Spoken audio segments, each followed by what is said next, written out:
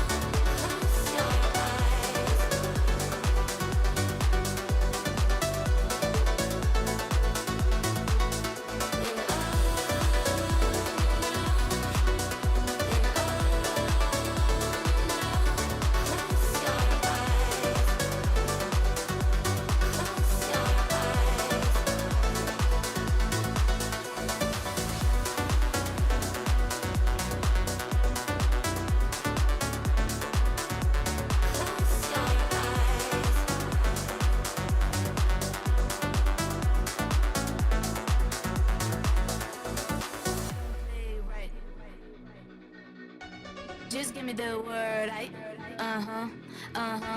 you know I don't play right. Don't give me this, I'm gonna get back when I feel like. You know I don't play right. I'll put up a good fight. Just give me the word. You know I don't play right. You know I don't play right. Don't give me this. I'm gonna get back when I feel like.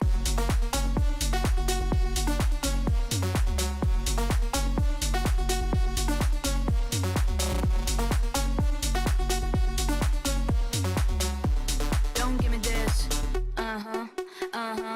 You know I don't play right. I'll put up a good fight. Just give me the word. You know I don't play right. You know I don't play right. Don't give me this. I'm gonna get back when I feel like. You know I don't play right. Just give me the word. You know I don't play right. Don't give me this. I'm gonna get back when I feel like.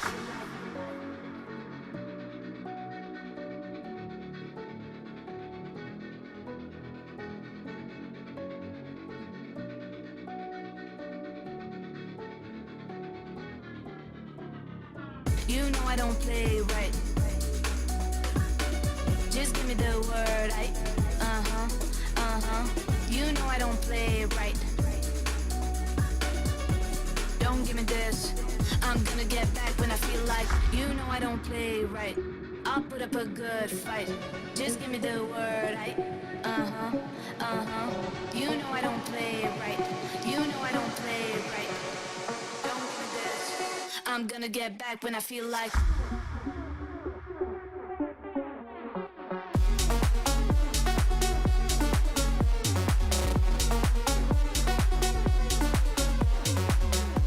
Don't give me this. You know I don't play right. I'll put up a good fight. Just give me the word. You know I don't play right. You know I don't play right. Don't give me this. I'm gonna get back when I feel like. You know I don't play right. Just give me the word. You know I don't play right. Don't give me this.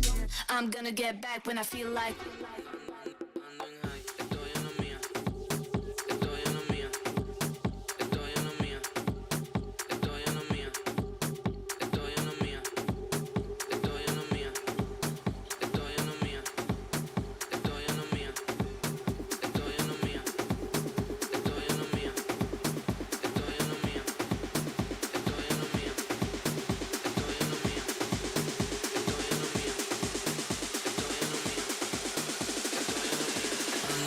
Estoy en la mía, ando suelto hasta el otro día. Hoy en Malta y yo no sabía. Dos mujeres y las dos son mías.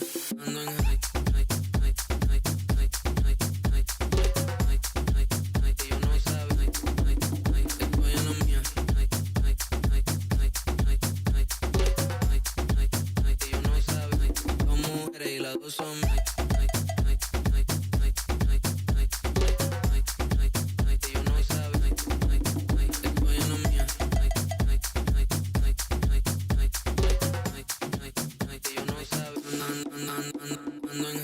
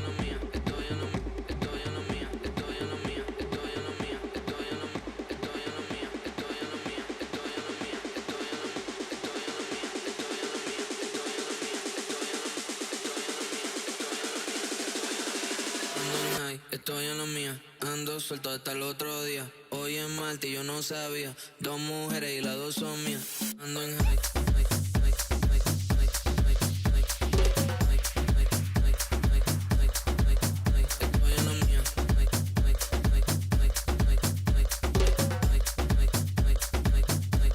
Dos mujeres y las dos son mías. High, high, high, high, high, high, high, high, high, que yo no sabía. High, high, high. Estoy en la mía. High, high, high, high, high, high, high, high, que yo no sabía. Ando en high. Estoy en la mía. Ando suelto hasta el otro día. Hoy es martes y yo no sabía. Dos mujeres y las dos son mías. Ando en high. Estoy en la mía. Ando suelto hasta el otro día. Hoy es martes y yo no sabía. Dos mujeres y las dos son mías.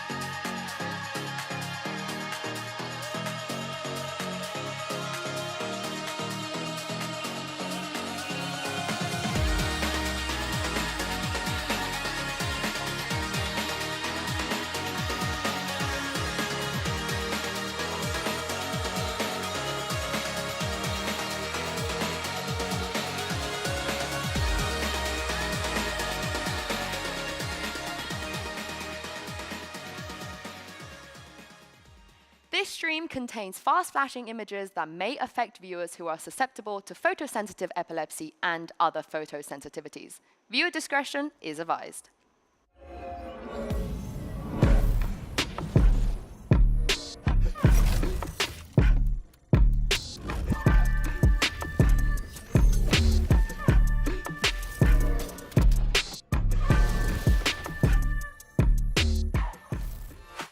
The pressure is on. Today, 4 teams are fighting for survival and a spot in the next round of the competition. Only 2 squads can make it to the playoffs. Hello everyone and welcome to day 5 of Masters, coming to you from UOB Live in Bangkok, Thailand. I am your host Yingsu on the desk today, joined once again by Mimi and Kakuka for the final day of the Swiss stage. I cannot believe we've already reached the final day of this stage. It seemed like yesterday that we just arrived here. Exactly, and by the end of today, we're only going to have our 4 teams that will be taking off in the playoffs. Remember, getting also that extra point for champs. This year, 2 teams will go just off of points. So even getting the best baseline is very good for them. It's wild to see how the tournament is panned out, kind of to expectations. We have a chance for all 4 #1 seeds to be the teams who go straight into the playoffs, but obviously still some very close matches to play today. We also have a chance of not even having Americas in the playoffs. But okay, let's not let's not do this. We've been here for 2 seconds. You're so happy delivering that. But we should talk about the fact that Sentinels fell this early on in the tournament.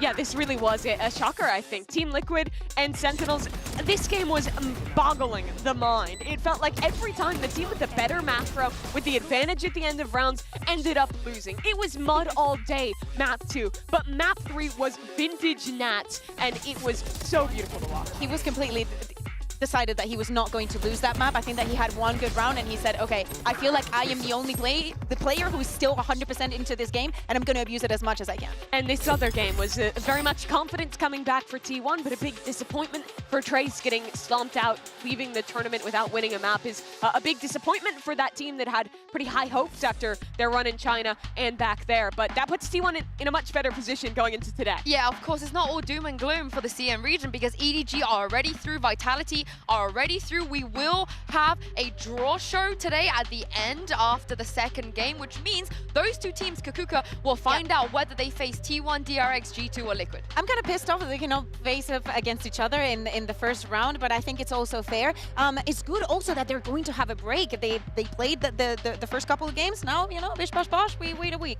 Yeah, the other teams will have 2 days off before the playoff stage starts as well, but definitely feels good to be avoiding elimination, to get that clean run through and have a lot of time to prep for playoffs. Yeah, and as I said, we will have the draw show, so make sure you guys stick with us once the second game has done. And that brings us to the MasterCard fan poll. We want to know how many first seeds will make it through to playoffs. You tell us 2, 3 or 4. Scan the QR code to cast your vote and we'll have the results in just a moment. And while you're at it, make sure to use the hashtags Valorant Masters and VCT so we can feature some of your opinions on the show. Any early, do you guys think 2, 3 or 4 first seeds we're gonna have?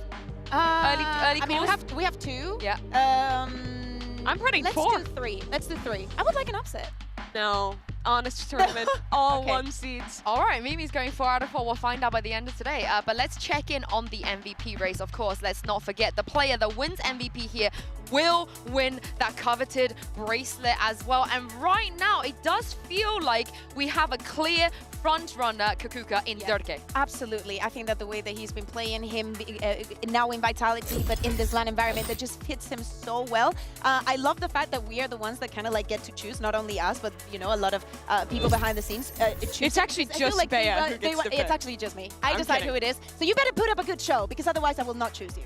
Word. But if you could choose right now, it would have to be Durka. He was so good in both matches from Team Vitality, had crazy individual rounds to win them that previous series. But I think that second place is a little surprising. You'd think it's going to be Kung Kung, Durka, maybe Jojimo up there. But Chichu has been having an absolutely incredible tournament thus far here, and it's been the real standout for EDG. Yeah, and let me pitch one man that managed to drag his entire team over the line last night, and that is, of course, Prime Gambit Nats. Oh God, you would do anything to just speak about Gambit, Yes. but I think that this one is completely justified. It's not only that, we know that he's IGL, and I absolutely love when we show the clips of the TED Talks that he gives to his teammates, how they have to face every single map, and also delivering this amazing and definitely groundbreaking individual performance. It feels like recency bias because of just how ridiculous his last map was. Maybe like the greatest singular map from any player, at least thus far this tournament, if not from even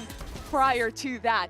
But he's been great all tournament. The calls have been on point. I think that his individual performance, even when not on that bind, was really stellar as well. It's so good to see Nats back in form. And what a story it would be if he can carry this team and take them all the way to the finals as well. But before I get ahead of myself, before next Sunday's grand final, a new agent will be revealed. We gave our pro players a little sneak peek, and here is their completely spoiler-free reactions. Oh my god, I'm gonna have so much fun. 아니 뭐 예? 아니 뭐 이런 스킬이 있다고? Who's that? Excuse me? Excuse me? 우와 하는 게 아 예? 아 짜증나. I'm sweating profusely and it's not because of the room. Hey guys, I'm Zelsus. Hey, I'm Second. 大家好，我是来自 T 的开。大家好，我是来自 T 的峰峰。 It's my boy Kiko here and Palitek over here. Hey, I'm Dragon. Hey, I'm Leaf. 안녕하세요, 포즈와 스택스입니다. And today we're gonna react to our new duelist. Let's go. Let's begin. 그러니까 새로운 에이전트 이제 타격대가 나온다고 들어가지고 I thought at the beginning that it's an initiator again, but it's a duelist. Boom. Valorant coming out with another agent that just has straight aura. 약간 제트, 요루, 레이나. 다 섞은 느낌. 다 섞은 느낌. 그런 느낌이 납니다. 제가 봤을 때. That's crazy. Wait! That's actually crazy. 제트 안 쓰는데? 아니, 너무 좋은데? 제트 쓸 필요가 없는데? 그런 스킬 구성을 봤을 때는 이거 진짜 좀 히트인데요, 히트? Looks like fast pace. Yeah. Super fidgety. You know, Yeah, it like, just doesn't stop. 应该是只要出了赛场上肯定会遇到，然后 I think this duelist's playstyle will be aggressive. I think it's going to be really annoying to play against, which is why they're going to be so fun for me to play. good luck to nerf this. Good luck to every sentinel out there. 발로란트다운 캐릭터가 나온 것 같고 그 전에 본 적이 없는 스킬이다. Good luck to the people holding sights. I think the playstyle is just fully disruptive. Like you're just making people like annoyed. The people with utility and the guys holding the smokes. 개사기. It don't matter no more, guys. The game's over. 저는 뭔가 클라우드9의 옥시 선수가 좀 뭔가 잘할 것 같은 느낌이 들고요. Yeah, Oxy would be pretty insane. Yeah. I think Derka's gonna have a smile from cheek to cheek. I think Joggen will dominate on this agent.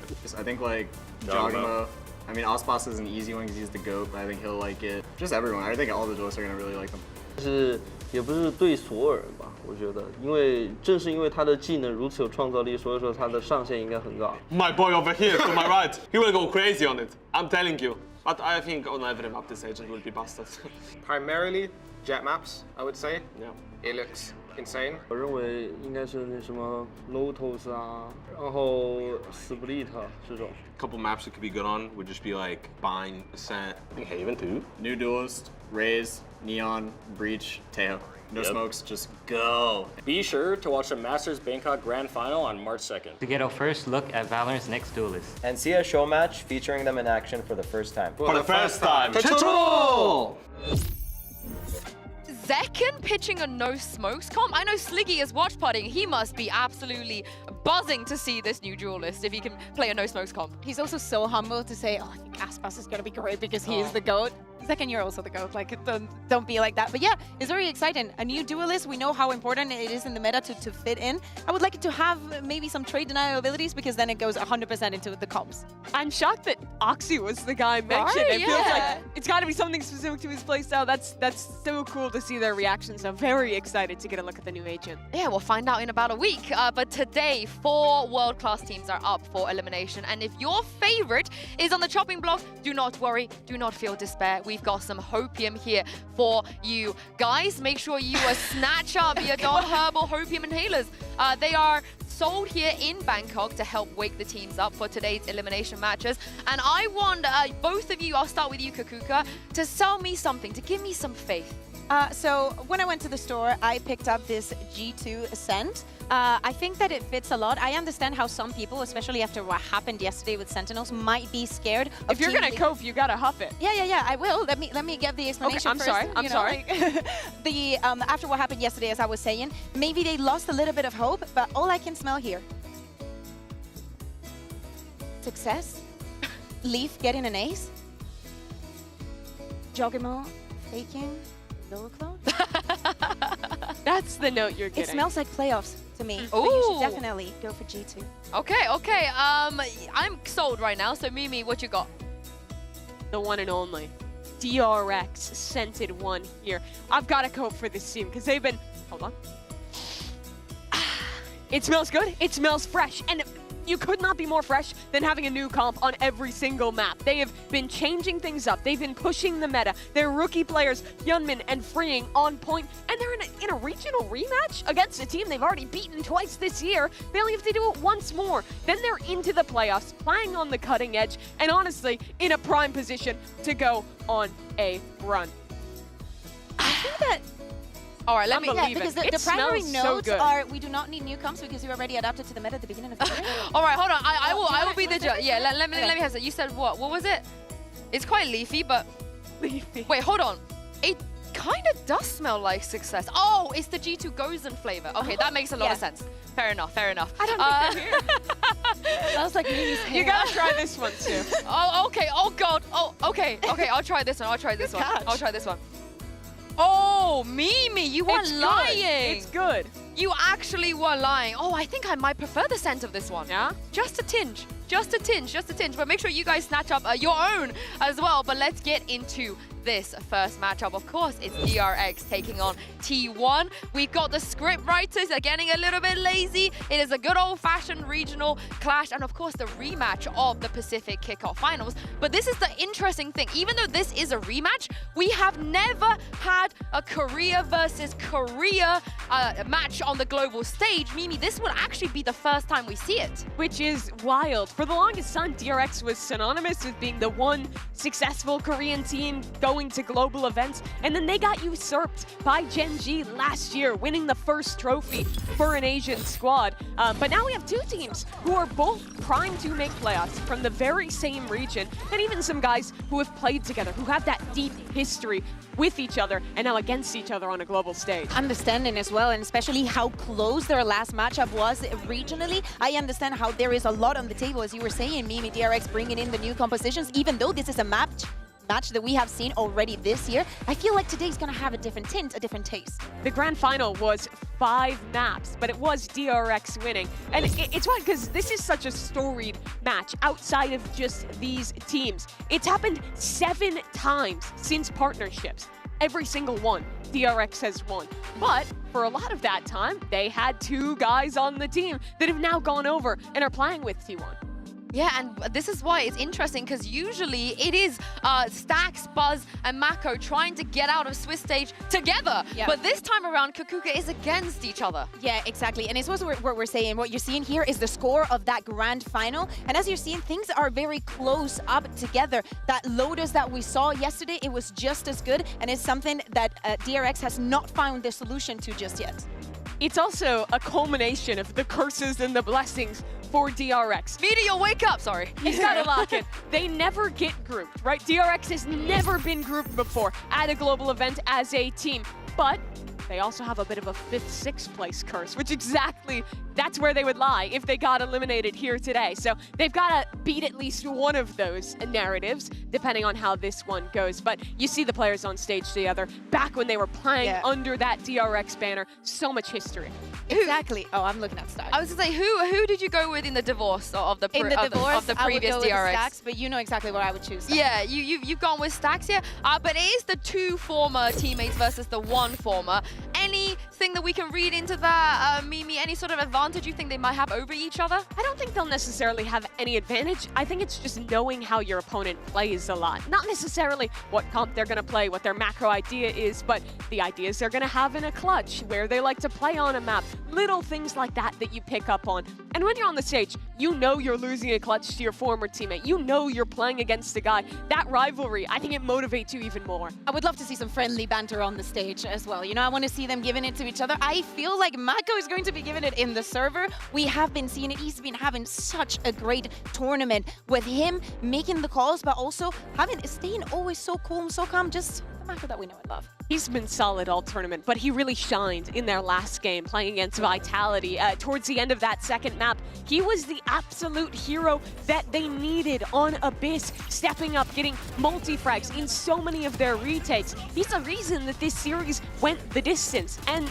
like you say, he's the leader now. Back when he was playing with his former teammates in Stax, he was just another member of the team. He was one of their stars, winning all the clutches, but now he has so much more responsibility to have to lead this team to take down a guy that he used to be IGL'd by. I wish we would have gotten the Team Liquid versus DRX. It still can happen, okay? It still can happen. But I also wanted to highlight the rest of the team with the changes that they've been bringing up, with the rookies, with everything. This DRX just looks so good on the stage. They do indeed. Let's hear from 2 of the former teammates earlier. Mika Fabs caught up with Stax and Mako for a quick chat.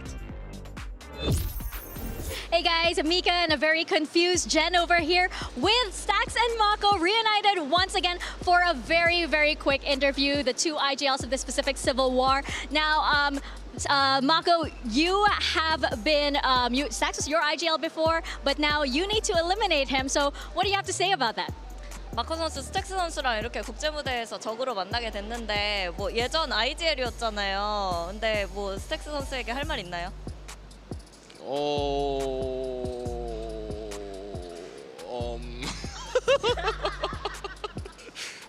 그냥 진짜 안 만났으면 좋겠는데 갑자기 또 이렇게 만나버려가지고 뭐 어쩌겠나요. 승부의 세계는 냉정한 법. Oh well, I really didn't want to run into him and eliminate him, but you know what can you do? It's life, so whoever wins wins. Oh no, and Stax Mako has now been like the IGL of DRX rather, and he has been beating T1, especially in the Pacific Grand Final. So what about you? What do you have to say of that? 일단 뭐 그때 더 DRX가 잘해서 이겼던 것 같고, 그리고 이제 저희가 이제 조추첨을 할 때 이제 저희 톡방이 있는데 저기서 이제 다 주작이라고 이건 말이 안 된다고 해서 저희도 이제 뭐 어쩔 수 없이 다 받아들이긴 했습니다. Well, yeah, they beat us in the Pacific Grand Finals because they were the better team that day. But as we were watching the draw show, we have a group chat with all of us in it, and we're all saying it's scripted. But what can you do? Such is life. This is definitely scripted. So thank you very much for your time and good luck. I would love to know what else goes on in that group chat. It sounds very wholesome. But here is the thing. Even though T1 are very familiar with DRX, Kakuka, they have yet to face the human Yoru. And he's been so impressive. Like the first time that we saw him playing on the Agent, we were just surprised to even see him picking it up. But I feel like the more he plays, the more comfortable he gets with it. And I feel like this ultimates that he was using on Turbine the second time around that they were playing with the Yoru, the second match that they had, he was so impactful. Always good for 1, for 2, for 3. So many heroics putting up with him. Even though they lost that match against Vitality, at least in my opinion, quality-wise, this was probably the best game that we had so far. Thus far this tournament, DRX have done the best job, in my opinion, of having set ideas on how to combine their ultimates and their utility. And that's all been about Hyunmin on his Yoru. The way they're taking sites, combining off his teleport. When he has an ult online, they always have something cooked up to support him with utility. And that's also shockingly well executed because it's brand new. Yeah. 5 maps they've played, 5 new compositions. It's just absurd. It's not just the comms though, because Kakuko, I know you wanted to particularly hone in on some of the defense moments from DRX. You're talking about the combos and the understanding, and to me, in some instances, I see a masterclass from Mako, and I wanted to take a look at some of the rounds on Abyss, especially when they were on the defense, because so many times Vitality, they love running the clock down and just expect you to, at some point, push. And I think that DRX was very, very good at this. So I wanted to show a couple of them. This is round 4. Both of them are going to be in Abyss. First and foremost, Mako's position and movement and understanding of when he has to go down and actually how to implement himself into the macro idea is astonishing. But also, the ultimates from Bane were very, very, very well executed to allow the team to just have a little bit more strength onto retaking the sites. And then later on, again, we see the same instances with Vitality running the clock down. We see the utility coming in also from the side of DRX that is perfectly placed. Hyunmin takes care of the lurker. And even though Vitality has that strength to get onto site, find the kills. Again, the ultimate from Vayne, no comfortable situation was to be found by Vitality. I love you bringing this up because I actually think this is something that T1 does really well too. When they play on their Lotus and also their Haven, when they have the ISO, they have the Sova, I think they do a really good job of using those ults cross-map to support the defenders. So something both these teams excel at and are going to have to watch out for from their opponent. Well, let's move on to T1. Of course, you guys both mentioned it already. It kind of bodes well for them, the fashion in which, Mimi, they made it to this stage. Yeah, I mean, this was a dominant game all across the board. And it was, I think, best case scenario for T1. In my opinion, Trace made some big mistakes in this map, Veto, picking into the Lotus against T1. T1 then got to pick into their Haven, which is their other best map. And this was just a straight up parade of how good they are when they're playing these double duelist compositions. They are at their best when they're playing these brawly comps, when the coordination is on point, and this is just the best game possible to get the confidence back. Yeah, the energy, the confidence. Yeah, the energy, the confidence. This is something that you need on the stage, right? You're coming in as the second from your region. You do not have a good initiating performance, but then you do this. You're able to play, I know that we say it a lot, to play your game and actually work to your strengths and not even focusing on the weaknesses of your opponent. Yeah, how much do we read into the Carpe Sylvan swap? Are we convinced about this yet? I don't think, I'm convinced it would not have mattered in this game. I think it was so dominant, the game plan was so good, the map veto was so favorable, it wouldn't have mattered. Today is more of a test for Sylvan, in my opinion. I completely agree with you. I think that, as we were saying, like, the comp is everything around it, everything worked for T1. And again, I love the fact that they get that confidence, but maybe he was the one that needed it the most, right? To feel, well, welcome back in. Yeah, I mean, it is the best case scenario for a player making his debut at a global event to win that dominantly. Yeah, and he's got to do it again against DRX today. But following the win over Trace, we spoke with Meteor in this Omen player moment. 안녕하세요. T1에서 활동 중인 메테오 김태호입니다. 살아남으면 살아남을수록 우리 팀이 강해지고 있구나, 이런 의미인 것 같습니다. 오늘 각자 5명이 다 잘해서 이겼기 때문에 다음 경기도 이대로만 한다면 충분히 이길 것 같습니다. 오늘 경기하면서 질 것 같은 순간은 없었고요. 다음 경기도 걱정 안 됩니다. Again, waiting for any kind of noise. There's a push for the right click. Finds it! And he gets a transfer onto Kai! Oh, this round is all T1! 일단 이길 때나 질 때나 아직 끝나지 않았다는 생각을 계속 갖고 있어야 될 것 같고, 그리고 팀적으로만 서로를 믿는다면 다음 경기에 충분히 이길 것 같습니다. 자신감은 충분히 있고, 솔직히 자신감이 없다고 하기엔 제가 수많은 대회들을 해봤기 때문에 자신감은 충분히 있는 편입니다. T1 파이팅!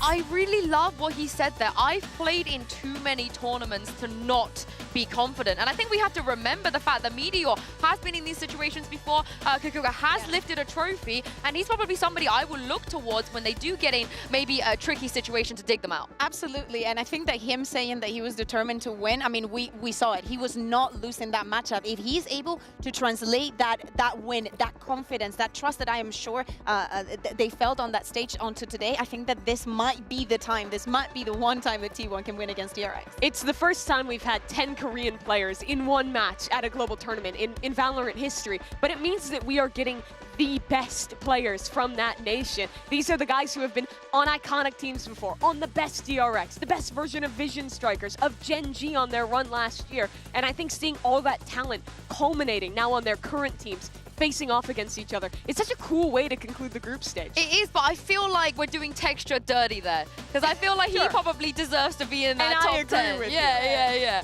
I got your back, Texture, I got your back. But he is not here. Izu, however, is here. And I feel like you've been a very, very big fan of his this entire tournament. Oh yeah, I think that absolutely the performance that he had on Lotus, this skill in particular, it makes absolutely I thought he was running. No sense. And it was an actual flick, Mimi, as you're saying. Like, this individual moments, yes, it has to do with him fitting in the plan, but this is like, you know when you just do dry runs and be like, oh, they're gonna come through here, right? And you think, but this is most likely not going to be happening in an official. Everything, all the stars aligned for him to have a brilliant performance. Yeah, and he's such an important guy for the way that T1 plays. They play a lot of these double duelist, heavy fight comps that are going for early aggressive plays on the defensive side. So you need a Sentinel player that is going to bring you enough stall to get those players rotated back over. And Izu is so consistently good at doing that on the Cypher. I mean, you see his stats from yesterday. It was just an outstanding game for this guy. It is tough to read into that. Again, like TE, maybe not in the same caliber as DRX. I don't know if we expect Izu to be able to match a similar performance today, but if he does, though, they're winning. If he does, they're going to win, no? Like, surely. But let's talk about some of the other things we saw from T1. We finally got the Meteor ISO. We waited for a whole week. What did you guys think of it? You like it? I absolutely love this comp for T1. The way that they fight for a rubble control on defense is amazing. Yes. They're only full sending utility if they actually get pressure and need it. The ISO on the retake, brawling together with that raise. It's such a unique comp to T1, but it fits their playstyle so perfectly. It's so good to see, because in EMEA we're very used to this point to see it on Haven, but as Mimi was saying, the way that they used it on Yoru, the way that they come with the undercuts and not just putting him as a go kill and that is it, I think that could be game changing. And also a little bit back on the Izu, now that Huming is playing on the Yoru, he might have some more extra tasks to go through today. Yep. But will we see it today? Is Lotus a realistic thing you think we're going to see in this map pool? I would think that DRX would want to get rid of, but it's also weird because because T1 hasn't even been picking it. They've had 2 opportunities. They haven't picked the map once. Yeah, so this is a little bit of pick your poison. Yes, in the final, DRX had the advantages of banning a couple of maps, but after what we're seeing from T1, these 2 maps, like one of them, I would say is a guarantee, because if T1 sees them open, I mean, one of them is going to be open, they should go there, in my opinion. I would love to see the Lotus or the Haven, because I think it's the best example of the stark differences between these 2 teams' reads on the meta. T1 is a squad who is playing a lot of these heavy brawl fighting comps that allow you to go for some individual plays, to push through, take timings, that kind of stuff. And does still have some really cool util combos like you're talking about with the ISO undercut. But on the other side, DRX is fully indexed into the very modern Teo, Yoru, Vice ideas that work so well. Oh, they're actually not playing a ton of Vice, but the Teo and Yoru, of course, that work so well together for those set plays, for those combos. And seeing those unique reads is what makes this game so interesting to me. Yeah, so what we're trying to say in a general idea is that, yes, we have seen this match before, but this one is going to be so different. Yes. You have new compositions. Sylvan is playing. He wasn't playing the 2 times that they've played this year. So both of the teams were going to get a different feel. And now is about adapting and preparing for this. It is indeed, but it's time for the result of our MasterCard fan poll. Earlier, we asked you how many first seeds do you think will make it through to playoffs? And this is like the closest poll I think I've ever seen. So what they're saying is that T1 and Liquid win today. I agree. I disagree with very heavily. Why, Mimi? Why? I think DRX is favored in a couple ways. One, them playing Vitality that close is just incredibly impressive to me. They're very familiar with T1. They have the history on their side. They've beaten them every time. And the other game, G2 is... I don't want to read too much into it. They had 1 horrible map, and it was bad, but I still think overall they're a stronger team. Go on, get inhaling, I feel like. That's not Cope. G2 is the favorite in that game. I will not be convinced that Team Liquid is the favorite. It does sound very nice, but speaking of, I think we should look at the predictions, because of course we do this every day, and I'm gonna plug myself that I have, on the whole, been pretty good. I'm down bad. I'm predicting, and my method is just basically going for like things that I like. And I like Liquid and T1, and that's what I've gone for. Yeah. I was robbed yesterday because I actually predicted Team Liquid, but I showed yesterday Sentinels, and it doesn't matter. I said that they convinced me 1, and if they go down, I guess we'll go down together. Wow, Lauren went for Liquid. She's normally quite sensible. Yeah. I'm surprised. Although her tweet, did you see her tweet today? No, I didn't. What did she said she's gonna start predicting teams that lose on her prediction. That's her new strat. What she had in the first She one? had DRX. So T1 is 1. Yeah. Interesting. I think it's perfectly possible, really. Yeah, I mean, so much has changed since the last time they played that despite the history, like, I don't want to count T1 out, especially if they get a Lotus, they get a Haven through this pool, like, there's a world they could win it. I mean, I think you're right, though, in terms of the stats are very much against them. Even with G2 and Liquid as well, we do have 2 maybe clear favorites. They're #1 seeds for a reason. Absolutely, but the underdogs, I think, have really proven themselves this tournament, too. Beating Trace the way they did was impressive for T1 and Liquid as well. I mean, they decimated Sentinels the end of that last map. Oh, I think that Liquid has it all coming for them today. I am 100% sure. 100%? No, what about the Bola 90. guarantee? It's always 60-40 at minimum. Also, you gotta listen to I just want to say the last time you did this to Team Heretics, and look what happened to them. They got so 3 That's you're not banned. True. What I did to you are Heretics banned. was predicting against them all the time, and I got them to the grand final of Champions. And then you predicted Heretics. So I do not want to talk you're about banned. You're banned. But it is the final day of the Swiss stage, and playoffs are on the line. It's time to get into this. We will be bringing you DRX versus T1, G2 versus Team Liquid. Day 5 of Masters Bangkok starts right now.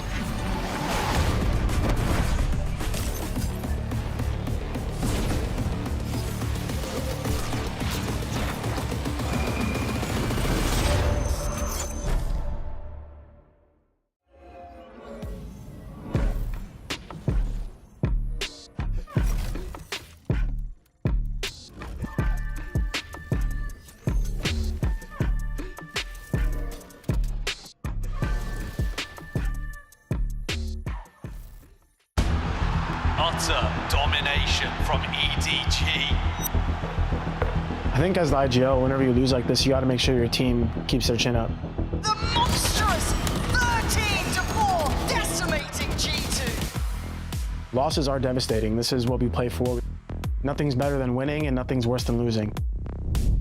I would definitely say Valorant is one of the best IGLs in the world, and he's also fragging like nuts. Bro, trust me, Nuts is the smartest player in the world. He's the smartest guy I have ever played with. Being one of the longest cores in Valorant with me, Trent, and Jonah P, and bringing in Nate and Jogamo, who just click well with all of us, it is pretty seamless. I don't think they are as scary as I thought before, and I think our playstyle is good against them. To the boys, first loss of the year, right? So let's bounce back, let's show them what we're made of. What? No way! Either we go forward or we go home. Let's give it all. We wouldn't want it any other way. Let's go win this.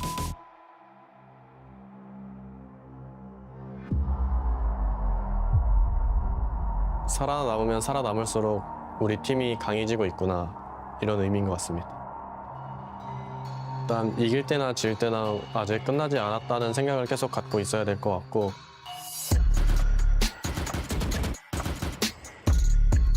이번 패배를 바탕으로 조금 더 침착하게 플레이하는 것과 그런 것들을 대회에서 많이 배울 수 있다 생각하거든요. 그래서 졌지만 오늘을 계기로 좀 더 열심히 하고, 일단 뭐 이제 한 목숨밖에 안 남았다는 사실이 조금 부담감으로 올 수 있지만 그게 저는 오히려 저를 더 끌어오르는 그런 요인이 될 수 있다고 생각하고, 과거의 트로피는 과거에 두고 현재의 팀에서 트로피를 올리겠습니다. 어느 팀을 만나던 자신감은 충분하기 때문에 각오하세요.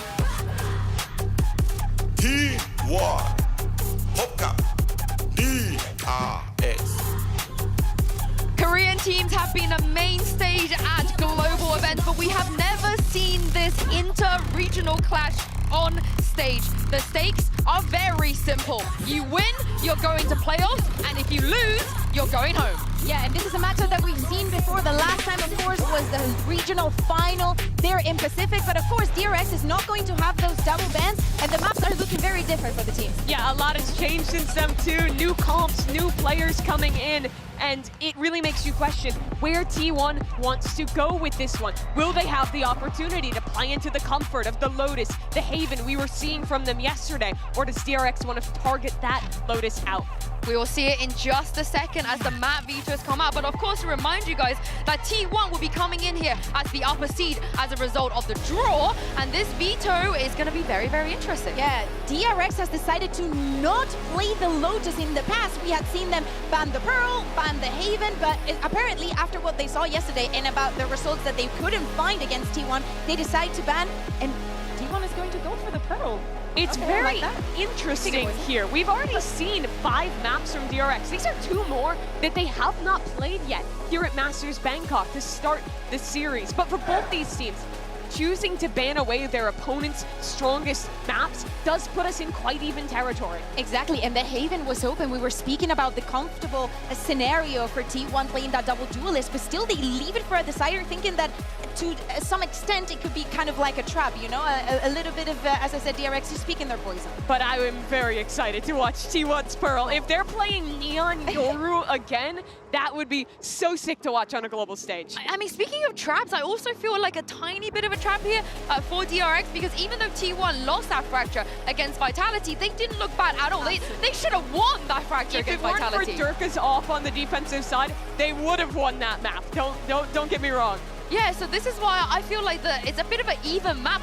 It's more even than I expected. Yeah, exactly. And probably they decided to pick onto that because they saw the Vice. Maybe they want to bring a some more Yoru. They feel that it could be a weakness. So if T1 is to stick to the same plan, if DRX is going to stick with the same plan, maybe some change. Yeah, last time DRX played, it was a mirror comp to T1's Breach Teo Vice comp that you're bringing up. But I would honestly be shocked if they didn't bring out a new composition. They're 5 for 5 thus far this tournament. They could go 7 for 7 with new comps this series. I would love that if they do. And of course, the last time we saw DRX play Fracture, we saw Mako play Fracture on the global stage was 2023 against EG. They lost it, but Mako has always been good on this map, and now he's calling on it. I can't wait to see what they're going to bring out here as we take a look at Agent Select. Oh yes, and Hyunmin is going to be back onto that Euro flashback, steering away from that Vice, just going back on the Cypher. Absolutely love it, and definitely intentional. Every single map DRX has played this tournament has been a new comp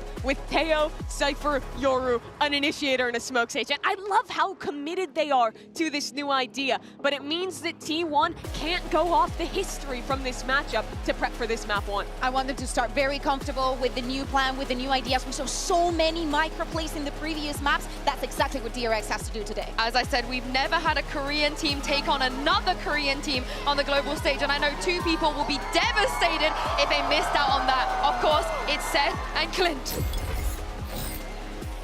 Thank you very much. Devastated. Perhaps at the end of this, we'll have to just wait and see. But yes, it does feel like we're sort of watching our children in a karate tournament. Perhaps they've made it to the grand final of that one. And now we can't really choose between the two. But here we go. DRX versus T1. The desk was talking about it. You and I are very familiar with this matchup.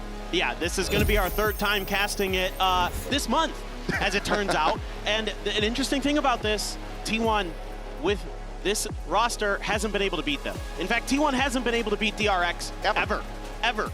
So this is going to be a really interesting setup because, you know, T1 has been able to finally this year get that curse lifted against Paper Rex. They beat them early in kickoff, and now they're looking to do the same against DRX. Finally find that first win. Well, for now, decent north side push coming through here from T1. They're just going to lurk back through that sewer. In the meantime, Spike, as well as Hyunmin, starting to bring things forward. Themselves situated here, drop Meteor, the one to try to hold the line. Just the classic in hand for the moment. There's Go freeing, pushing in through halls. Looks like it's going to be a relatively safe take here on the site. A little bit of a reroute there as the sheer wall does come up, but Spike does get planted. T1 now. They try to rotate around, get themselves into position, and try to go for a retake. That Cypher util there, it's going to give some early identification for DRX, plus this late lurk from Flashback. It's got one. That's one. Sylvan able to go ahead and avoid that, but that's going to be Meteor taken down off the Rift. The rest of the players now starting to storm their way forward here in towards Halls. Paint Shell up and over the top. No one there really to receive the damage, however, is freeing here on the stairs. Swing out from Buzz, though, finds the headshot. Bane, though, transfers over, finds 3. Sylvan, Buzz, Izu, all going to be taken down. It's a 4K for Bane. The most recent addition. Gets things started as DRX claim the pistol. And a lot to prove here for Bane. Bit of a rough outing the last time against Vitality, but a hot start for him. The emotional leader for DRX, getting involved early.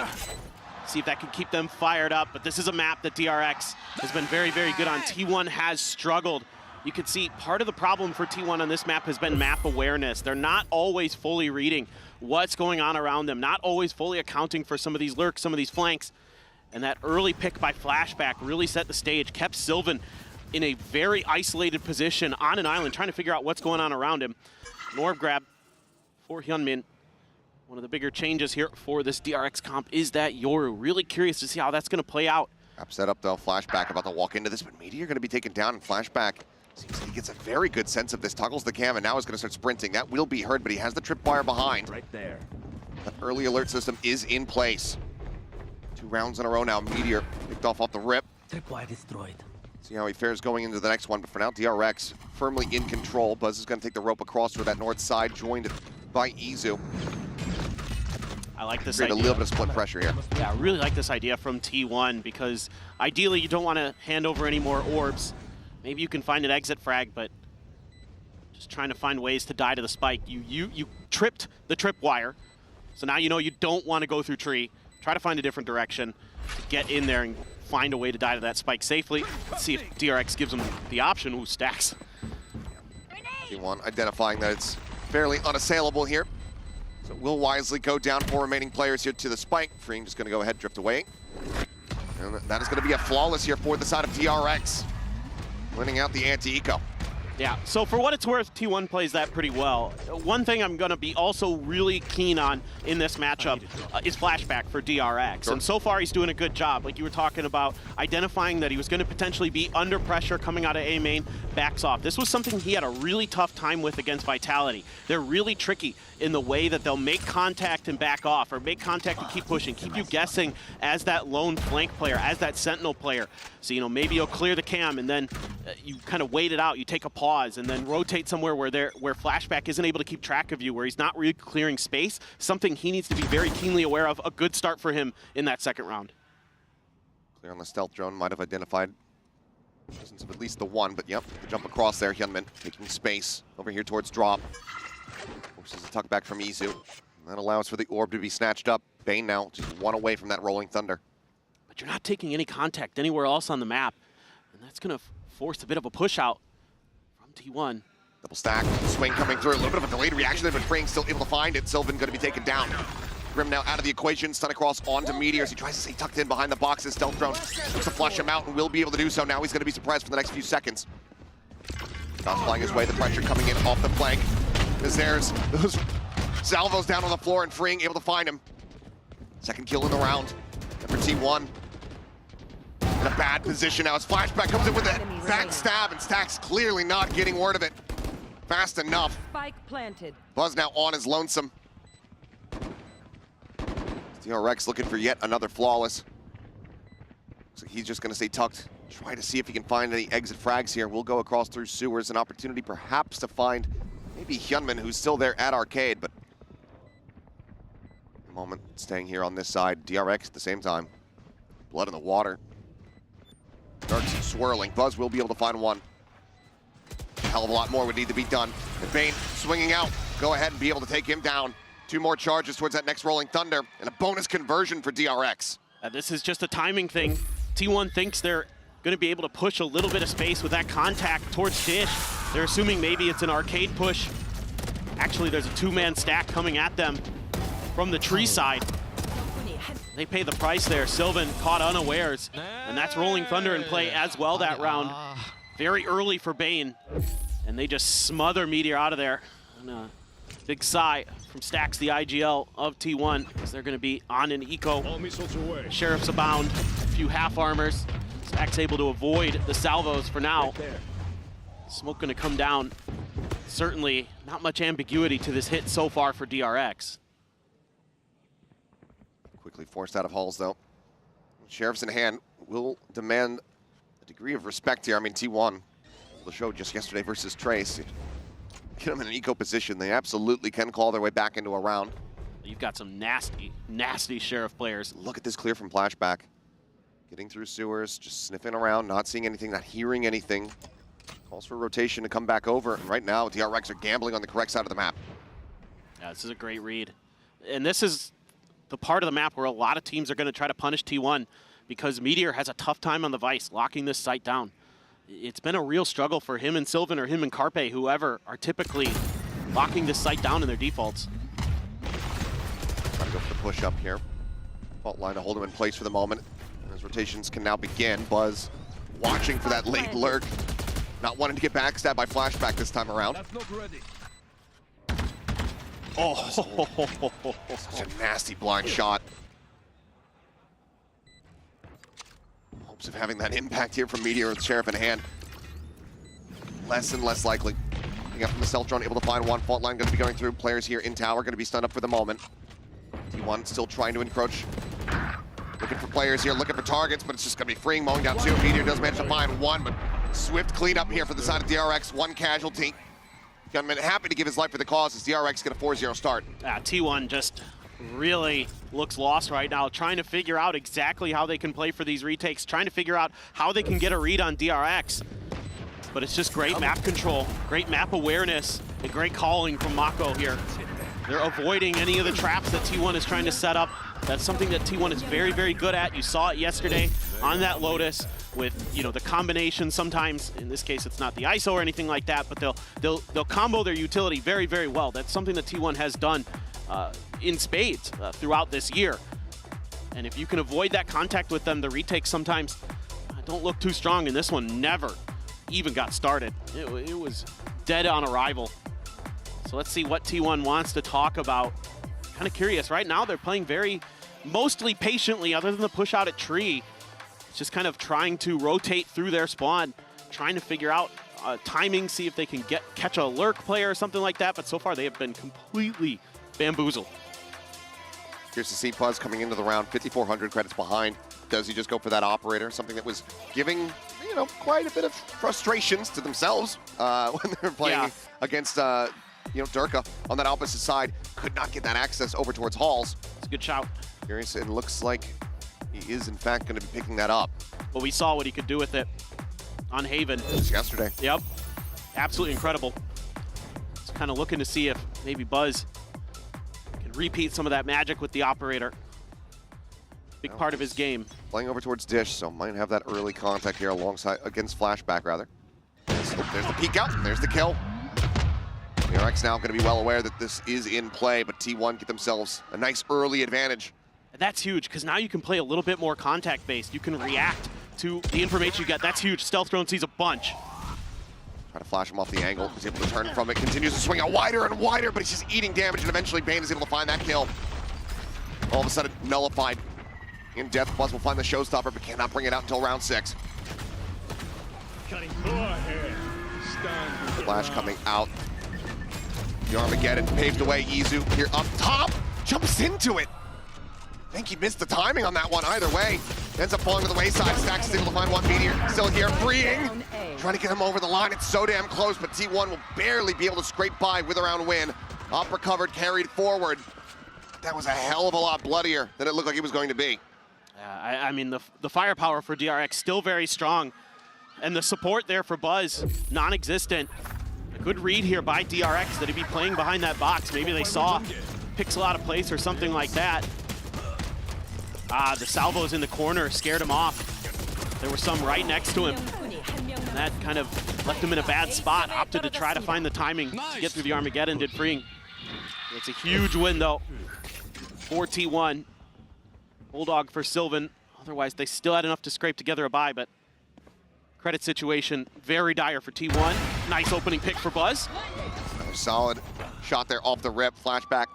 Same time. Pick off Sylvan over at Arcade. Is your stealth drone going to be able to identify 3 players? Doesn't necessarily tell them which way this is going to swing, though.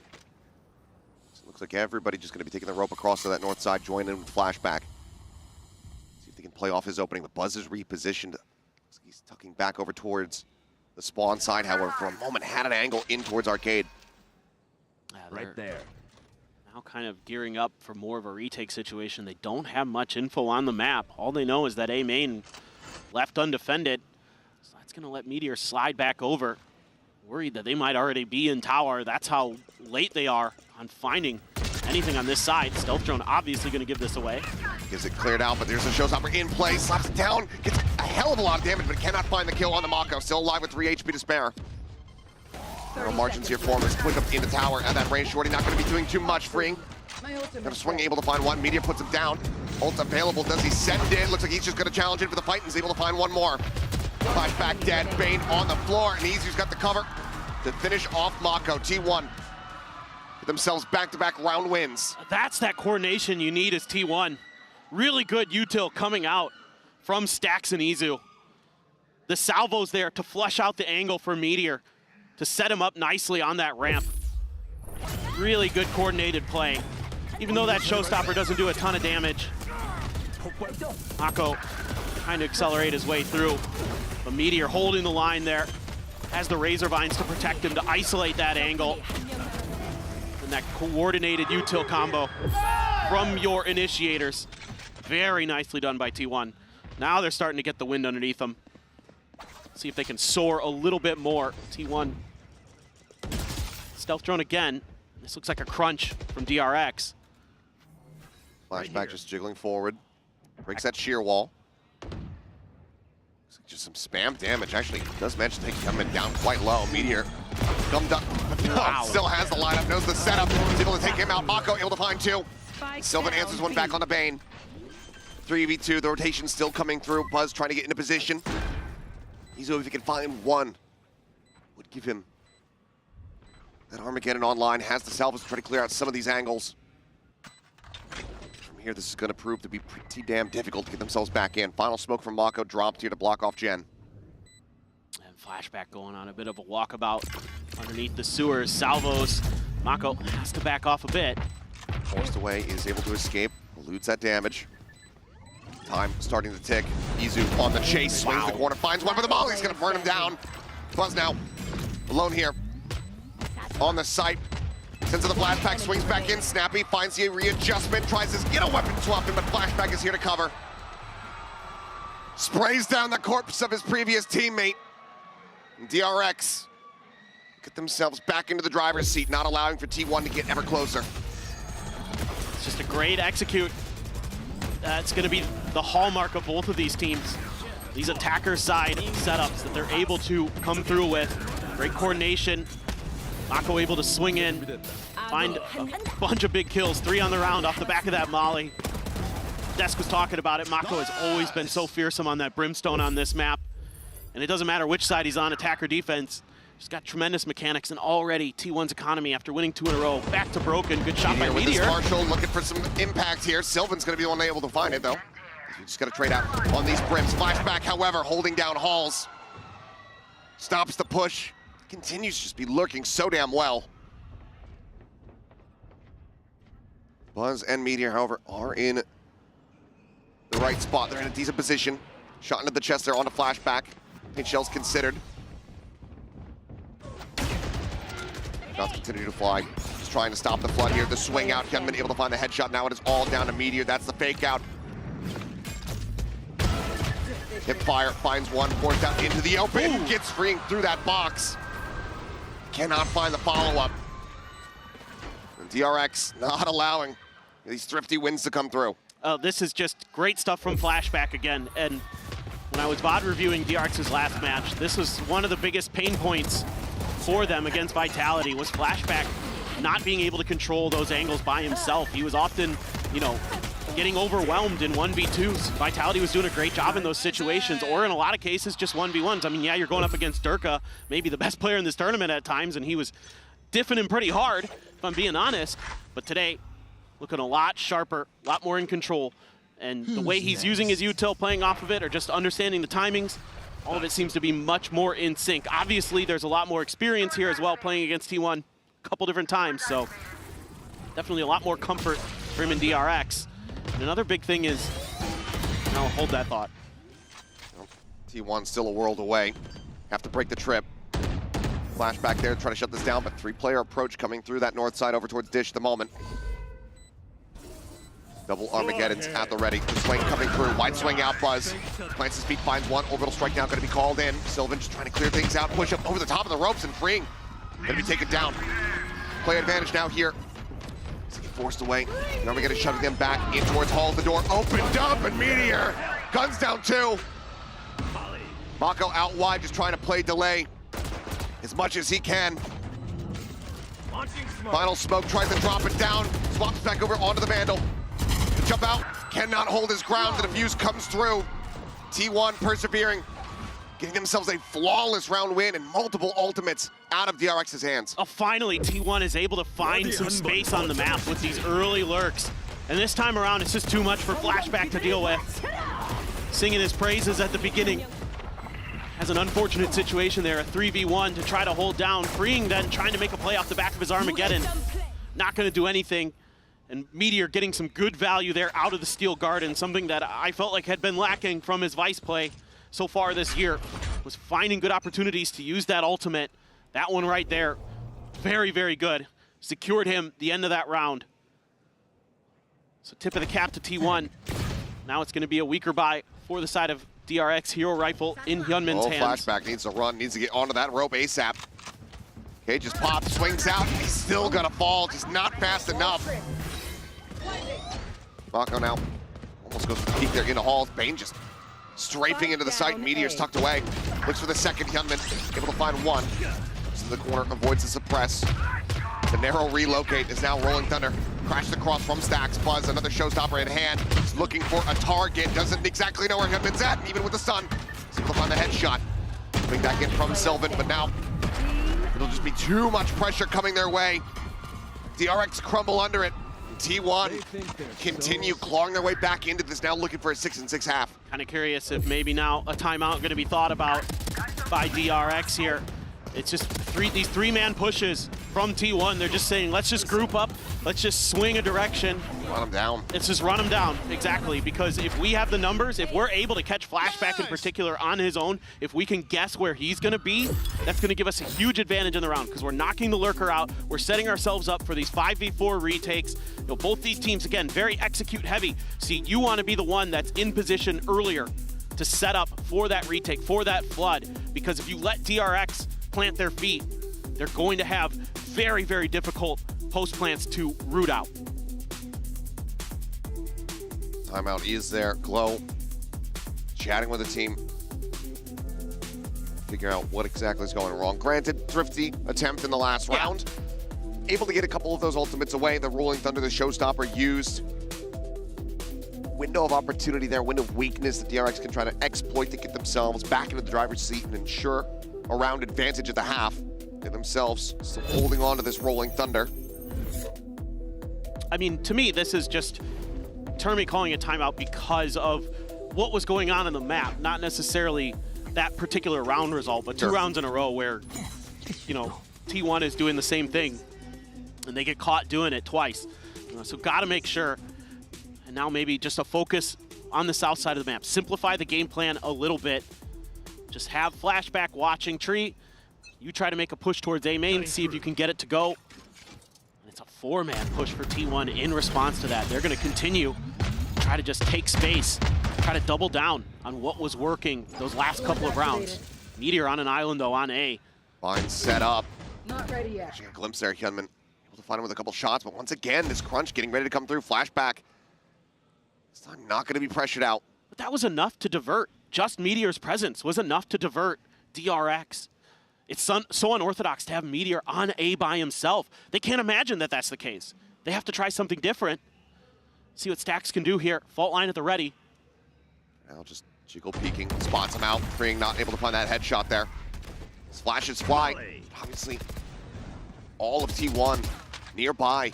Media at the same time, lurking forward in case this wraparound comes back his way. Figures that he's going to be good for one, if not two of them. Give his team the advantage, but now Salvo's shoving back. Snacks there in tower.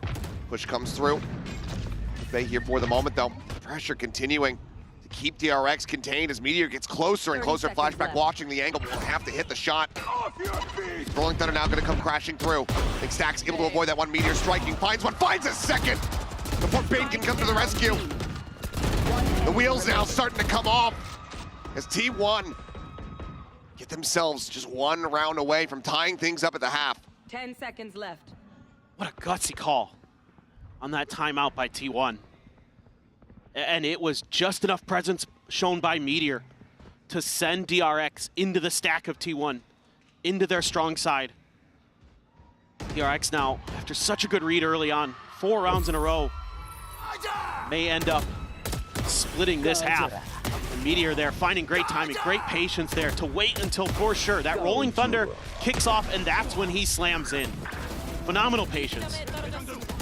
I was a bit worried he might press the go button a little too early, you know, has to clear that trip that's back there, and that kind of allows DRX to rotate back the other way, but instead he waits till they commit. And that's something that I think both of these teams can be a little bit guilty of, is that they wait out executes a little bit too long.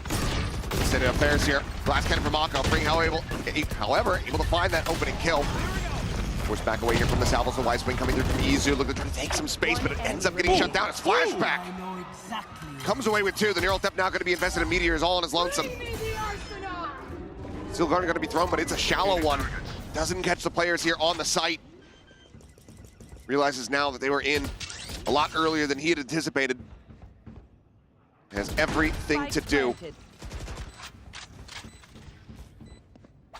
1v4 with Freeing at 16 health.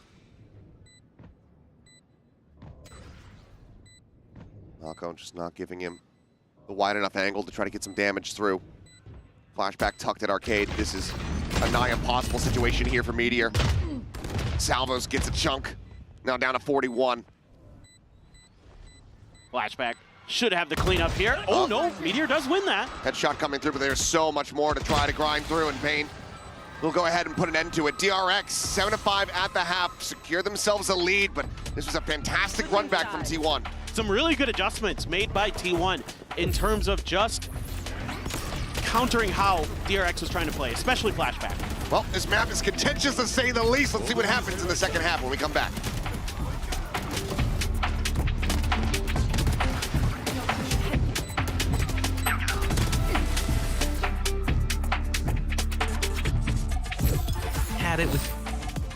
Had it with your old phone? We've got you. At Verizon, trade in any old phone for iPhone 16 Pro on us, on any plan. And get iPad and Apple Watch Series 10, all three on us. That's up to $2,000 in value, only on Verizon. Red Bull gives you wings.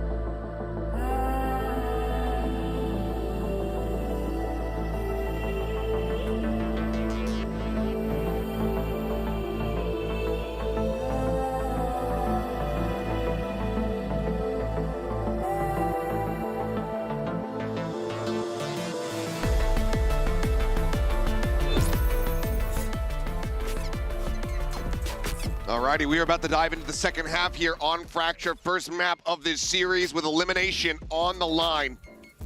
T1, after a very rocky start, have done well to rally back, make this a 7-5 scoreline. And a big part of it has been the way Meteor has been playing. He's been stepping up, he's been finding some of those timings.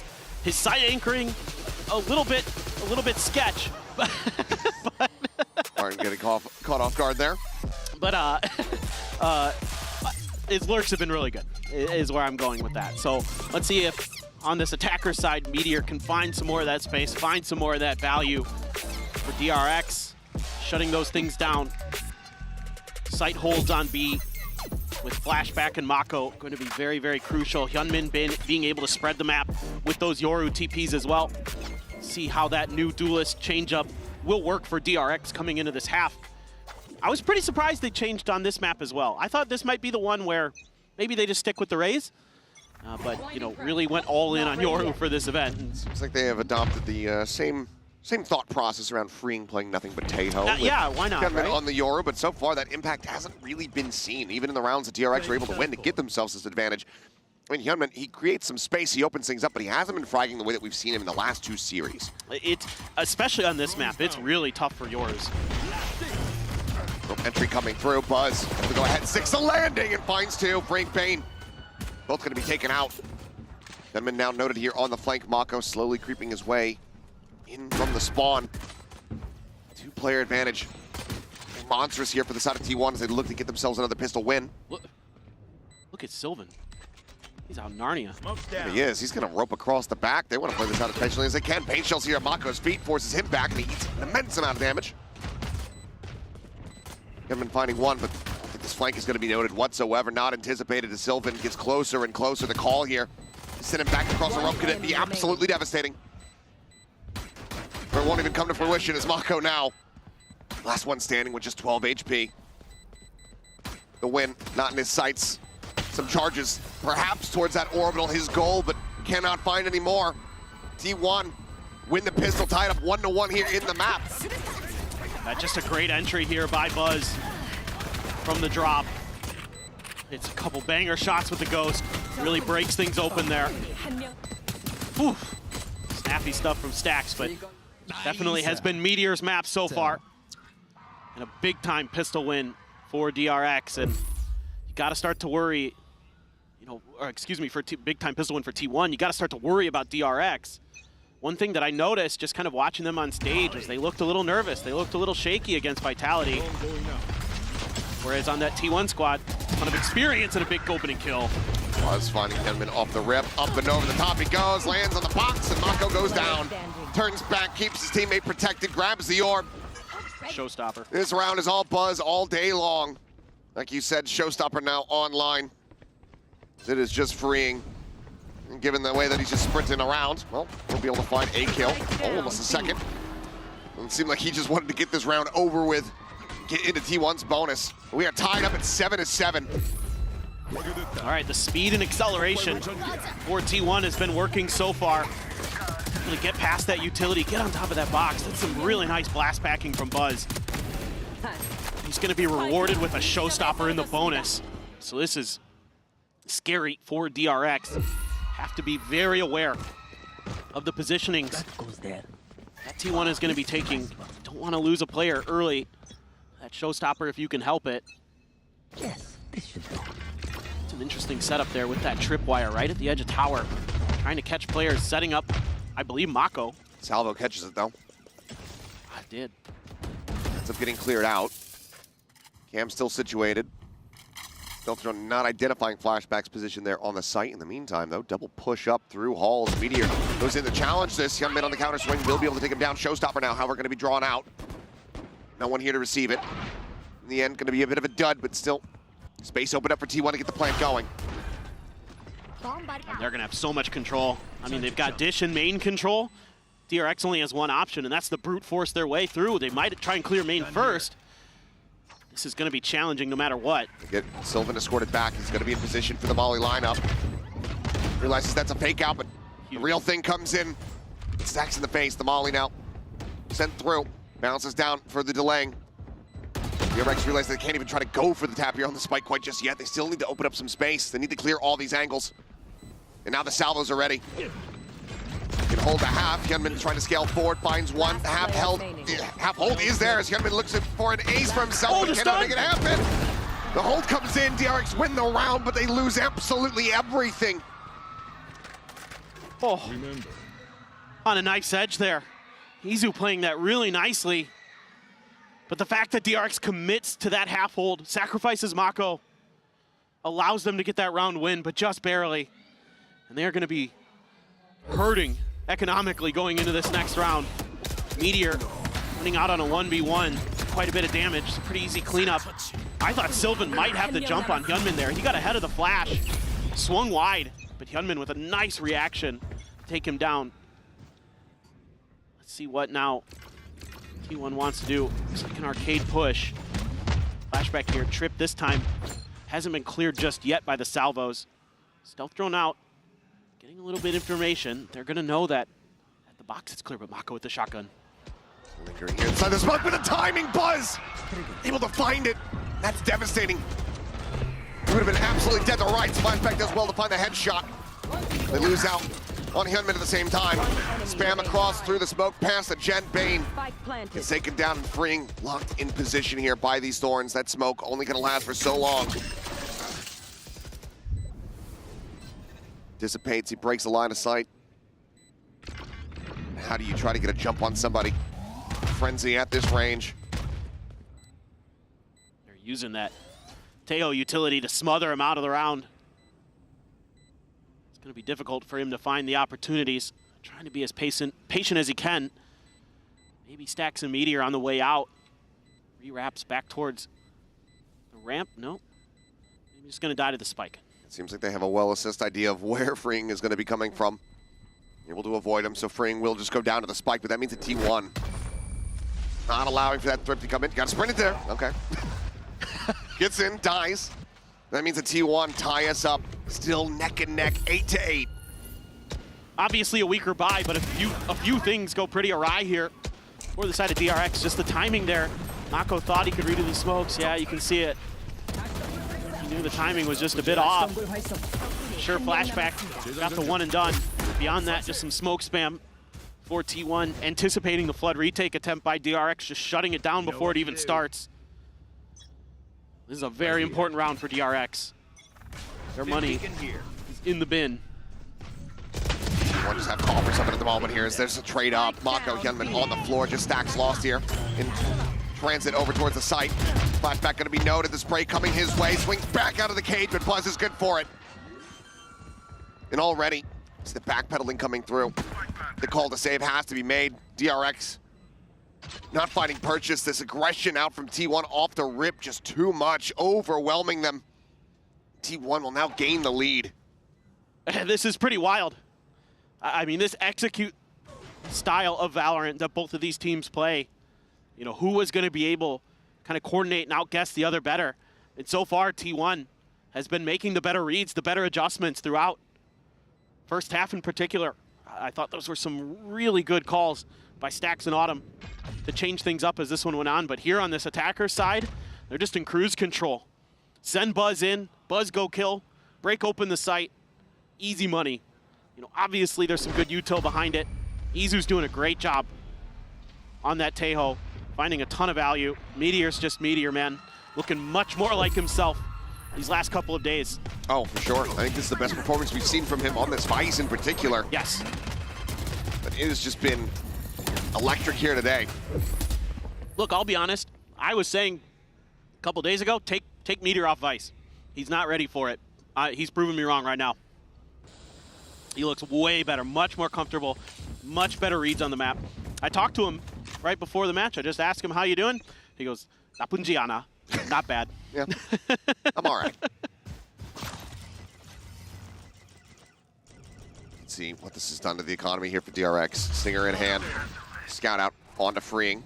Hyunmin goes into the dimensional drift, spotting out Meteor. Primary target. See if he's going to be able to take him down, though. Jumps out around the back. Stun does come through. He's able to find one, but freeing Mako going to be taken out at the same time, and now T1 sees control of the site. Just one rifle left in play here in the hands of Bane. Flashback with a classic. Maybe could pick up Meteor's gun. You'd love to see if you could find a way to get that rolling thunder out of Stax here. You could put a little bit more pressure, maybe find one pick. Force that ult out.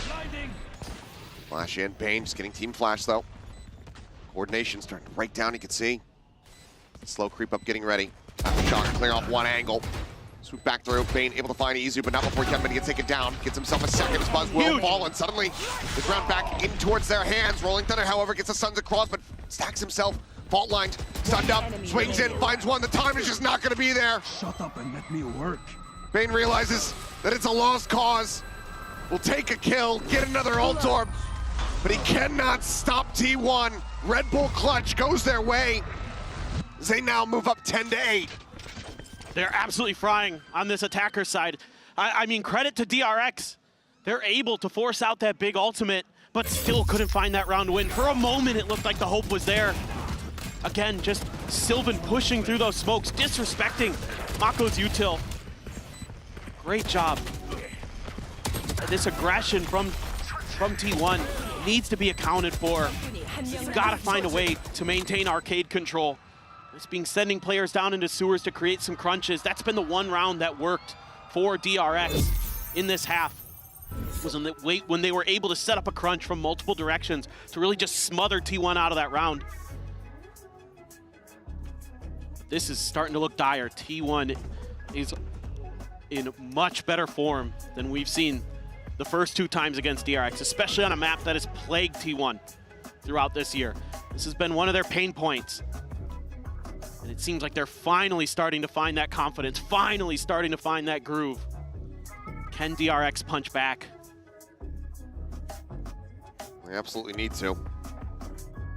Last timeout call didn't translate into a round win. Was an eco attempt, but let's see how they fare now. Full weaponry back into their hands. Orbital, a neural at their disposal, but similarly impactful ultimates there for T1 as well. You can see they're stacking heavy on the B side. It's going to be a four-man push for T1 from the southern end. Meanwhile, yep, arcade control going to be attempted to establish by DRX. Just Meteor there on his lonesome. And Meteor does well. Be able to find the one, turns for the flash, turns back. Gets with Hyunmin. Tip of the retake spear now going to be eliminated, but orbital strike coming through as things get chaotic here on the B site. Similarly, Armageddon to try to escort them forward, drop down off the rope. As the aftershock forces them away. Site's opened up now, in control of T1. Sylvan still has his own orbital strike available for the post plant, and he's in a disconnected position back out over towards Tree. Flashback not quite finding the kill. Savills trying to flush him into the open. Buzz still here on site, able to find one, but Mako swings in, finds two, takes down his former cohorts. Right of the rope, Izu about to get timinged. Eliminated now when it all falls down to Sylvan. The orbital to buy some space, but the Armageddon looks to shove him back, and he cannot escape it. Freeing with a 3K. We'll get DRX back in this. One round separating as they look to go 10-10, but T1 have so much cash behind right now. This is a great adjustment, great identification by DRX, reestablishing control of Arcade, giving up a little bit of space. Sure, Meteor gets one, you're able to trade it quickly, not that big of a deal. Because you have the orbital strike and you're able to use that when T1 wants to plant to force them into tower, then you've got the Tejo utility to force them out into the open, and you're crunching at the same time. Freeing catches his opposite Tejo, completely napping. But that was just really good execution and coordination. Waited out the timing on T1's Armageddon as well to send that orbital strike of their own. Very nice change up from DRX. See, now they're starting to just do what T1 was doing before. They're trying to find Flashback. They're trying to find Meteor now on this attack. Showstopper, however, built up that orb take. Meteor calls, yep, they're over towards this side. That's gonna be freeing, taken down. The crunch here from T1, working a treat as Bane narrowly escapes. Flashback considering a swing out. Here's the Thorns, paint shells, forcing him further away, allowing for Meteor. Get set up. Get those popped. Meteor DRX held at bay, the Molly, the aftershock thrown towards them. Thunder available here towards Bane, but can they send it? Sylvan flashed up, needs a little bit of damage. Just a lick there from the Molly. But it looks like DRX are calling this off. The 4v5, T1 far too entrenched. No one on that north side to try to create that extra bit of crunch. They have to back away. They have to allow for T1 to get up to 11. And it's just a great counter call here by Stax for T1. He says, all right, they want Arcade. Okay, there's a big kill for Meteor on the back end. Another gun dropped for DRX, but it's a simple adjustment. We're just gonna go dish this time. Meteor, you hold the line at main. We've got the showstopper. If we can get through the site easily, you're gonna have backup. And it's right there. Lickety split. So the counter calls here, so good. And on this attacker's side, have been highly favoring T1. Now what does Mako have in response? Because he's got a Rolling Thunder. The Neural Theft available as well. Some tools to work with, but a couple Bulldogs had to be bought down. T1 right back to Arcade, and DRX isn't really reading this. Mako forced back. A lot of info gained. They know they're going to have the space. You can see Bane sliding over, try to provide a little bit of support. Be able to fault line there. Fault line's out, gets his little spot out, but definitely has to back away. Rope's going to be taken, sets up the Molly, Rolling Thunder coming through. Stax just looking to try to storm him, but it's going to be Buzz actually swinging around from the opposite side here on the site. Comes away with that kill. Shots just unable to connect. He's out at safety. Spike does get dropped. His Freeing's able to find one. Kenman trying to scale forward, trying to take some space, but cannot. Freeing and Flashback, however, will be able to stem the bleeding, stem the tide. Get themselves just one round away. But it's chaotic, it's messy. It's a scramble, the one that DRX narrowly come out on top of. And this is the IGL calling for himself here. He's saying, Bane, get over here, help me with that util, send that ult out, buy some time. And then the quick retake before T1 can really plant their feet, find the ability to get the plant down. Great stuff. Great counter call again. Already showing how well these two teams know each other, how familiar they are with each other. This time T1 thinking about more of a tree push, but I'd like to see T1 slow down the pace a little bit. I'd like to see them work the map, see if they can bait out some rotations, some util from DRX. Looks like our drones are gonna say hello to each other over there over in A main, but Meteor here able to jump the wire. Oh, that's so bad. And that could be absolutely devastating. TP will be there underneath sight. Crash drifting across, but Meteor, he's gonna spot them both, and he's gonna be able to nail him. Bane freeing, not sure what just hit him. The Meteor to the back of the head, they get devastated. And now for that gate crash, you can't take it. There was an immediate ping onto that tripwire. And there's an immediate call to go for the save. DRX just do not have the funds. Yep. This is a tough pill to swallow, knowing that you have to let the opposing team get to map point on your map pick and then try to win it out in OT. Wouldn't be the first time they've done it to T1. Very true, but DRX looking very frazzled. Mako needing to hold on to this weapon. Backs away. Meteor similarly on the prowl, working his way through that defender spawn. Getting closer and closer. Mako just tucked here for the moment. Right there. But eventually the pinch is going to come through. Cam cleared out. 3 down. Mako asleep at the wheel. Meteor collects one. The cage basically giving away their positions. T1 wanting to hound them down. Shot onto one, but Meteor finds the other. A 4K for him. One rifle surviving the round. Cash gone. T1 get up to map point. It's 26 kills now for Meteor. And this is just expert awareness on his part. I mean, obviously Flashback probably getting a little bit of a talking to about that tripwire placement. And grabbing these guns at the end of the round is so devastating because that's going to only be 2 stingers that Bane and Freeing can afford to buy. A Bulldog for Mako. No ults to speak of other than the Neural Theft. And while you got the Rolling Thunder for Stacks, he could send it right here. They're looking for a crunch, but now the Rolling Thunder looks to shove them back. Hyunmin able to dip out, Freeing. Looks back through the door. Salvo's now starting to fly. Damage not suffered here on the side of DRX quite just yet, but all 5 players from T1 roped up here in halls. It's a grab of the orb, and I think this is a good idea. Maybe back off of this, try a different direction. You have made it very readable what you're doing here. Maybe if you can find a pick in Sands. Flash out, come in looking for the play. Gun down, Izu, able to find one, Freeing here.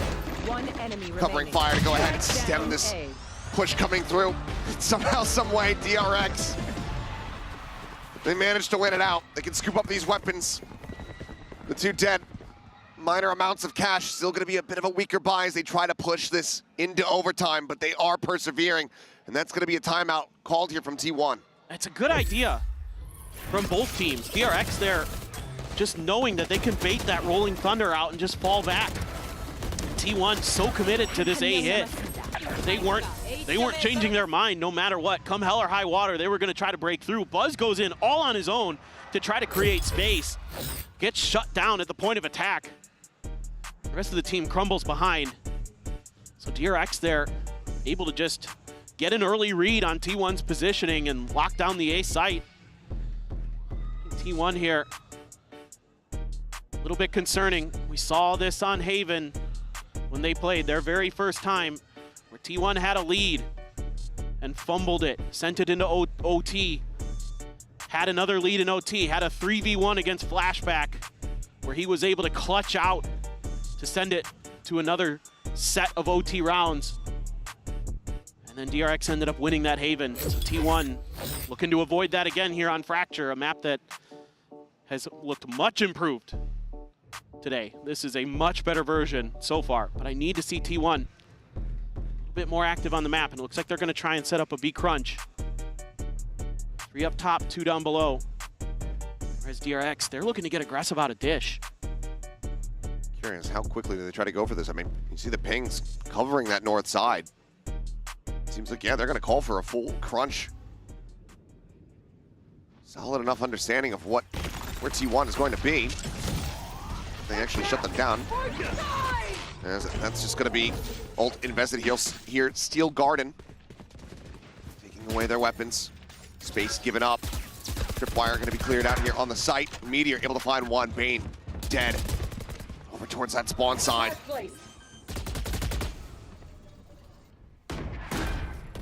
Now set up. Retake needing to get started here, but Flashback already gonna be taken down 3v5. as DRX desperately try to get this over into overtime. Hyunmin down low. Flash connects, Stack's gonna be eliminated. Buzz with the shorty able to find Hyunmin freeing, taking down Buzz. The trade's coming back through, but still the disadvantage here for DRX. Salvos to clear some space, freeing to try to disrespect the damage. Pushes forward, but gets cut down. 13-11, T1 take down DRX on DRX's map, pick a fracture. That is a statement win for this T1 team. Unbelievable that they're able to take this map from DRX. And with Pearl on the horizon, the pressure's got to be mounting DRX, so they have something prepped. We're going to find out, but first the Analyst as we'll break down all the action here from Fracture.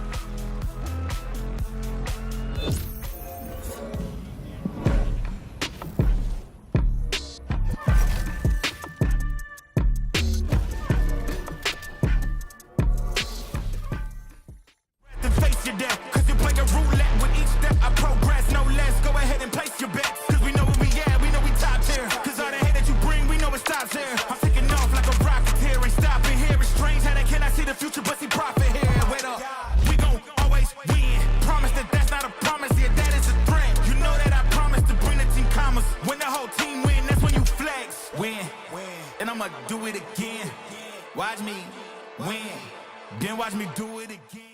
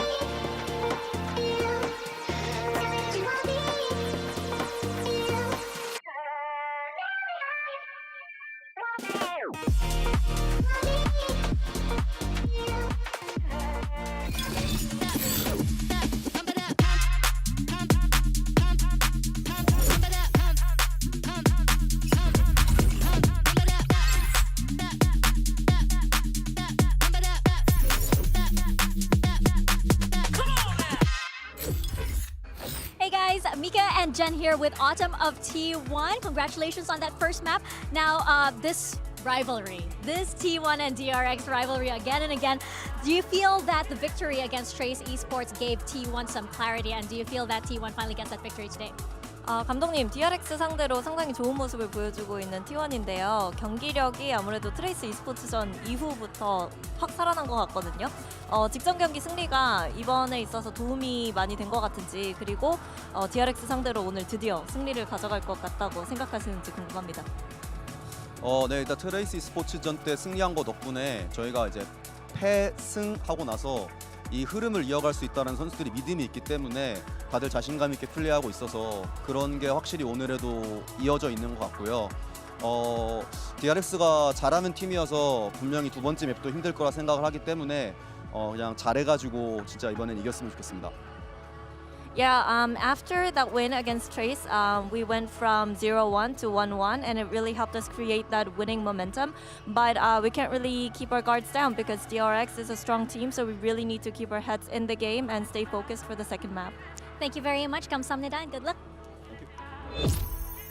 DRX, they are a strong team indeed, but it just wasn't strong enough for T1. I'm your host, so I'm back here with Kakuka and Mimi. That came down to the wire, but why did you think that it was T1 that closed it out? I think T1 did a lot of things really well there. DRX is a team that is going to go for a lot of these early forward plays on defense with the Yoru comp. They were consistently punishing that, getting the first kill over and over again. It was 19-5 in first kills by the end, and then winning in these late round executes. Yeah, exactly. It's not only the individuals showing, I think that also the macro and the understanding on how to play with your opponent in the map and how to work with the space, how to react in position against the ultimates. There was a lot of things.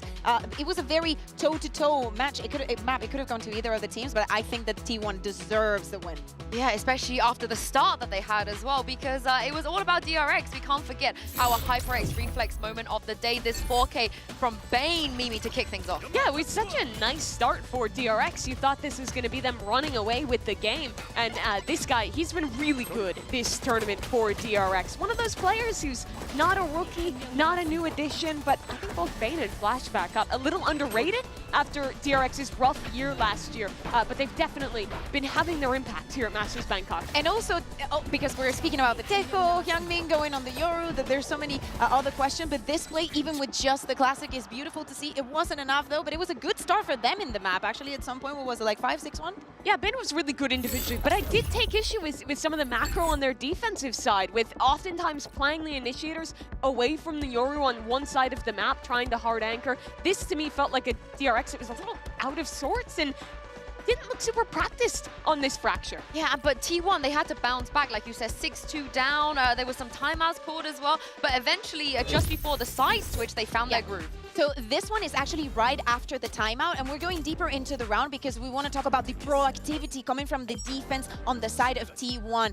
DRX is playing with the Rolling Thunder, as we see in Available right now, so they decide to leave the side empty, to just work for the retake that was working for them and just trying to stop them when they were already coming. So a great movement and understanding for them. Also, Bus just breaking the tripwire to just create a lot of chaos and put in question what DRX is doing. Not only that, at some point when the execute starts, that's the cue for Meteor to go on the push from the back.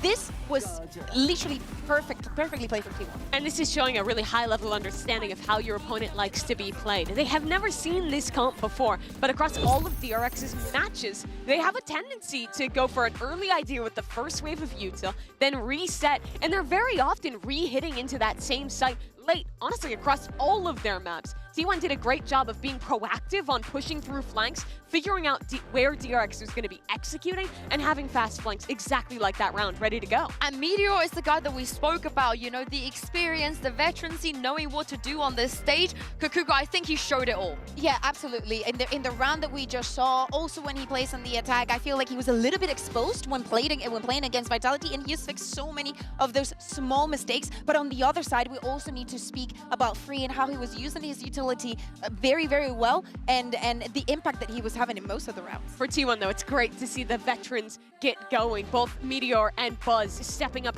to massive proportions in that game. Buzz against his former team, and Meteor trying to come back to a global and win another trophy for Korea. The question is, can they close this out as we head to Pearl? Because we haven't seen DRX's Pearl, and out of all the times they played against each other this year in that final as well, we never saw it. So what can we expect out of this Pearl? I'd expect like the same comp that they've been running, right? With the Yoru, with the Teo, with the Cypher. But it is weird because this is now the 7th and final map of the pool that DRX is going to be showing at Bangkok. Yeah, exactly. And the fracture didn't go that well, but hey, it was very close up at the end. And I want to see if they can also manage to pull that composition, or maybe even something different. But now let's hear from Coach Termi and see what he had to say ahead of Map 2. Hey guys, Mika and Jen here, back now with Termi of DRX. Now Termi, you've mentioned in previous press conferences how nerves did affect the team in the previous matchup. I'm wondering, is that a factor now, especially since it's T1 and this is a team that you're very familiar with?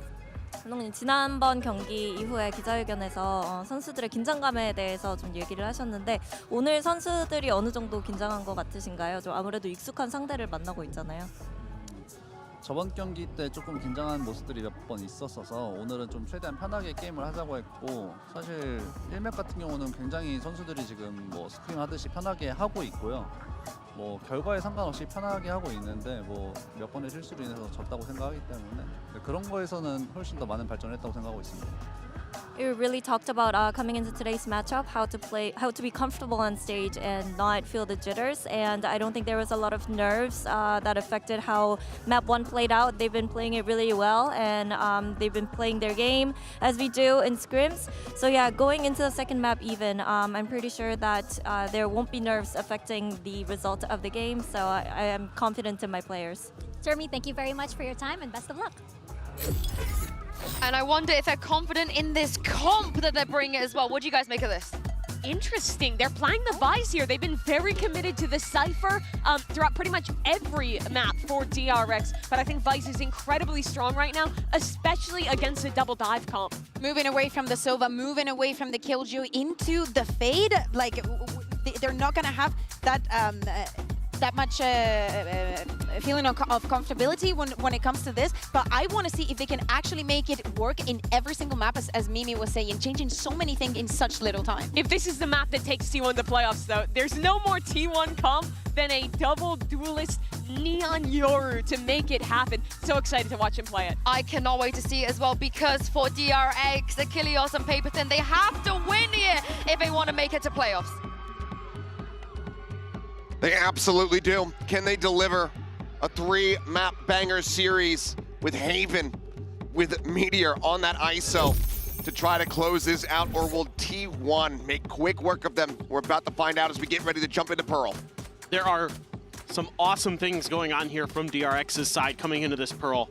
You had to know this had been the map that they banned when they played a previous best of 3 coming into the upper semis. You had to know kind of what you were coming up against as you got to see T1 run all over G2 in the lower finals on this map. It's very execute heavy.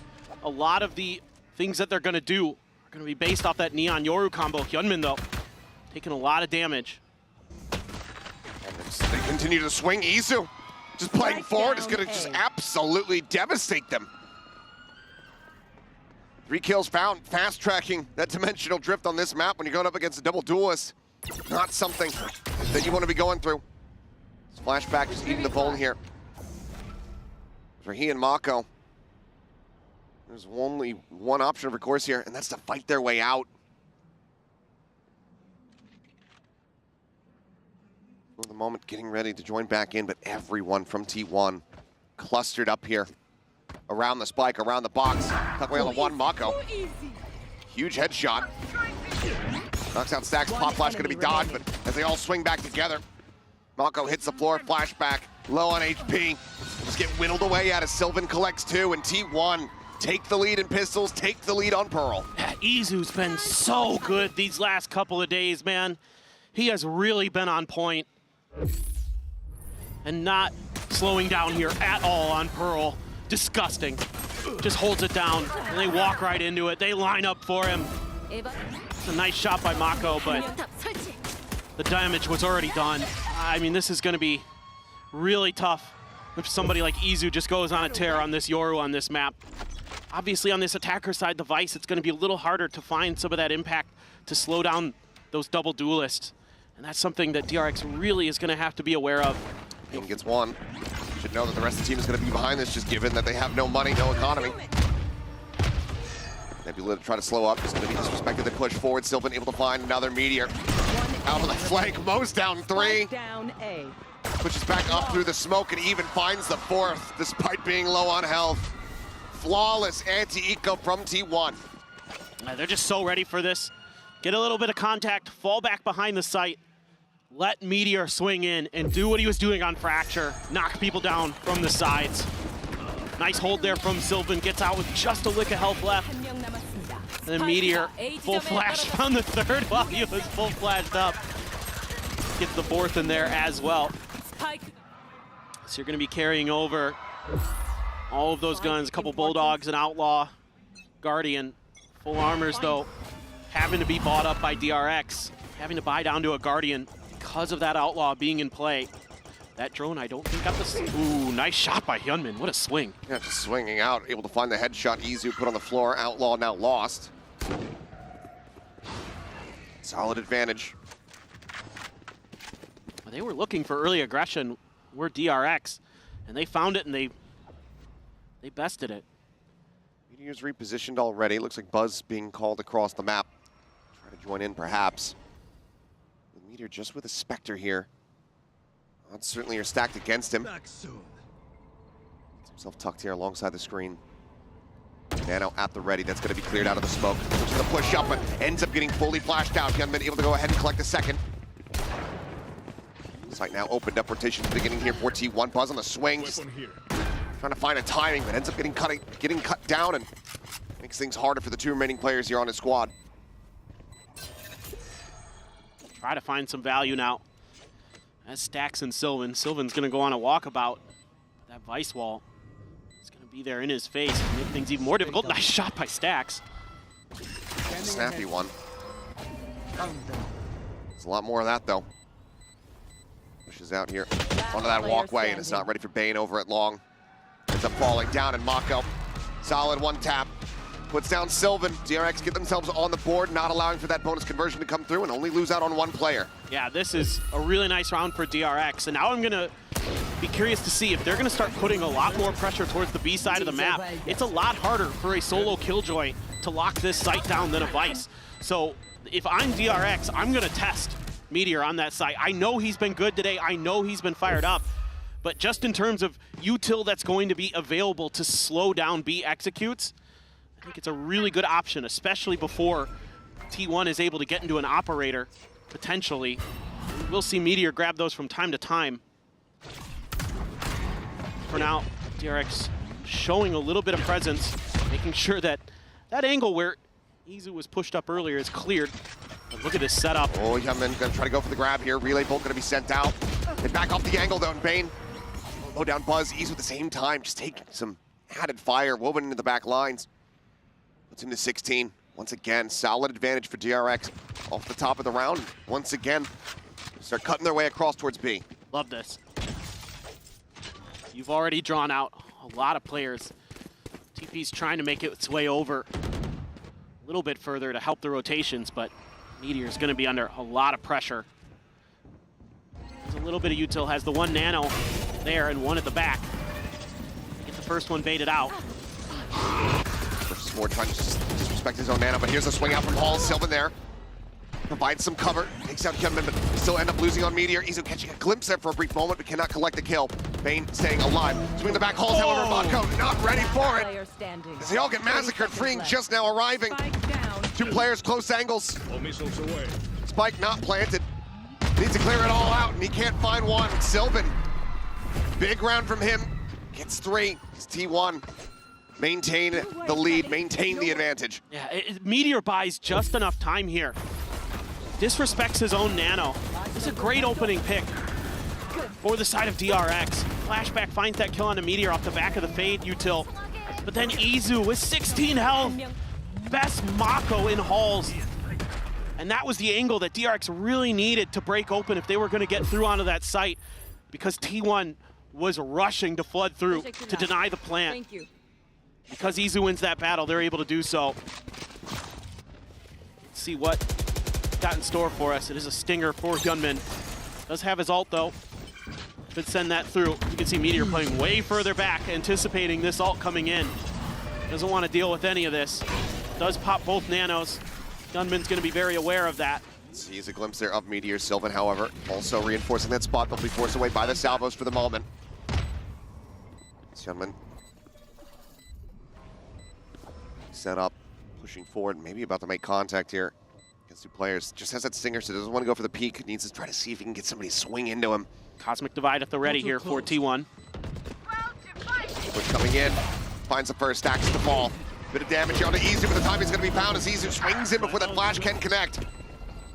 It's just a glimpse, that's more than enough. Bane pushing out through the Cosmic Divide, finding one, traded. There's the fake out, push into the smoke. Izu collecting another. 2v2, top of the spike, the time getting away from them here. Freeing, catching a glimpse there for a brief moment, tucks back through Halls, sends up the salvos, delaying and ensuring their demise. They'll look to escape, cannot.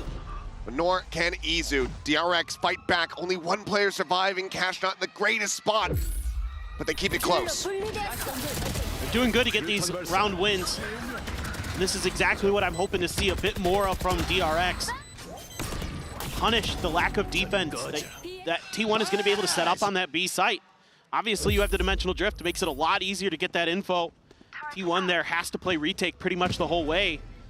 Izu there with a really nice fake out. That got him a free kill on the back hall site, but now you're, like you were talking about, money's getting a little bit desperate for both sides.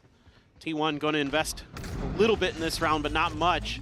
Trying to save up for a future expenditure. It's going to be the Armageddon for freeing. Let's see how they want to use that. Gunman's going to tuck in the corner. A lot of spam coming through with those classics. Continue into the blink of an eye. For the moment, can have 4 players there from T1. Izu pushed forward, does have that gate crash just outside of sewer. Not ready yet. Look at all that util. Killjoy slotted over to A now, anticipating that this might be the tendency of DRX. They've gone B a couple times. Thinking about trying something different. How well can you dodge this Armageddon? See how Freeing wants to use it. Recon does not get cleared. Mako, he's set in Astral form. That gets a ping reveal into all of them, but Meteor's still going to be taken down off the rip as Freeing's able to find the kill. Gunman with the pop flash here, into the back, does not find it. Sax, however, with a nice headshot, puts down the enemy Yoru. Love to collect the weapon, but now flashback here on the flank. Can't quite find that kill, but Mako will. Turn sights to Art. DRX will tie things up at 3-3. Yeah, the ultimates invested here. Kind of take that as T1. You're on a weaker buy. There's the operator. I think it's going to be going into Izu's hands for the side of T1. We'll see what they want to do with that. You got a couple players that can absolutely pop off with that sniper rifle. The combo there, the nightfall, the pings reveal the presence of the players, and they just swarm in, start knocking them down. Oh, got one through the smoke there even. Nicely done by DRX. Able to stabilize that economy a little bit now. Meanwhile, T1 going all in here, trying to see if they can turn this half around. They're going to slot over a couple extra players, Buzz and Sylvan. Going to be helping out Meteor a bit on this B site. Stack's already rotating over as well.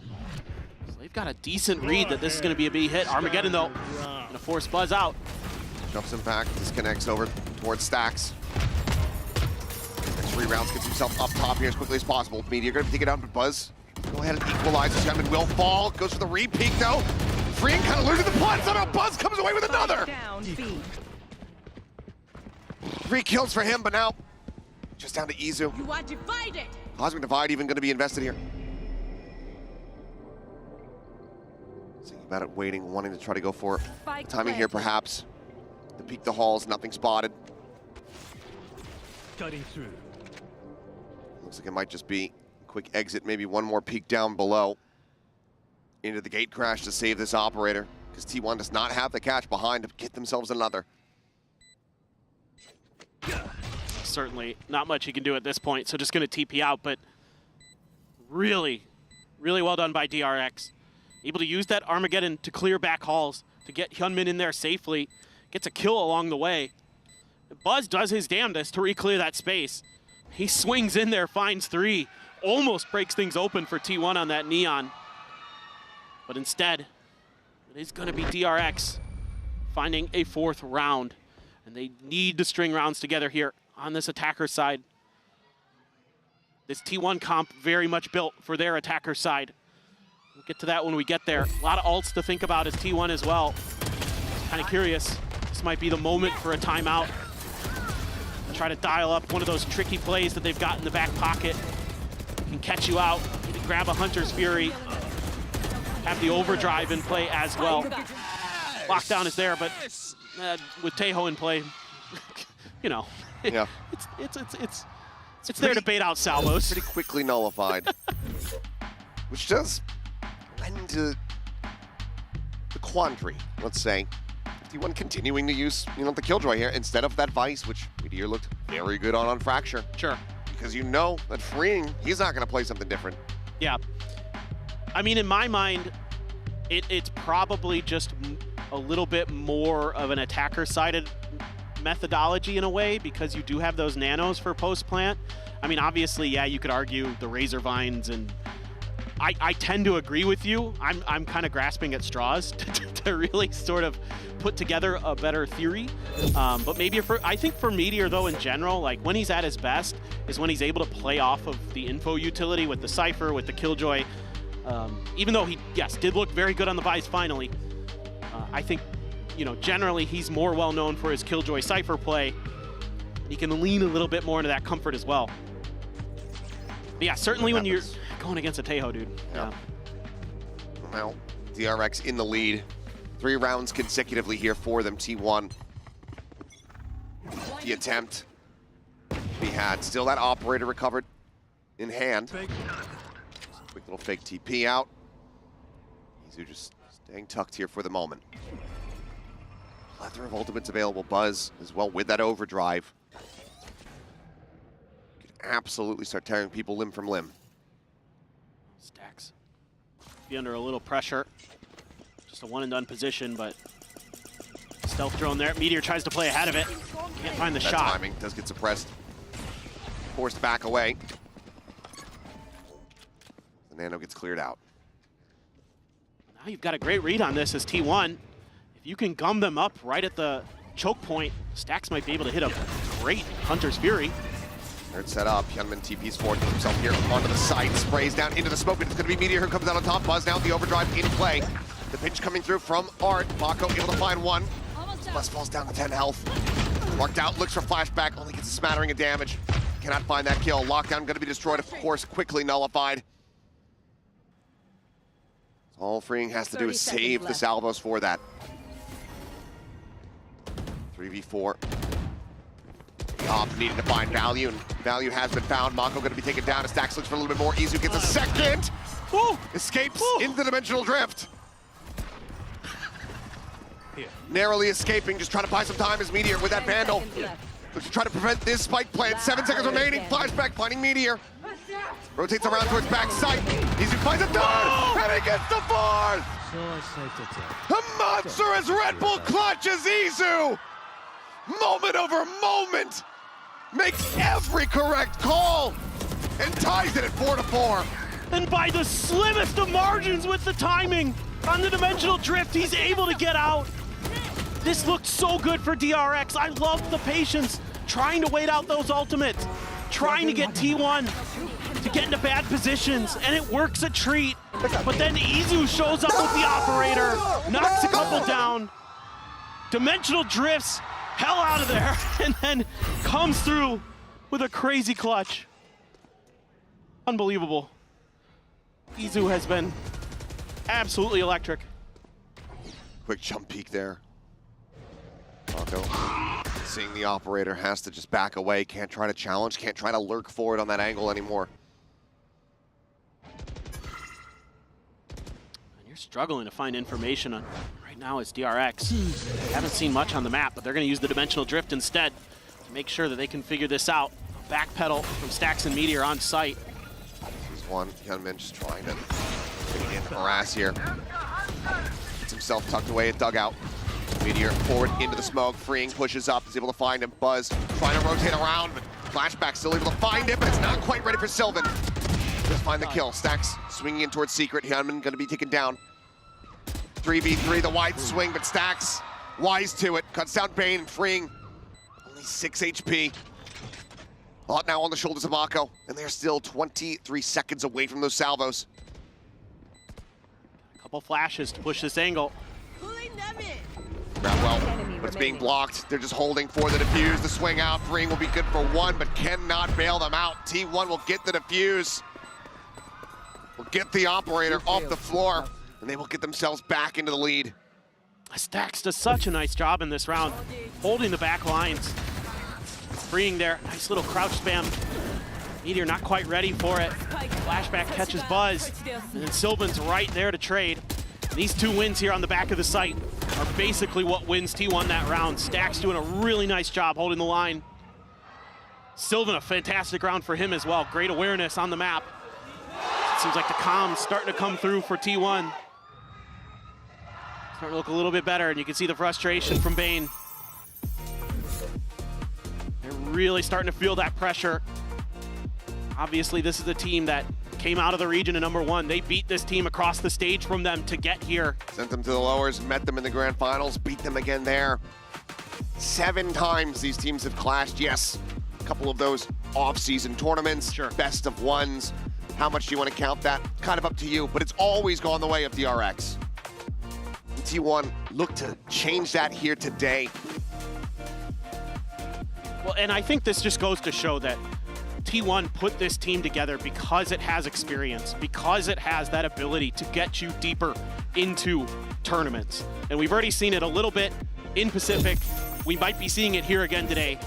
And to think about how important this would be to this T1 organization to be the first time that they've made it to playoffs at an international event. But also after having just brought Sylvan back into the fold. Correct. Was it's gone crazy. For their playoff run and kickoff, was gone for their opening match. They plug him back in, and so far this series, he has been fantastic. Oh, this is 26 assists on that fracture map, on that Brimstone, and right now, in the second fragging position, just 1 kill behind Izu. Let's see if Izu can find the early pick. Double stack for DRX. Spike here as well, though. Can't escape. Cannot get away. Great little trap set up there from DRX. They play off it beautifully, but T1 quick to reply, quick to shift positions. And that's an op picked up for this weaker buy, too. If they can somehow get a plant down on B, it is going to be so difficult for T1 to root this out without a really good flank. Is that Armageddon again? Yep, there's the Armageddon trying to force it forward. Sylvan pushing up into the smoke. Baited by the fake out. Pop of the Prowler, the Haunt as well. Just looking to try to flush him out. Eventually they will be able to do so. Buzz able to hold for 1. Slides back across. Relocates, but position has decently been tracked, but he still is able to stay alive as Meteor and Stacks come to the rescue. So you might have trapped Izu, but you're trapped in here with me, with Meteor. And they just get shoved into the wood chipper. This is absolutely bonkers stuff. DRX has a great execute here. They get the early pick. They smother Sylvan out with a combo of utility. The salvos to force him out of that position, and Buzz just immediately retakes that space. That's such heads-up play from Buzz. That's something that Vitality does quite well as well. So I think Buzz might have had that in the back of his mind. Gives DRX fits. You know, they think they've got that angle cleared, and if you can get there without them knowing, they're not going to recheck it. Very heads-up play from Buzz. Looking for the check. Prowler again going to be cleared out. They'll have heard that shorty. They should know that there's an operator behind it. Well, you say that, but Buzz usually has one as well, so. Very true. Go either way. Just waiting for that to dissipate. Able to trade 1 back, so Bane on the floor, Izu gone. Still another Julius here, available for the side of T1, but now he's on his lonesome here on this side. That relay bolt not going to be fast enough, freeing just a bit quicker. Breaks things open here on B. The spike still being ushered across. Meteor just keeping it quiet here for now. He and Stacks slowly creeping forward, encroaching on this position. 2 players here at back hall. 2 players pushing up from long. Gunman, the first to fall. Meteor able to find 1. Stacks continue to break it open as this round Down, B. once again looks to get away from T1. Flashback now. Rip and tear. Has to do it all. 13 seconds remaining. Meteor stuck in position. Shock dart lobbed in. Plan comes through, but Stacks just swings out. 3 HP, no problem. T1 will move up 7-4. This is a wild round. The spike drops over on A. That leads to T1 shifting their weight over to that side of the map. And that kind of leaves the players that are over on B on an island because DRX has snuck so far up without anybody on T1 being the wiser. So then Spike gets picked up by Mako after he gets the trade onto Izu. They book it back over to the B site. but it's a great read from Meteor and Stax. They're able to get there just in time before the spike arrives and shut a couple players down. Freeing does a great job breaking this open, but then they're just not quite ready. The timing is just a little bit faster than they anticipated. Fantastic calling from Stax here. Great recognition. I know Buzz is, okay, yeah. Upset at first into elation. As now we go into the last round of the half. DRX looking to try to get themselves into a 7-5 position. Glass cannon for flashback. As all these players starting to inch forward. Izu tucking back behind the screens, eating an immense amount of damage. That's going to force him to go ahead and take that gate crash across, but he's still nearby. They might suspect that he's a little bit further off than he is. We'll have to just wait and see for now. Flash is getting ready to pop through. Fake outs go flying. Bane, the first to fall, the push into the smoke. Sylvan able to find another. Gun barrel spotted there. Anticipating the push out. Gunman able to find Izu. Meteor Sylvan going to be taking down the Buzz. Still here, still fragging, still finding kills. As Stax dives in to get the finisher. 8-4, T1 out in front of the half. That is an unbelievable half there for T1. Those floods were insane, but we're going to take a short break, guys. Another half of Pearl coming up.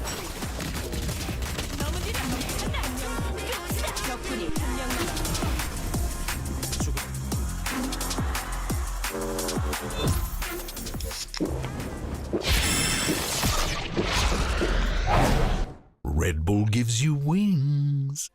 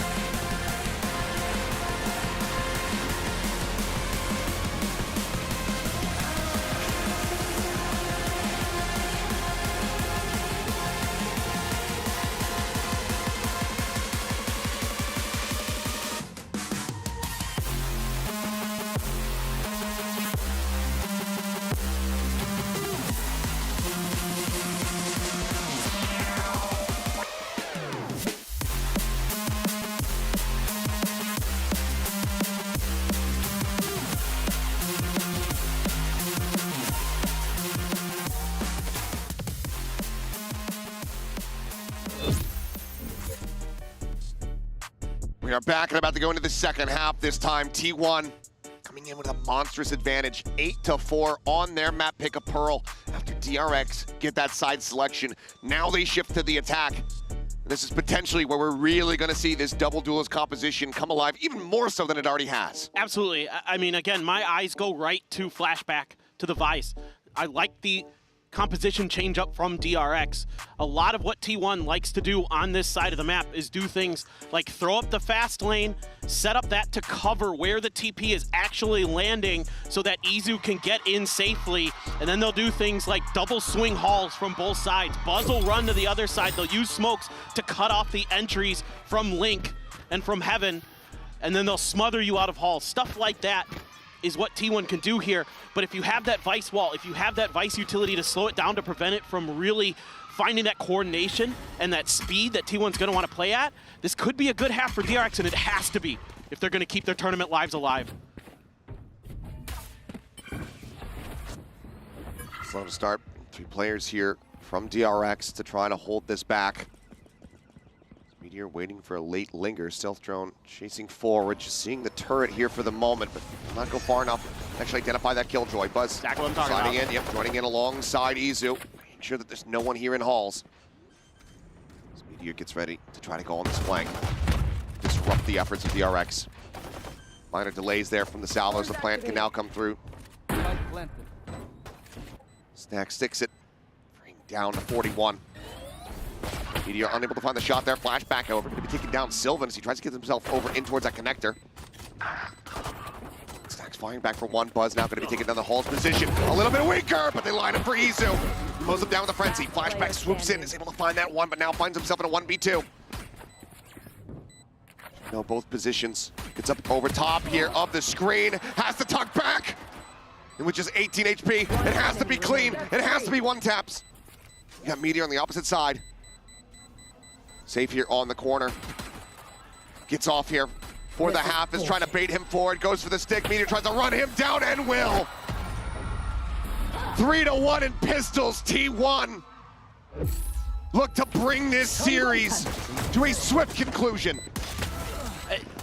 DRX, I don't mind what they do in this round at the beginning. They understand the tendencies of this T1 team on this map. They've done their study, they've done their prep.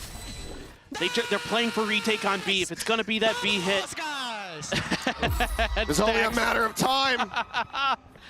When Stacks starts famosing, you better run for the damn hills. But DRX, man, good reads, but the execution just isn't there. T1 is just out-fragging them in some of these moments. Speaking of, Meteor looking for more and is able to find a second kill. Anyone else? And that's just the one ghost behind. Everybody else has got firepower. Everybody else has got rifles. Bane, make this a little bit more costly. It's good for one. This Vandal, Guardian, the Bulldog all look to be carried forward. A splashback. Come away with another elimination. Sylvan, timing. No, it's going to be Buzz over towards Secret to finish the job. To have a bit of fun. T1 get up to double digits here at their bonus. I mean, they're just so confident right now as T1. So clean. Everything is clicking for them. Coordination starting to be much better than we've seen all year. And this DRX squad may be crumbling after such a good start to the year. Finally able to lift that Pacific trophy. You could see what it meant to those players, but here T1 may be getting their revenge. 10-4 now, a lot to do. Hyunmin watching that angle, got a brief glimpse. TP's back. Meteor trying to maintain full control of mid. The rest of his team gonna go on a walkabout. Meteor's in trouble. He just got spotted by that Prowler. Destroyed. Ring finding a nice one. Meteor going to be taken down as well. Whittled away at, down to 45. Still looking for a timing, still finding it for 2 kills. Ow. Hyunmin and Frank both going to be dead. The stun there, but Flashback still able to stabilize for that one. But Buzz swings the corner. And suddenly the player advantage is right back into the hands of T1. Spike planted. Just the confidence to swing there. Unbelievable. Getting the bonus conversion from here would be absolutely back-breaking for DRX. They need to somehow bring this back into their favor, but I'm not sure how you do so. Stax is already out at long. He's got a Hunter's Fury online. Reveal on the 2, but Buzz holds the line. Shuts down his former teammate, his former IGL. And that sends Bane packing. Desperately trying to hold on to this weapon. Buzz on the hunt, sprinting forward. Looking for the kill, don't think he'll find it. Sylvan just might, but either way, T1. 11-4. Damn near everything robbed away from DRX. Just, he went for the fake clone play. He walked right past the Vice utility. That is unbelievable, Izu. That's why they didn't expect him in that corner. Absolutely. Just 9,000 IQ there from Izu. What a play. I mean, T1 has got everything going for them, and they're still coming up with strats and ideas like that. And it's going to bring out a timeout from DRX. It has to. Absolutely. One rifle behind. What is the call made? Do you force, try to stop T1 from getting up to that map point? Do you go for the weaker buy, ensure that you have money, then try to start a massive 8-round streak to get into overtime, something that you could not do on that first map of Fracture? It's hard to imagine a world where that happens. Absolutely, the players on DRX are capable, but it's going to come down to a lot of things because they're getting beat up on a lot of different aspects. You know, on Fracture, they were constantly playing with a man down. They lost so many of those first bloods. here on Pearl, frankly, they were doing a decent job of getting those first bloods and then just getting outgunned in odd man situations where they had the advantage.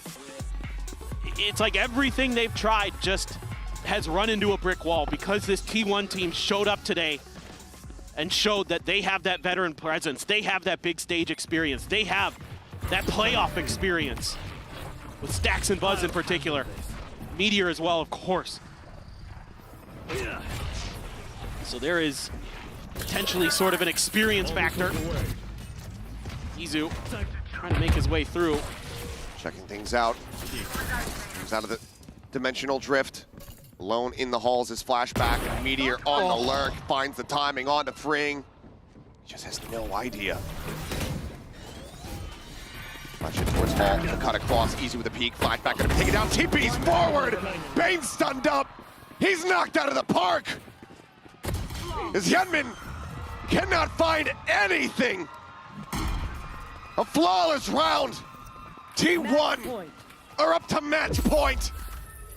1 round from their first playoff on this international stage. They're just in cruise control. Izu is so good on this Yoru. He's all over the place there. Uses that dimensional drift to get into an awkward spot, but sees that it's clear. That opens up a little bit of room for Meteor to move in and find that first pick. Then Izu TP's into the back and just knocks him away, swats him. And here you go. Some hope, maybe, for DRX to try to get back into this, but at this point, you have to feel it's all but over, and all this A pressure may just be a bit of a fake for T1. TP out, Meteor against Bane, spots him out and gets the kill through the box. A devastating start. Gunman trying desperately to track that Neon, but cannot. Slinks in towards Flowers. Meteor continues to scale forward, taking some space. Hunter's Fury now coming through. Hyunmin forced to gate crash away out to safety. Quick cancel from Stax, realizing that he has the spike. Pop on the fake, Meteor does get gunned down. Izu, however, able to answer one back here alongside Buzz. Weapons gonna be taken away here. Stax, however, sliding forward, tucked away into the cup. He still has that Vandal. Sylvan out at main, having his gun. The push out of the smoke, weapons recovered. It's gonna be Stax who's able to find it. It's Mako. Needs to go big, or he's gonna go home. 1v2, they're out in front, but he can't find any of them! 13-4, T1 get their first ever victory over DRX! Experience reigns supreme on this day as they qualify into the playoffs here at Masters Bangkok. 1,175 days since Stax and Buzz as a duo were eliminated from a group stage back at Champs 21. And today, it will not happen again. It's absolutely unbelievable. This team just ramps up in tournaments.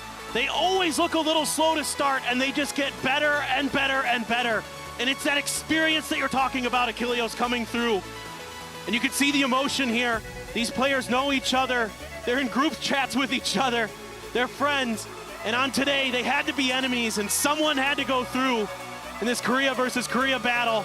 And what a comeback here for Sylvan. Gotta give him a shout out. He gets put on the bench. He says, okay, I get it. I wasn't playing my best. He comes in here today and he absolutely smashes it.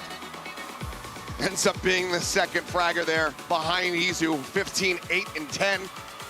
A fantastic performance from Sylvan as well as the squad as they're able to get the banner out a little bit faster today. But this is the T1 that was promised. This is the T1 that we were anticipating as we saw this roster forged during the offseason, as we saw them take trophies during the offseason. And if they can continue like this for the rest of the teams at this tournament, you better watch the hell out. Everybody watching this today got a lot more scared over the last 2 days of this T1 team because of how good they've been. But this is the Usurpers. DRX has been the king of Korea for so long. This T1 team was put together to stage that coup, and here in Masters Bangkok, they have succeeded. And while noting Stax and Buzz how long it's been for them to miss out. That, of course, applies to DRX as an organization. First time getting grouped since that Champs 21, where it all really began, where this tournament, this esport that we all love so very dearly, came together for the first time. And it's going to be a bittersweet pill to swallow there for DRX. Still though, you have to be so excited for DRX this year with what they've been able to do with putting this new roster together, the ideas that they've come in with, freeing on the Taeho, Hyunmin on whatever duelist it is. They have looked so good. Some work to do now, of course, coming into stage 1, but everybody is going to be afraid of that DRX team in Pacific because they are absolutely disgusting when they're at their best. But today they were not, and T1 certainly was. Yeah, just across the board, fantastic performances from everybody here on the side of T1. As good Lord Izu getting away with it. I love that he tried the fake Yoru. It didn't matter, nobody saw it, but he got through that razor vine. That was the big part of it. They didn't know that he was going to be there. Didn't hear a gate crash. No need for a reaction. You can see what it means here to the players. Izu, in his own right, has been such an emotional player. That first loss he experienced at kickoff at 23. We saw the tears shed there. Now he is elated. What a performance from T1. We'll see more of them in the playoffs. But for now, we'll get ready to hear from one of our winners in our Verizon post-match interview. We've got Jen standing by with none other than Blaz. สวัสดีครับกลับมาอีกครั้งหนึ่งนะครับผมแล้ววันนี้ผมเองก็มาอยู่กับบัสจาก T1 พร้อมกับเจนลีด้วยนะครับผมคำถามแรกเลยจะเข้าเรื่องเลยนะครับผมเชื่อว่าทุกคนอยากรู้เหมือนกันนั่นก็คือคุณรู้สึกยังไงบ้างในการชนะทีมเก่าตัวเองนะครับผม First of all oh, okay it's already spicy it's gonna be a little spicy but first of all congratulations let's get into the question How do you feel about being able to achieve this victory against your former team DRX? 버즈 선수 승리 축하드리고요. 먼저 친정팀 DRX를 집으로 보내면서 T1이 이렇게 플레이오프에 진출하게 됐는데 기분이 남다를 것 같거든요. 어떤가요? 일단은 이기게 돼서 너무 기쁘고 그 전에 DRX한테 중요한 곳에서 2번 진 것 때문에 더욱더 이기고 싶었는데 그래서 더 기쁜 것 같고요. 또 질 때는 뭐 너무 밉기도 하고 또 너무 축하하는 마음이었지만 지금 이렇게 와서 또 이기니까 너무 좋으면서도 또 탈락시키게 돼서 좀 마음이 한편으로는 조금 불편한 것 같아요.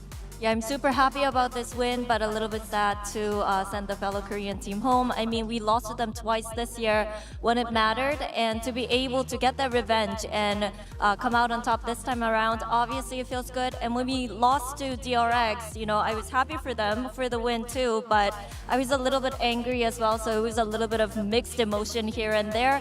And picking up this win, it kind of feels the same. Awesome สำหรับคำตอบนะครับผมรู้สึกว่าการที่ชนะ DRX ได้เนี่ยยังไงเราก็รู้สึกดีแล้วแต่ในขณะเดียวกันก็สงสารนะครับแล้วก็เสียดายที่ต้องเป็นคนที่ส่งทีมเพื่อนกันเองนะจากเกาหลีกลับบ้านแต่ในขณะเดียวกันเนี่ยเราก็แพ้ DRX มา2แมตช์แล้วเหมือนกัน2เกมแล้วเหมือนกันในอดีตจึงทำให้รู้สึกว่าแบบมันก็เป็นการแก้แค้นที่ยอดเยี่ยมเหมือนกันสำหรับเรานะครับท้ายที่สุดมันเป็นความรู้สึกที่มันผสมผสานกันมากกว่าทั้งดีใจและเสียใจในขณะเดียวกันครับผมแต่สำหรับคำถามต่อมานะครับอยากรู้เหมือนกันครับในฐานะที่เราเป็นทีม Pacific ทีมสุดท้ายที่เหลืออยู่เนี่ยเขามั่นใจขนาดไหนที่จะพาชื่อเสียงของทีม Pacific ของเรานะครับโซนของเราไปได้ไกลครับผม And for the next question I would love to ask you because right now you are technically the only team keeping the Pacific spirit alive in Masters Bangkok. I would love to know how confident you are in being the representatives of the APAC region and how confident are you in performing in Masters Bangkok? 이렇게 되면서 퍼시픽의 유일한 희망이 됐습니다. 우승에 대한 각오 시원하게 얘기해 주시죠. 일단은 저희가 처음에 약한 모습 보여줬지만 이제 하나하나 박살내는 모습을 보셨잖아요. 그래서 아마 앞으로 만나는 상대들도 다 이제 숨도 못 쉬게 박살내도록 하겠습니다. Yeah, we started weak, wasn't our strongest game, but as you guys all got to see, we crushed our enemies one by one. And as we make it further into the tournament, we're just gonna be, no mercy. They won't be able to breathe, and we'll crush them until we get the trophy. Wow! And I think the fans agree with that. สำหรับคำตอบผมเชื่อว่าก็เป็นไปได้ที่บางคนอาจจะยังไม่เห็นว่าเราเป็นทีมที่แข็งแกร่งที่สุดแต่ผมเชื่อว่าแต่ละทีมที่มาเจอเราก็ร่วงไปทีละทีมเหมือนกันและผมเชื่อว่าต่อจากนี้ทีมไหนก็ตามที่มาเจอเราก็จะร่วงเหมือนกันและเราจะทำให้ผลงานตัวเองเนี่ยยอดเยี่ยมมากขึ้นเรื่อยๆในทัวร์นาเมนต์นี้จะเจอใครก็รอดูครับเพราะพวกเราจะใส่สุดขึ้นเรื่อยๆแน่นอนครับโอ้โหเป็นไงครับสำหรับบทสัมภาษณ์นี้ครับผม and of course that was an amazing game I hope for you the best of luck in the playoffs thank you very much to you too Jen for the translations but that will be it for now from the stage but stay tuned we still have one more match coming up please stay tuned for more Valorant action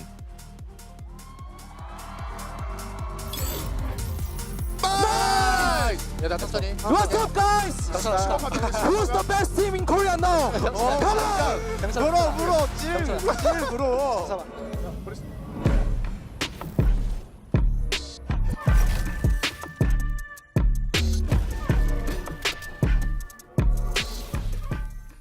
The human body was built to move, not trapped at a desk in one singular posture for 12 hours a day. It's time your chair evolved. This is Secret Lab Titan Evo. Ergonomically engineered for you, gamers, hybrid workers, artists, backing your every move.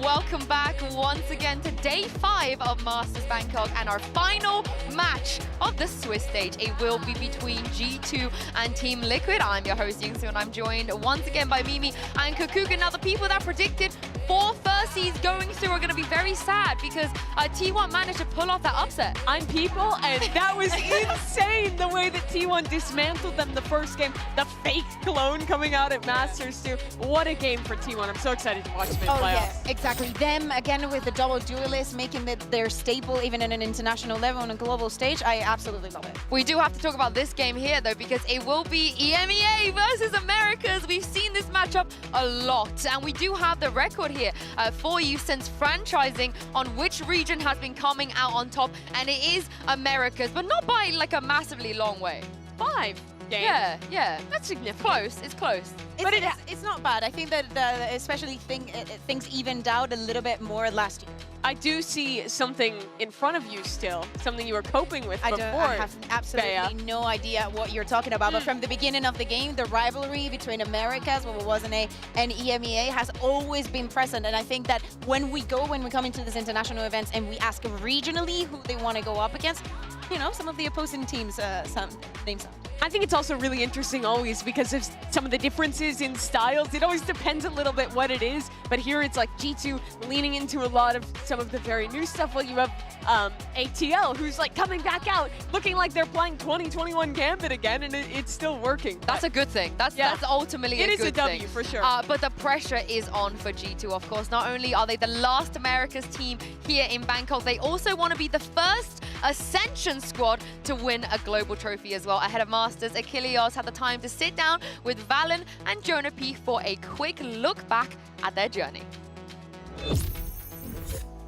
Hello, everybody, and welcome. I'm Achilles, and I'm sitting by with the lovely Valen as well as Jonah P. Gentlemen, welcome to Bangkok. Just wanted to take a kind of dip into the past a little bit, because at G2, you guys have had a tumultuous journey, let's say, starting from Ascension, making your way into the major leagues here. Second place finishes, so very close to winning titles in the past, but now you're coming into Bangkok as the #1 seed from America. So wanted to kind of like look back into the history books here of the team, of you guys as a core foundation for the squad. And we'll get ready to pull up the first clip here, but this is going to go all the way back to when you guys did ascend. And I want to go ahead and take a look here at round 5 from Haven, which, Valen, I think you've always been touted as like almost maybe the original like fragging IGL. How do you tackle rounds like this, and how do you manage to kind of like just stay in the game so much where you can perform at a high level? I think, I mean, it's kind of simple for me. I just take it, what's in front of me, I just take it and try to play. Like, I know I'm gonna be in a 1v3 situation or 1v2, depends on the round, but yeah, I just think, like, for me to be a consistent like fragger, as people like to know, it's just, you gotta play the game simply. You can't force things. Just let it come to you, and from there, like, you can be great. So does that also apply then to how you, as an IGL, are able to utilize your players, like, Jonah? And Jonah, if you could speak to that, like, how do you find the communications, like when Valen asks you to do something? Is it just that very simple, like, okay, I understand the what's in front of me, and I have to just tackle this way? Like, yeah, I think what makes us a great team is when he says something, there's no doubt in our heads, even if it's like a bad call. Nobody will be like, no, I don't think we should do that, I think we should do this. It's just, if it's a bad call, it doesn't matter, we stick with it. And coming, bro. Yeah. Look at that TP. Bang. It's a solid. Did you know I won it after the first kill? Yeah. Come on. I think most of us do when we're watching, whether it's either of you, frankly, alive at the end, because you're both so damn good when it comes down to just clutching out moments like this. Jonah's crediting me. I want to give a lot of credit to like him and the rest of the guys, because my 2 initiator players, like Trent and Jonah, they calm a lot about how we want to set up rounds, how we want to adjust macro-wise, and even in the little details. So although a lot of teams think like, oh, the IGL probably says most of the round, like, my guys got me too. So we're just a collectively high IQ group about the game, and so it feels like if one guy is slipping a little bit, someone can pick it up. We have one more, I believe, and this is going to be from your guys' most recent match versus Sentinels, as you qualified in the first seed to come to this tournament. I have not seen this clip. Production's been talking it up. They say it's a nutty one, so I'm really looking forward to this. Oh, it's... so I mean, I'm sure I've watched it in passing, but I did not prepare specifically for this interview. So I'm very much looking forward to seeing how this goes. You're at 11 and 8. This clip might be the reason we're sitting here right now. No, okay. Actually, we were up 11-3 and we lost every single round, and they were gaining momentum. So like, if we lost this, who knows? But we never lose these. No. All right. So stealth drone, no real contact quite just yet. Yep. Vice knocks down, steel guard and out. Yep. Force up the sheriff. Okay. Oh, the fake out. Big kill from Zek in there, honestly. Bang blows up the round, but we're alive. Yeah, like looking at this as a commentator, I'm like, okay, the round is a wash. So I'm very curious as to how Playing this this comes back. was the same feeling. Yeah. All right, so right here, I get flashed. I'm pretty sure I tell Valen I'm dead. I get a kill on narrate. He was slipping. And right here. That kill was the winner. That's, yeah. So as soon as he Yoru ulted, I know to run to Jonah, even though I caught a lot of spam, because he's probably going to try to target him. So I just ran and then easy reposition. On a 1 to 10 scale, how chaotic are the comms in a moment like this? Honestly, not this specific moment here as the round gets ready to wrap up, but like when everything just kind of starts falling to pieces on that entry, how chaotic yeah, is it? like especially when it's like 5v5 and we start getting picked slowly, there's a lot of comms going on. I'm like, because they're in unexpected positions. And then once it was just me and Jonah, it was very calm. It was ice cold. It was just like, yeah, I'm flashed. I'm probably dead. And then he gets a kill. Wait, one heaven dead. I'm like, wait, this is winnable. And it's just silence in the 1v1. Yeah. Well, clearly your guys' your cool, calm demeanors, your perseverance, it is all paid off. G2 right now, looking on top. I cannot wait to see how you guys are going to be performing at this tournament. I think it's going to be an absolute epic one for you guys. So thank you so much for joining me, and I'm looking forward to the future. So hopefully you guys have a very strong one for us. But that's going to do it for us. So thank you guys for watching.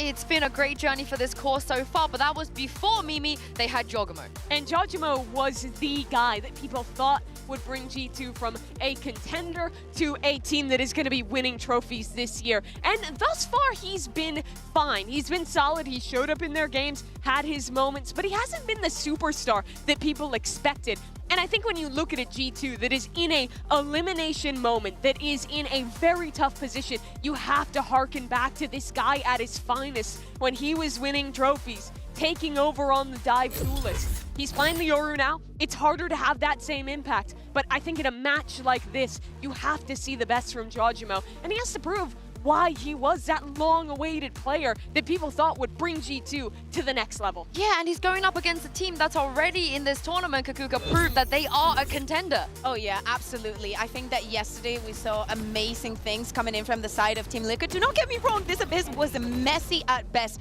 So many advantages thrown by the other team. You could feel the tension, you could feel the nerves in so many of this place. But everything went out the window when we got to that map number 3. Nats came alive and he completely obliterated Sentinels. Now, there is a parallel there between what happened against EDG and G2 and what we saw yesterday, and it's those long matches staying here until very, very late and probably losing a little bit of their own, like their force. Yeah, it's almost exactly the same, right? For both America's teams. Lose a tight overtime and then get stomped on that final map. And last time it was all about Team Liquid doing so. Yeah, and this Liquid, they haven't faced G2 just yet, but Patitech has. This is what he had to say to Mika Fabs earlier.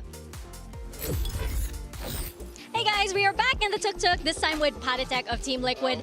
Now Patitech, you are quite familiar with G2. You went up against them thrice in Masters Shanghai and eventually you took the dub. So I'm wondering, what was the key to beating G2 that time and how is that going to translate to Team Liquid today? Definitely losing 2 best of 3s before winning a best of 5. But I think what will happen is, like, if we're gonna be in control, we're gonna win the game. So let's see what's gonna happen. Let's see indeed. Well, let's get going. Driver? I don't know if I trust Jen to bring them here, but the one person that had full trust in Nats was his #1 fanboy, Chuchu. To put into perspective, Chuchu did not tweet when he won his game. He did not tweet, barely tweeted when he won Chance, but when his GOAT was performing against Sentinels, he tweeted. I just want someone to love me the way Chuchu loves Nats. Bro is so excited, he didn't take a screenshot. He took out his phone camera and snapped a pic of the VLR. Can you blame him? Can you blame him? Because this performance. This was maybe the greatest individual performance on a map in a long time. Nats was single-handedly backing up the years and looking like he was playing on Gambit again. No access to sight, indeed. He was just perfect on that bind. Almost a 4 KD. That was unreal. I think that we all, when we were watching, we saw that one round where he gets the clutch and he knew. He knew at that very moment that he was not living this stage without a win. So I'm just going to take this. and hope for the best for G2. But I mean, it's going to be more difficult to do it twice, more difficult to do it back-to-back, and more difficult to do it against the G2, which you guys have mentioned, have looked very, very strong. It's time to close out the Swiss stage. This is it. Show some love and bring out, potentially for the last time, G2 and Team Liquid.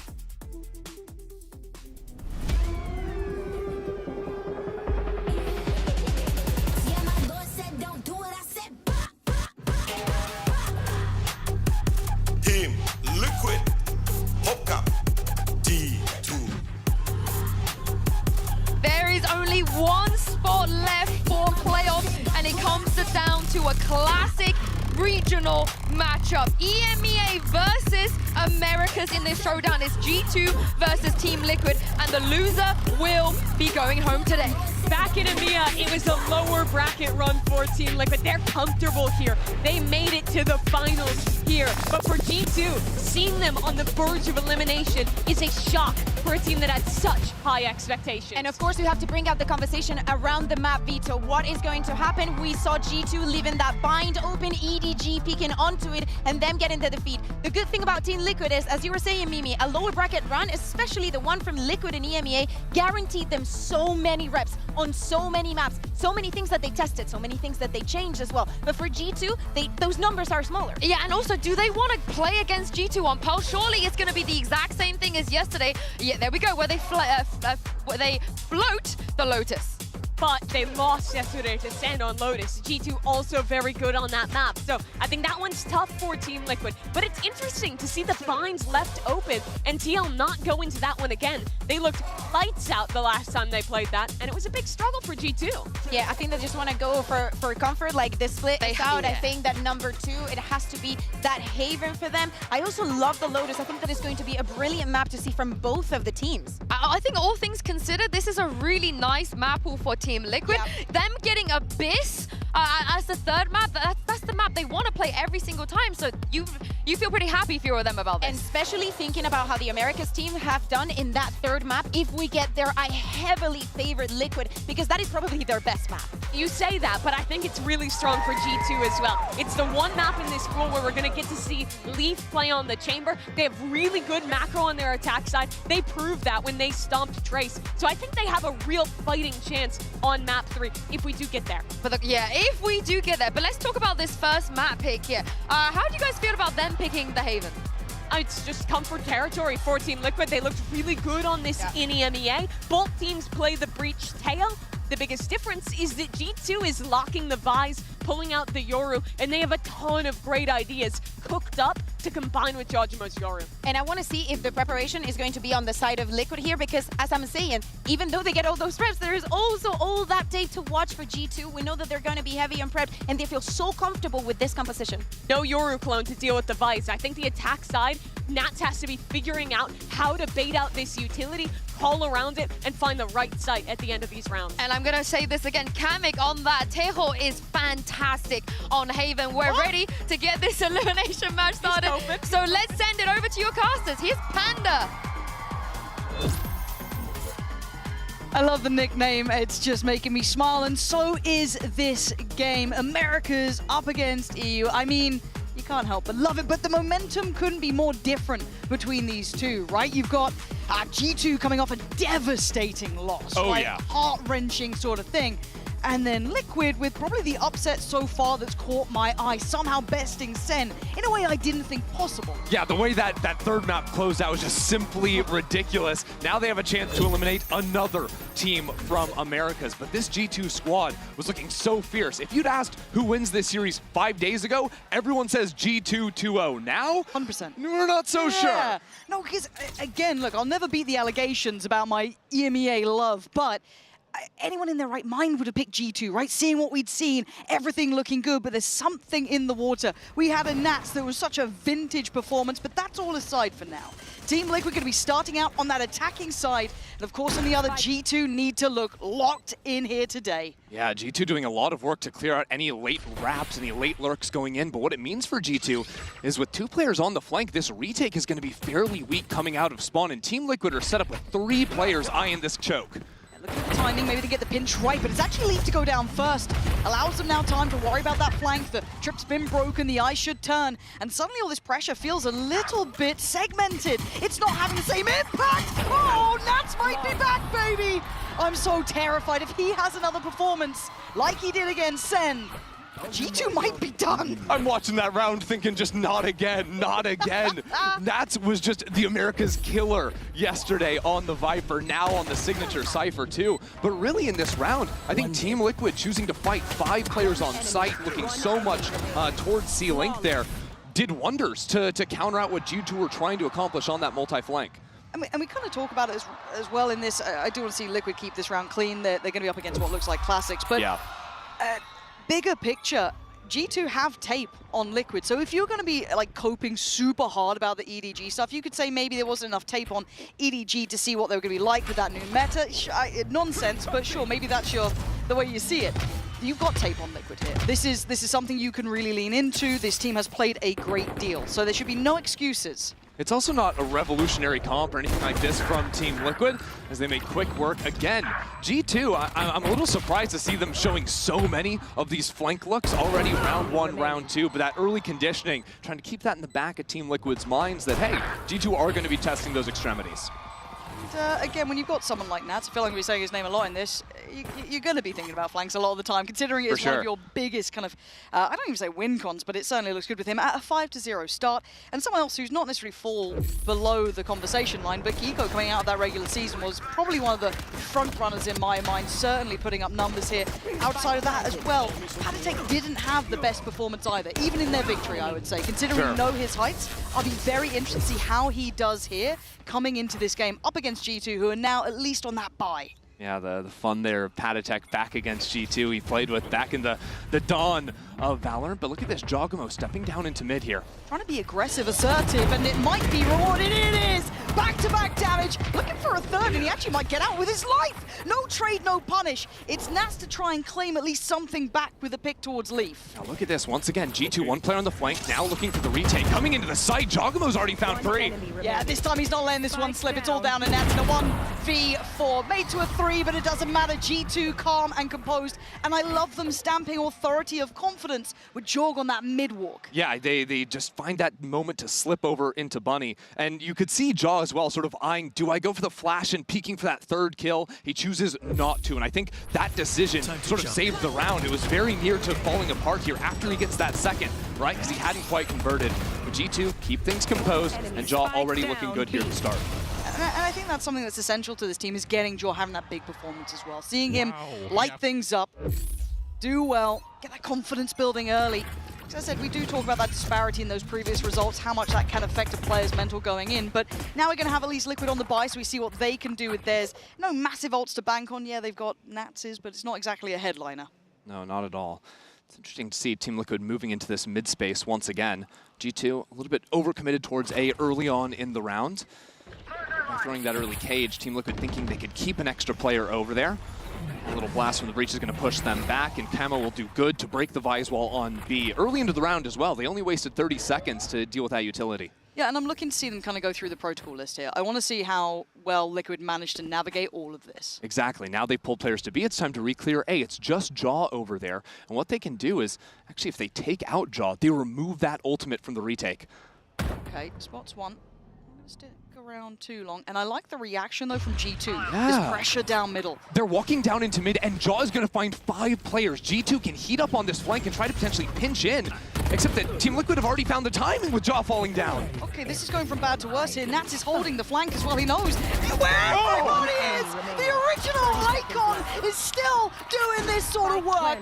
Trent irrelevant to outcome, and Liquid made G2 look foolish. That is crazy. I'm not joking, like, G2 were in a perfect position there. Stunning, right? Jaw's ultimate sees everyone. They've got a flank coming in, but Team Liquid react to it perfectly. Okay, well, they turn around, they get this kill, and then Nats is just finding kill after kill, spamming through this off of his ultimate. It's just a bit silly. Even the choice to fight into spawn, realizing that G2 are a bit scattered. Team Liquid are locked in. And again, I was really liking how G2 looked. I couldn't compliment it enough. The reaction to re-clear middle, very proactive, pressure that flank. I loved it. It all fell apart in what felt like a second. So Util being, I think, kind of tested towards Garage early, and a very attentive start down A long from G2. I love the single from Kiko. He can see if you pop over into the corner. That is gorgeous. It's just a fantastic anti-eco as well, because what have G2 done on every low buy? It's these slow creeps. Usually it was out into mid, but here realizing that A lobby is going to be that space. Big identifier of the follow-up player as well. They're not really falling for any of the tricks here. Joel trying to make something happen for himself, but there's no one really taking this, right? No one wants to walk into it. There'll be no reason to. And it looks like Liquid do have this preference to going towards this B-site approach. Yeah, I think they've realized a couple times now that G2 are grouping up very heavily, trying to fight around Jogamo. Spotting that out, dodging, getting free entrances into the site. Yeah. Has every round just been an open site? So far, it kind of felt a little like it. There is a fight back in the form of Leaf, at least. The rest, again, clearing this deep flank, but I like this reposition from Liquid, pushing through the extremity, but Jaw is still around it, so he can backfill that a little bit. Jaw's going to be pretty critical if G2 are going to have a chance here on the eco. If you're Liquid, you've got to be wondering, where the hell are they? They've got to get moving, and Valorant's done really well. Patatek goes down, and suddenly you're starting to get a bit more nervous on the side. Jaw appears. We said he was critical, and he is, but the one man still standing, brought to his knees. G2 with a little switch up in pace there, patient on the play back in, and they keep the scoreline close. Yeah, honestly, when you look at that round, it looked like Team Liquid had the right read, because they're getting flanked, so they fight forward, but then they backed off. They didn't want to overfight. They got stuck sort of on this B site, and as soon as they lost the one fight over towards Garage window, then that pinch comes in, right? This gun goes down. They've got to look too many directions, and Jaw, off of info from his teammates on minimap, is finding spam kills with a stinger through smoke. And I feel like G2 really needed that, right? That's a little bit of a weight off the shoulders. You're not getting so worried. The scoreline doesn't feel so massive anymore. You've got a nice little divide there from Valorant as well. You're going to be one away from Trent. A couple big ults here, right? Giving you some of those keys for potentially retaking on some of these very tricky sites. But as it stands, operator out for Camo. Yes. New look here. Sitting that op down underneath window in mid is really interesting. I think what Camo's sort of reading here is it's usually been an early A open, and then after Team Liquid have fought into mid, G2 have moved multiple players onto the B site and can maybe catch a player over peeking for that one. And it's not a bad read, especially with his teammates making presence into Garage. A lot of times the response is to walk out of B. But G2 are willing to retake this space. They'll put bodies behind it to clear those question marks. And Jaw is in the right place again. That's big info, though, for Kiko. Team Liquid now, though, with a little bit of trouble because they haven't found anything with the op. The round is slowing down, but maybe Alert could open things up. If Kiko hears the footsteps coming across, Team Liquid can choose to speed up into the A side or reset back into that lurk. I like this. Beautiful. I really like that. Camo, patience pays for Team Liquid here. Smoke gonna go in, and it's gonna force G2 to... you kind of feel like you have to commit to this. They're already flooding. They have to go for it. He's seen him. He's absolutely seen him. Jonah B gonna find Nats, but it's Kamek to instantly trade out. He was spotted early. But do they know about this man? Jogmo's still here. It's laid, but it's not pretty enough. Kamek controlling. How did Kamek get all of those? Kamek just takes that distraction, I think, from Camo and just lines him up. Takes him down, no problem. Team Liquid, I really thought they were going to be in some kind of problem with that flood coming into the site. We'll check it out again in the replay. Of course, great work here on that first shot to knock Trent out of it. And then even once Nats is lost, Team Liquid, okay, Camo hunts down the one player into short. And yeah, resets to cover his teammate. Beautiful work. That's going to be a bit of a stressor for G2. It'll feel nice here because it is going to put the money in a pretty uncomfortable predicament. You're going to be down on a hero Vandal for Valen, Guardian for Jonah P. And that round I quite liked what they were doing. Again, quite proactive. They seem to be in the right places here, but they're behind the curve on towards A. Trent going down leads the gates open. I'm a bit worried. And we're seeing Liquid looking composed. It's this patience. I hope that's It's almost too much patience out of Camo with a knife in his hand. Don't start. Curious. Well, he's doing a lot of very good tricks right now. It'll be fine. I'm getting flashbacks, man. Like, don't do this. The thing is, I've only This feels really weird. I've only seen Nats and Patatek move, and it's about 2 steps each. I feel like this is a tech pause. I think so too. I don't want to say it yet, because then I'm really cursed. And I know I'm cursed at this point. How iced are G2 off of this, though? Like, where are Team Liquid? We haven't seen any utility. Okay, well, hopefully we find out what's going on. I mean, clearly G2 haven't got the memo, but they'll be going, guys, there's nothing happening. That's weird. Well, do you think this could just be a Team Liquid save? Yeah, the old French save, just no one saying you know, look, we're 30 seconds left in the round. They haven't really gotten any information of where G2 are on the map. So it's hard to exec now. Yeah. Yeah. I mean, do I need to go up there and call? There was no damage done, right? Yeah, we'll see. We'll get an update for you guys, so do, you know. Don't panic, don't panic. Panic. No panicking. Panic. It's going to be fine. I don't know if it is. I really don't know if it's going to be okay. How do we feel about Trent hunting down the players? It's a little naughty, isn't it? A little naughty. A little naughty, Trent. Relax. Round's going to be rolled back, though, isn't it? I believe that's the call. Yeah. I mean, I'm trying to see who it was. I swear one was like looking at their mouse a bit. Have we got a mouse issue? We go. Oh, see, I've heard a lot about the famous Pansy Tech pause. I never thought I would have the pleasure of experiencing it here today. I'm sorry to do this to you. I genuinely wait. I want to see what's he messing with. What is it, keyboard, mouse? Turning the volume down. It looked like a mouse problem. I don't know, man. It is wild that this happens to me. I don't think we've had that many tech pauses, have we? No, I don't really think so. And I do believe I just heard that we got a confirmation the round is 100% being rolled back here, so. It's all good. Yeah. We're fine. Everything's fine. If anything, the teams had a little bit more time to think about what their approach was going to be coming into the round. And do you think G2 enjoyed that? No. No. The worst part is, too, like, if you think about the sequence of rounds we just saw, G2 win that eco round, right? And then they've got the bye, it's going great, the clock's getting a little bit low, and then that one slips away and they're forced back onto yet another eco. It's rough. So we genuinely haven't seen G2 win a actual buy versus buy round, because all they've got was the anti-bonus and that eco so far. Good. Oh, it's a gear pause. Wait, he's up and about. Go on, cameraman. I dare you to be brave and show him up and about. Yeah, that's what I like to see. He's behind the desk. Someone get tech support up there. Help the poor man. Has he tried unplugging it and plugging back in? No, that is the classic fix, isn't it? Just very different USB slot. It'll be fine, I swear to you. Poor old Camo Bad. He's having a day, isn't he? He's trying to stay locked in. It wasn't mouse. It was keyboard. No, it was keyboard. That'll happen. And it's going to take about 10 minutes as well for the in-ears coming back in. Yeah. And the headphones. Get cozy. You know. I'm surprised we haven't seen anyone kick the chair all the way back yet. That's my favorite. Oh, you mean like the full lead back? the full OS-boss, as we call it. Do you think G2 would after this start? No. Honestly, I feel like G2 have to be locked in. It'd only be, I feel like, who could do it? Because also 10-3, by the way. Think about G2's situation, right? Because they played 2 days ago. Have that insane overtime match versus EDG. Play another. The third map, they get sort of blasted out of the water. So then they are chilling at the hotel. They're watching Team Liquid series yesterday. It's like, oh, Sentinels, it's not looking too bad for them. And then they see what Nats did to them on map 3. Then you come into today, and Nats has 9 kills in the first 4 rounds. And it does feel like I didn't want to kind of curse it, right, when you're talking about Nats, because it was like a one-off level performance to see him peak that high. Sure. You know what I mean? Like, Nats is very good, everyone knows that, but to that extent, he exploited a lot of the issues that Sen had. I'd be incredibly impressed if he finds consistency at that level of excellence, but so far so good at 10-3. We are back into this, so thank you for your patience. 4 rounds to Team Liquid and 2 to G2, and now we get back to business. Love the change of pace from Team Liquid this round. Getting it quick, and it's Nats with the operator. Okay. It's not the first time you're going to see it, and it probably won't be the last.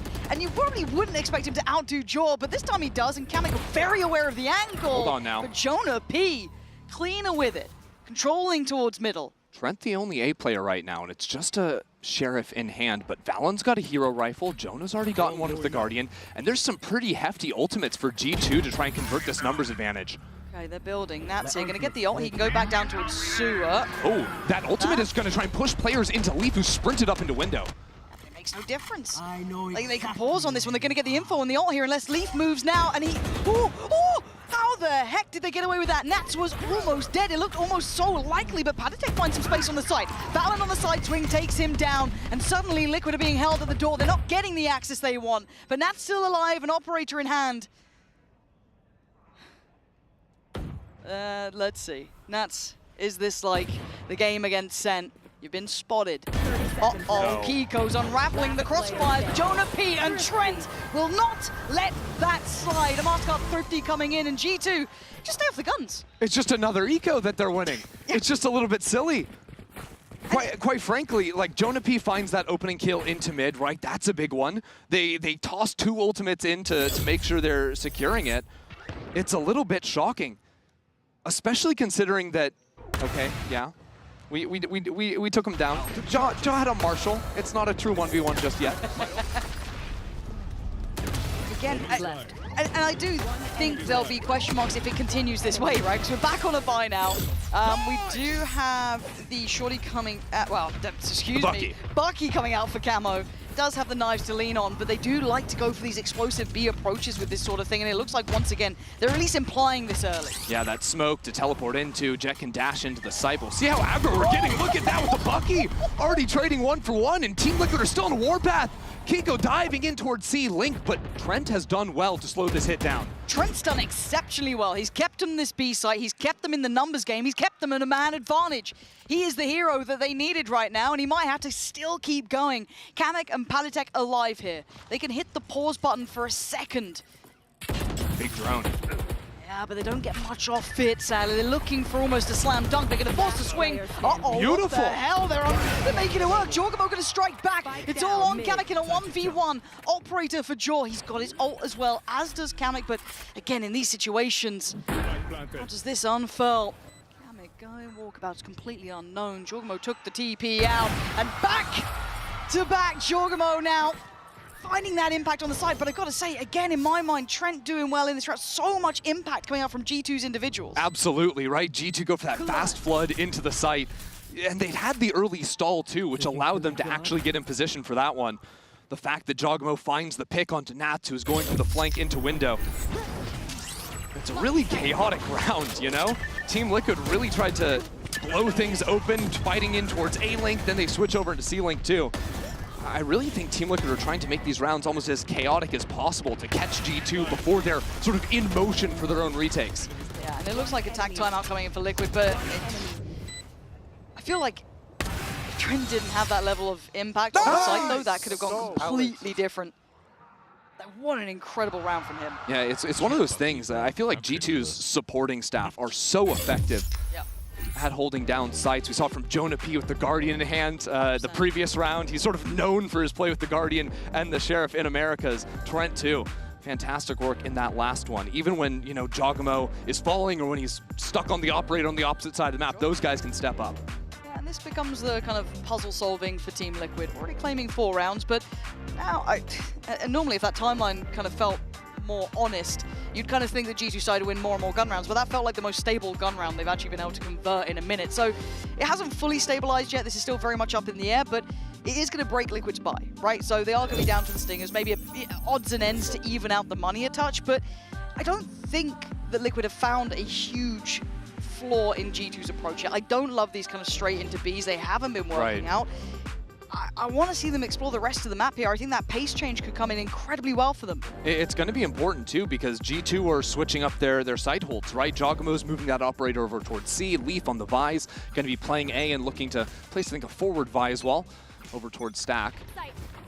That'll end up leaving this B site a bit weaker, but see where Jonah P is. He's just got stun in hand, ready to stun into Garage or B off of either of his 2 teammates' contacts on the areas. And I can't compliment Trent enough. I want to see if he's again going to be the one to be doing damage off this. Jonah P is layering on that utility, keeping it very controlled, at least for now. And they're aware that generally Liquid have been going for those extremity pushes, which once again they are doing. Jonah P does outgun them though, as does Jaw. And now you're going to see that crunch come in. Late presence through Garage, don't forget. Oh, a little sloppy, but it gets the job done. Leaf finally getting on the board with 2 of his own. Gonna keep this well in hand. A 2v4 is not easy, Nats. You're a nasty boy, Nats, but they gotta get moving! Uh-oh, how is this happening? Leaf is still doing work here, but it's a 1v2, and Nats knows where Leaf is, but there's a time incentive! And Leaf standing tall, 4 huge kills, and G2 manage in the mayhem. Yeah, they lock down the fort. Yeah, there's Nats shooting him in the side of the head, but it's all good. I think G2 now have realized that Team Liquid's heavy anti-prep in this game has been to fight into spawns. Every round, they're playing super aggressive host plans, and now G2 are doing a much better job of identifying that and holding it down. So we look at depth, we look at capability. G2, that stability is everything to them right now. 3 consecutive rounds. Money getting a little bit better for themselves. Ult starting to hit through as well. Pressure back towards A, at least on the early implication.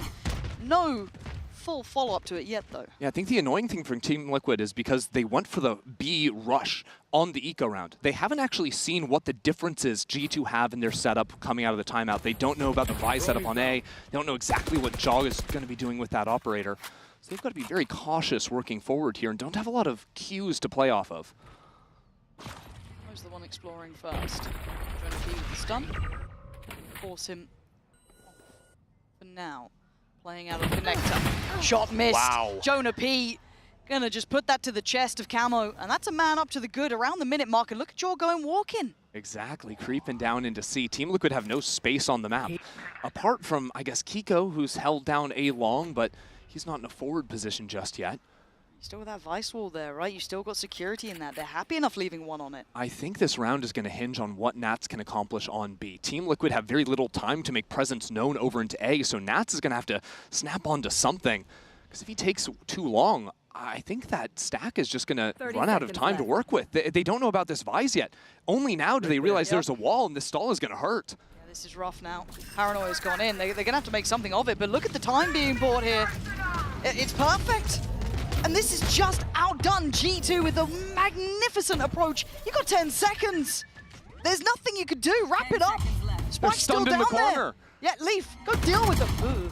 Okay, not like that, but the time. Time is the biggest thing, and he bought time for it. Kamek can go farming. I don't care. The round is gone.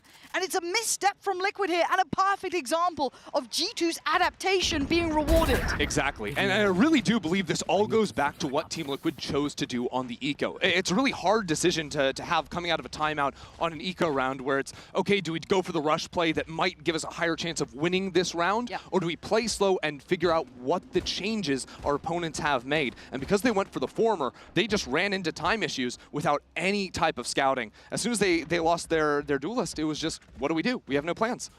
It's not good enough to be walking in blind like that, just hoping, praying that it'd go in your favor.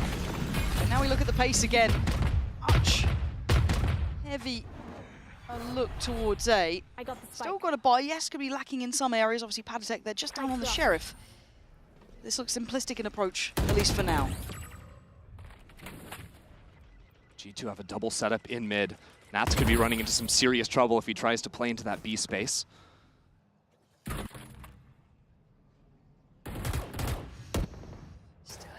It feels like they're pulling the players over. Yeah, G2, that's 3 players now towards A.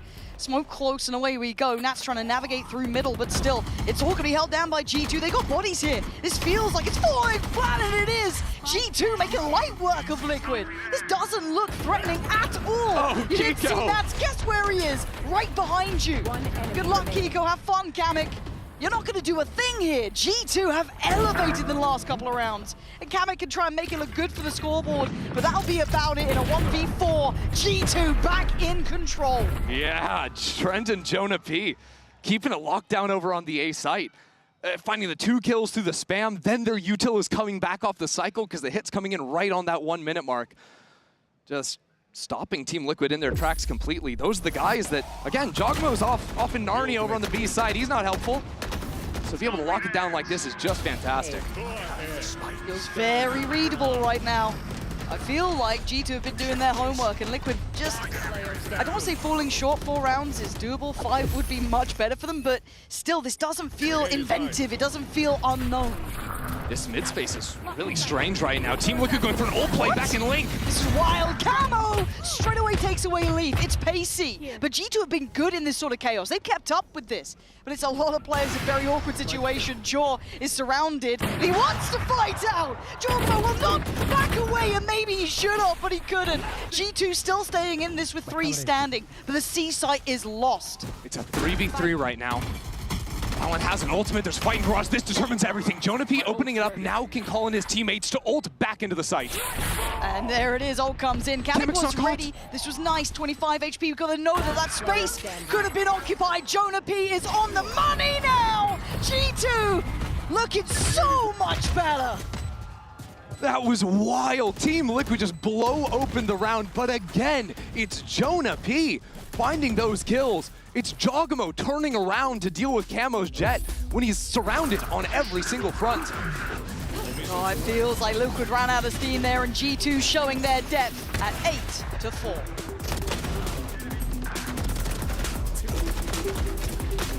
Locating targets. One enemy. One suppressed. All missiles away. Wait. Nice, boys! Nice retake. Had it with your old phone? We've got you. At Verizon, trade in any old phone for iPhone 16 Pro on us, on any plan. And get iPad and Apple Watch Series 10, all three on us. That's up to $2,000 in value, only on Verizon. Red Bull gives you wings.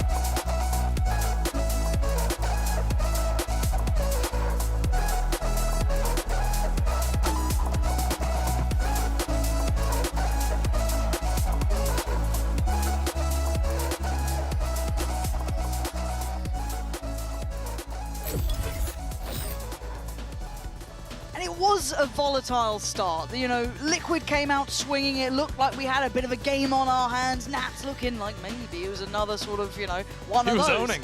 But G2 made it suddenly.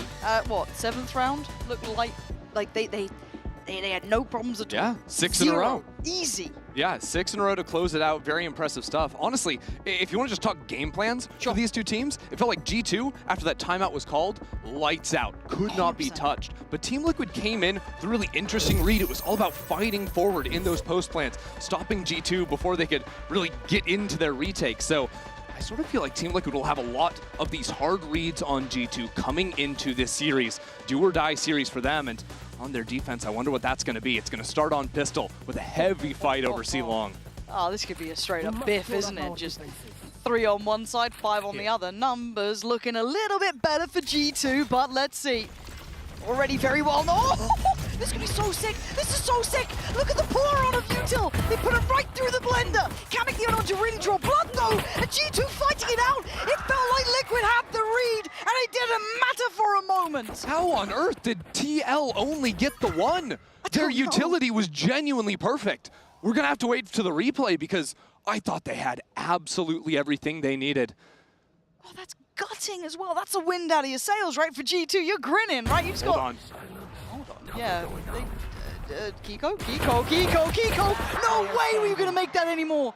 He's made it doable, though. He's brought it down to a 1v2. Trent and Valen suddenly having to really focus up. Balance on 10 HP. Oh my god, the timing. Camo's still gonna The jazz. timing.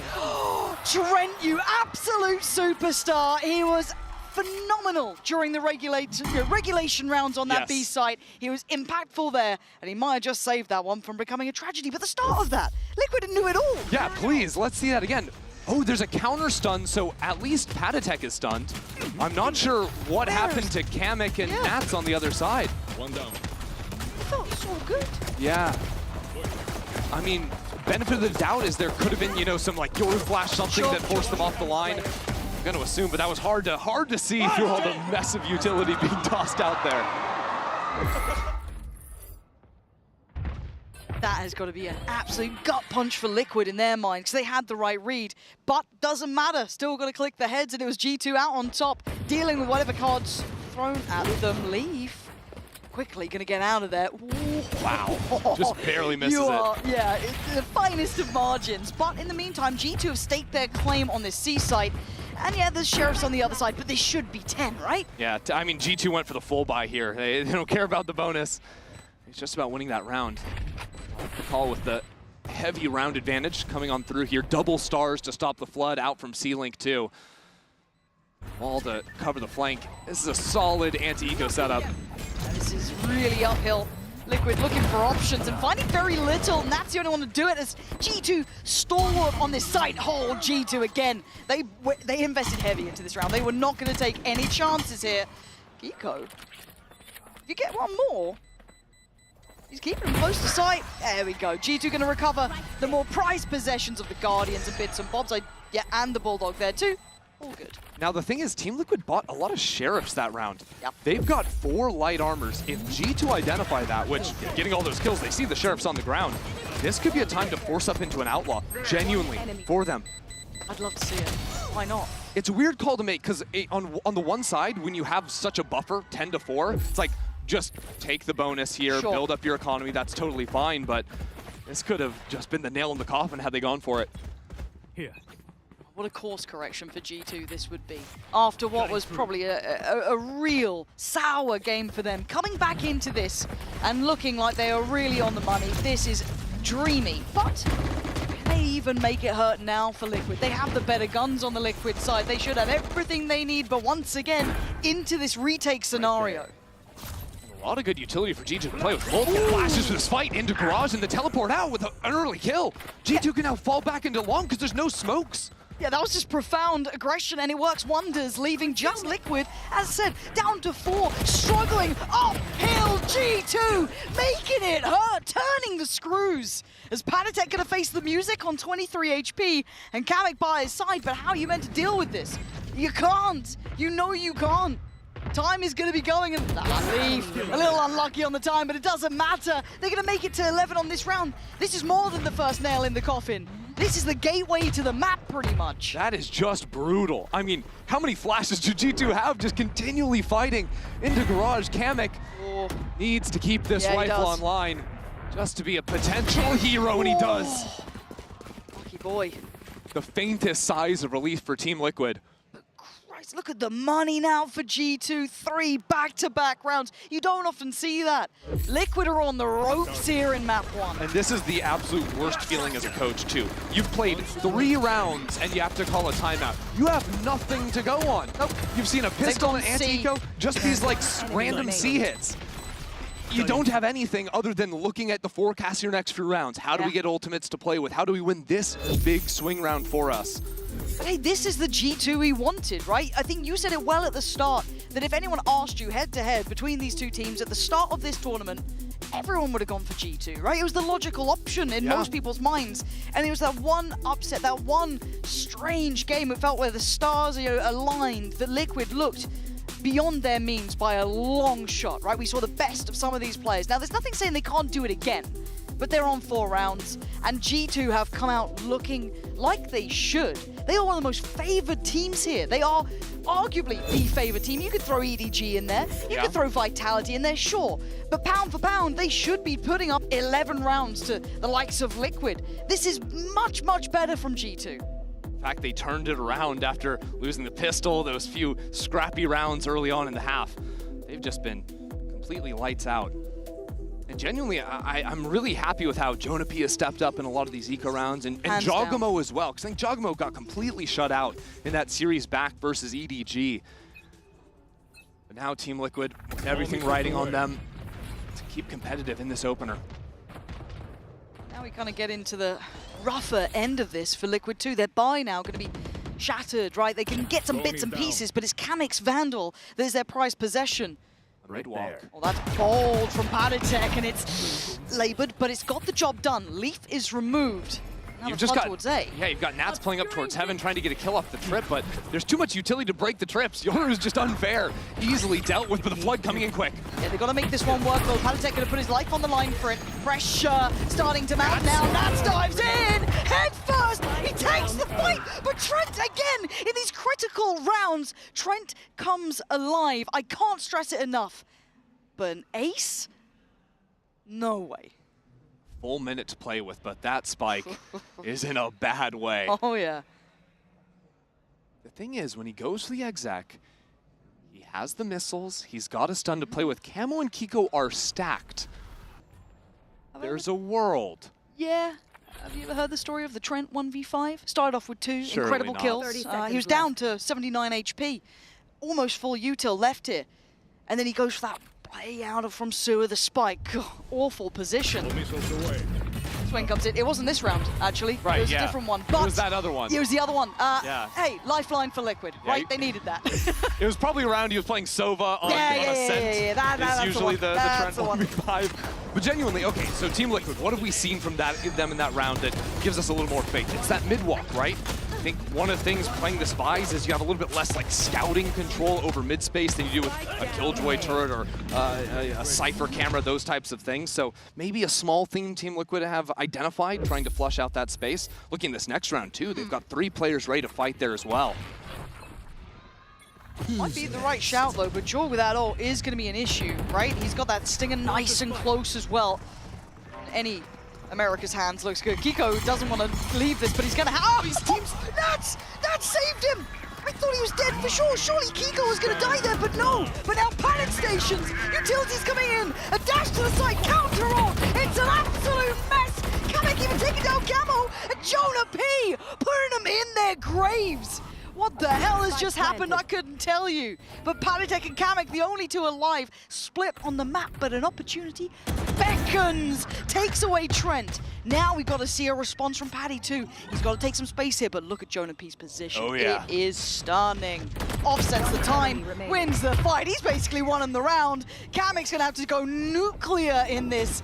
Util Poron's there, and they're not going to engage There's a with stun him. back up. Look at this. It's not going to happen.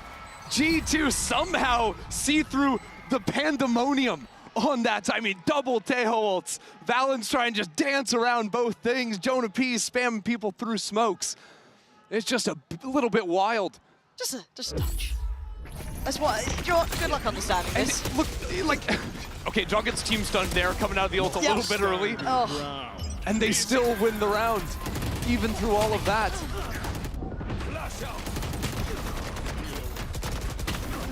Next one, yeah, okay, he's just shooting. Must be nice. This is not a good look for Valorant in general. I think there was, again, there's gonna be that League of Legends co-streamer having a watch, having a giggle. That's not gonna go well, and I don't think I saw a single one of those kills, all through smokes. Right, redemption in this one. Liquid need to do it now, or it might be never. Already a 2-for-1 trade out, and G2 straight up with the upper hand. I mean, Team Liquid just effectively ran the same play 3 rounds in a row out of the timeout. G2 aren't gonna be fooled again. What are you meant to do, right? What are you meant to do? Well, now that you're down in numbers, you almost have to sort of act out a little bit. Sure, rat around somewhere, try and find something, I guess, lower percentile. Whoa. That's not gonna do it.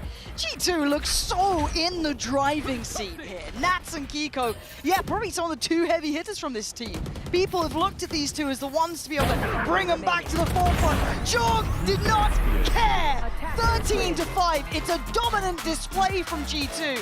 And that is message sent. Just beautiful Valorant from John Jonah. Fantastic work between the 2. On the defensive side, locking it down, Jaws op was excellent.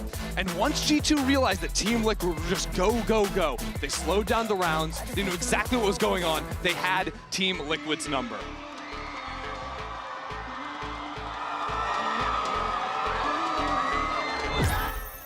Oh, Jonah P! My God! Jonah, Professor!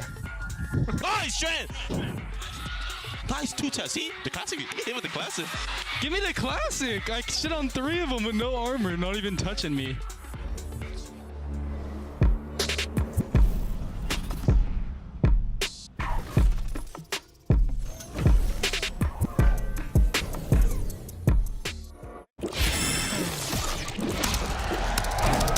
Red Bull gives you wings. Then face your death, cause you play a roulette with each step I progress, no less. Go ahead and place your bets, cause we know where we at, we know we top tier. Cause all the hate that you bring, we know it stops here. I'm taking off like a rocket here and stopping here.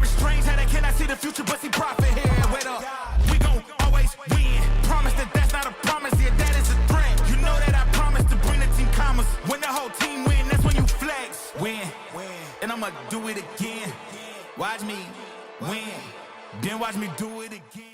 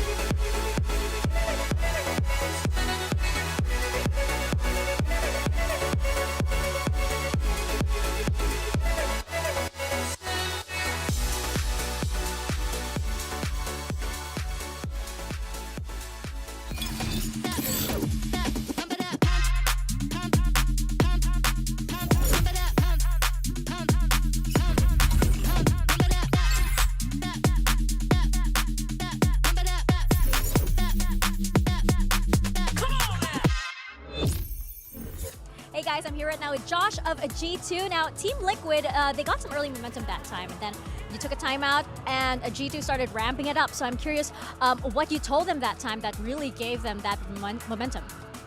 Told them to just trust their reads. I felt like they had a good idea of like how the other team is calling, and we just like kind of messed up some micro. So it's just a matter of like easing into the game. We tend to do that in some of these like stage games so far. So once we're warming up a little bit, getting used to our like teammate comms, we were just flowing. So yeah, I mean, it was just again reiterating trusting your teammates. So it should be smooth sailing from here on. Hopefully. Well, good luck to you guys. I mean, G2 looked extremely comfortable on that map. I am your hosting, so I'm back here with Kakuka and Mimi. Given how the way that the map started, are you surprised on how it ended? A little bit, because Team Liquid, I thought they came out with a really good read going into a lot of these B hits, fighting forward in the post flank, but Josh called that timeout. The players warmed up, and they just kept that momentum rolling through the rest of the half. Yeah, and it's so important to understand like the way that Team Liquid was repeating maybe the same plan time and time again, and I do think that that timeout changed things up a little bit, because it's also like relying on the composition and your strengths as a team, and as I said, with the comp as well, that gave them what they needed to close that out. You gotta love a Josh RT timeout. I feel like it always works out for them, but that brings us to our Verizon high-speed moment. We talked about how Jogamo wasn't performing as much as we wanted him to, and he is here turning up. Yeah, this is a 1v2 that I thought he played really, really well. TPing away, sending a TP over towards A as well, and then full walking back to the position he was just in. And you see here, Kamek just looking the complete other direction, expecting Jaw to come from that TP. And it's little things like that that are getting Jaw a lot of his kills. in kind of this year for him with G2. It's not the double satcheling in, flashy raise plays, but what he brings to the team is really consistently well thought out ideas with the Yoru and those occasional big flashy rounds still as well. Yeah, exactly. And I think time and time again, we were seeing Team Liquid just repeat and just go into B, and I feel like G2 got the idea most of the times, and they were delayed so much just because they didn't want to face the rest of the utility that was planted all over the map, that I think they got a little bit lost there. Yeah, there was a few rounds, right? Liquid just looked a little bit lost, but G2, they fully capitalized on that. We have a round 10 here, and also Jonah P is playing out of his mind. Absolutely. I think that, as you're saying, he's playing brilliantly. Is at the beginning, this kind of utility plus the peak challenging what Camo was doing. Yes, finding the kill. This happened in many, many rounds, and then just thinking about like G2, Team Liquid thinking about that plan B became so complicated because on one side of the map you have Yogemo with the TP out and the operator, and once they get to A, they see also that the Vice utility is put on there, and just the delaying from G2 makes it an unwinnable round for them. Yeah, G2 do a really good job, I think, of providing enough pressure on other parts of the map to force teams into these Vice sites late on. But you mentioned Team Liquid doing the same rounds. After losing this round 10, they went back into a similar idea. Lurk up towards B, look for a hit there, lose a player, late A exec into the Vice utility. And there was quite a few rounds here where they were going for those late execs into the Vice's site and honestly getting cooked. But the guy doing the damage in mid was Jonah P. I loved how he would get aggressive at times in that area of the map, peeking in, protecting the Vice wall, getting his pick or two, and then playing into the percentage play of going for the retake with the rest of the team. How dire is the situation for Liquid as we move on to map 2? I think the most concerning thing, I think that we mentioned it quite a bit, is the throwing up the advantages. Even though we're speaking about, oh, G2 getting the first kill, this and that, in most of the occasions, it was actually Team Liquid getting the opener and just not being able to capitalize on that. G2, as we're saying, relying more on their plans and just making it look good for themselves, understanding their winning conditions. So now moving on to Lotus as the second map, it might make things difficult for Liquid. Well, I want to see what Coach Lohan had to say ahead of map 2. Hey guys, I'm here right now with Lohan of Team Liquid. Now, I wanted to ask about the famous Nat speeches and how do you see these words, impact the players during really dire rounds, during really important moments, and how do you see the team transform after hearing them? It's a great leader, honestly, inside and outside of the server. I think he's a reference for the boys, and I think if there's someone that can pull the boys up after this game, it's him, and I fully trust him that he will be able to do it, 100%. Well, it's really showing in the game, so best of luck to the team. I see why they all have a lot of trust in Nats as well, because this is a very, very difficult task for him now. The comp that they showed yesterday, the Lotus that they had to play Mimi, just wasn't the best. He was actually really good on the attack side, but defense fell apart. I think that they really struggled to find the right rotations on that side of the map. They were getting ran over on their C site a lot, but the attack did have really good macro. I think Nats was calling good rounds there, but I do expect that this is a map that Team Liquid expected to see in the series from G2, and I expect it'll be something that they put a lot of attention on after losing it in their last series. But now the question still is, how much trust did they have on winning that first map? Because that Haven was their map pick, and as we're saying, we're not only confident in the chances for Team Liquid, it's also how well G2 plays this map, Mimi. They're incredible here, and no surprises. Oh my god! Okay. I said that for G2. Yes. It's a neon for camo. Okay, Yeah. I absolutely love this because it brings us back to how important is the meta and how it balances out with the comfortability of players. Yeah, and this is what I kind of expected from Camo a little bit before, because we've talked about how he has never played some of the agents they had to run here, but he has played the Neon here before on Lotus, and he looked really, really good doing it. And this is a great changeup against G2. They're one of the few teams that doesn't run the Sentinel, that doesn't run the Vice. A lot of their defensive game plan is around fast lobby takes with all of the utility they have in this comp. Neon can slide past that, circumvent it, and completely change the pace of the game for Team Liquid. It's do or die for them, and I think this is a great decision going into Lotus. Absolutely, and talking about them being in sync with Kamek, with Patitek, I want to see the same things that we see on Abyss in terms of gameplay. Oh, the road to get here for Liquid has not been easy. It's been a long one. Pansy and Ender, if they want to keep their playoff streams alive, they have to win on Lotus.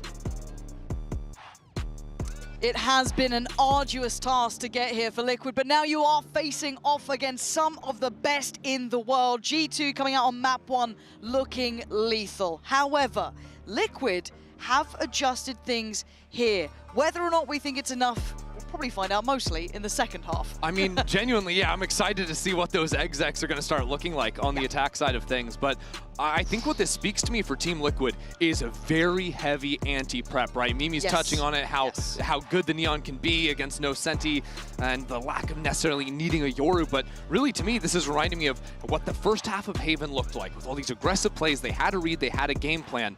And I think for Team Liquid, what's important is the game plan sticks early and they adjust as G2 continue to mix things up. Yeah, it's not going to be easy to put G2 into that box, though. Again, they have been at the receiving end of what it feels like to play against an aggressive Neon. You know, hopefully they forget map 3 and recent enough series. I'm trying to push that out of my mind, personally. But for G2, they faced this problem. They didn't do well at facing it before. They were brought down to their knees, but I don't know if Liquid have that capability, that level to go to, because I feel like we're back in reality, right?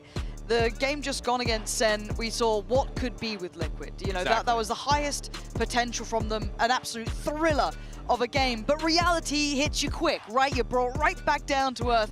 And G2 have a point to prove. A lot of people put a lot of question marks at them after that performance against EDG. Map 1, they are writing at least my worries. But whether or not they can make it happen in map 2, we're about to find out. G2 have never had this high of expectations coming into a global event. Always been the second seed, but they finally won in Americas. Now it's about sending it home. Making it into the top 4 is the sole Americas representative sticking in. So coming in, G2 on the attacking side, of course, meaning Liquid on the defense. And that Neon doesn't quite have that same impact, but I wonder if Liquid would like to play that as maybe a little bit of flavor to this. It's interesting, G2 waiting for the aggression, waiting for Team Liquid to overplay their hand. But eventually they've got to do something, and they're going to move back over into a C-trap.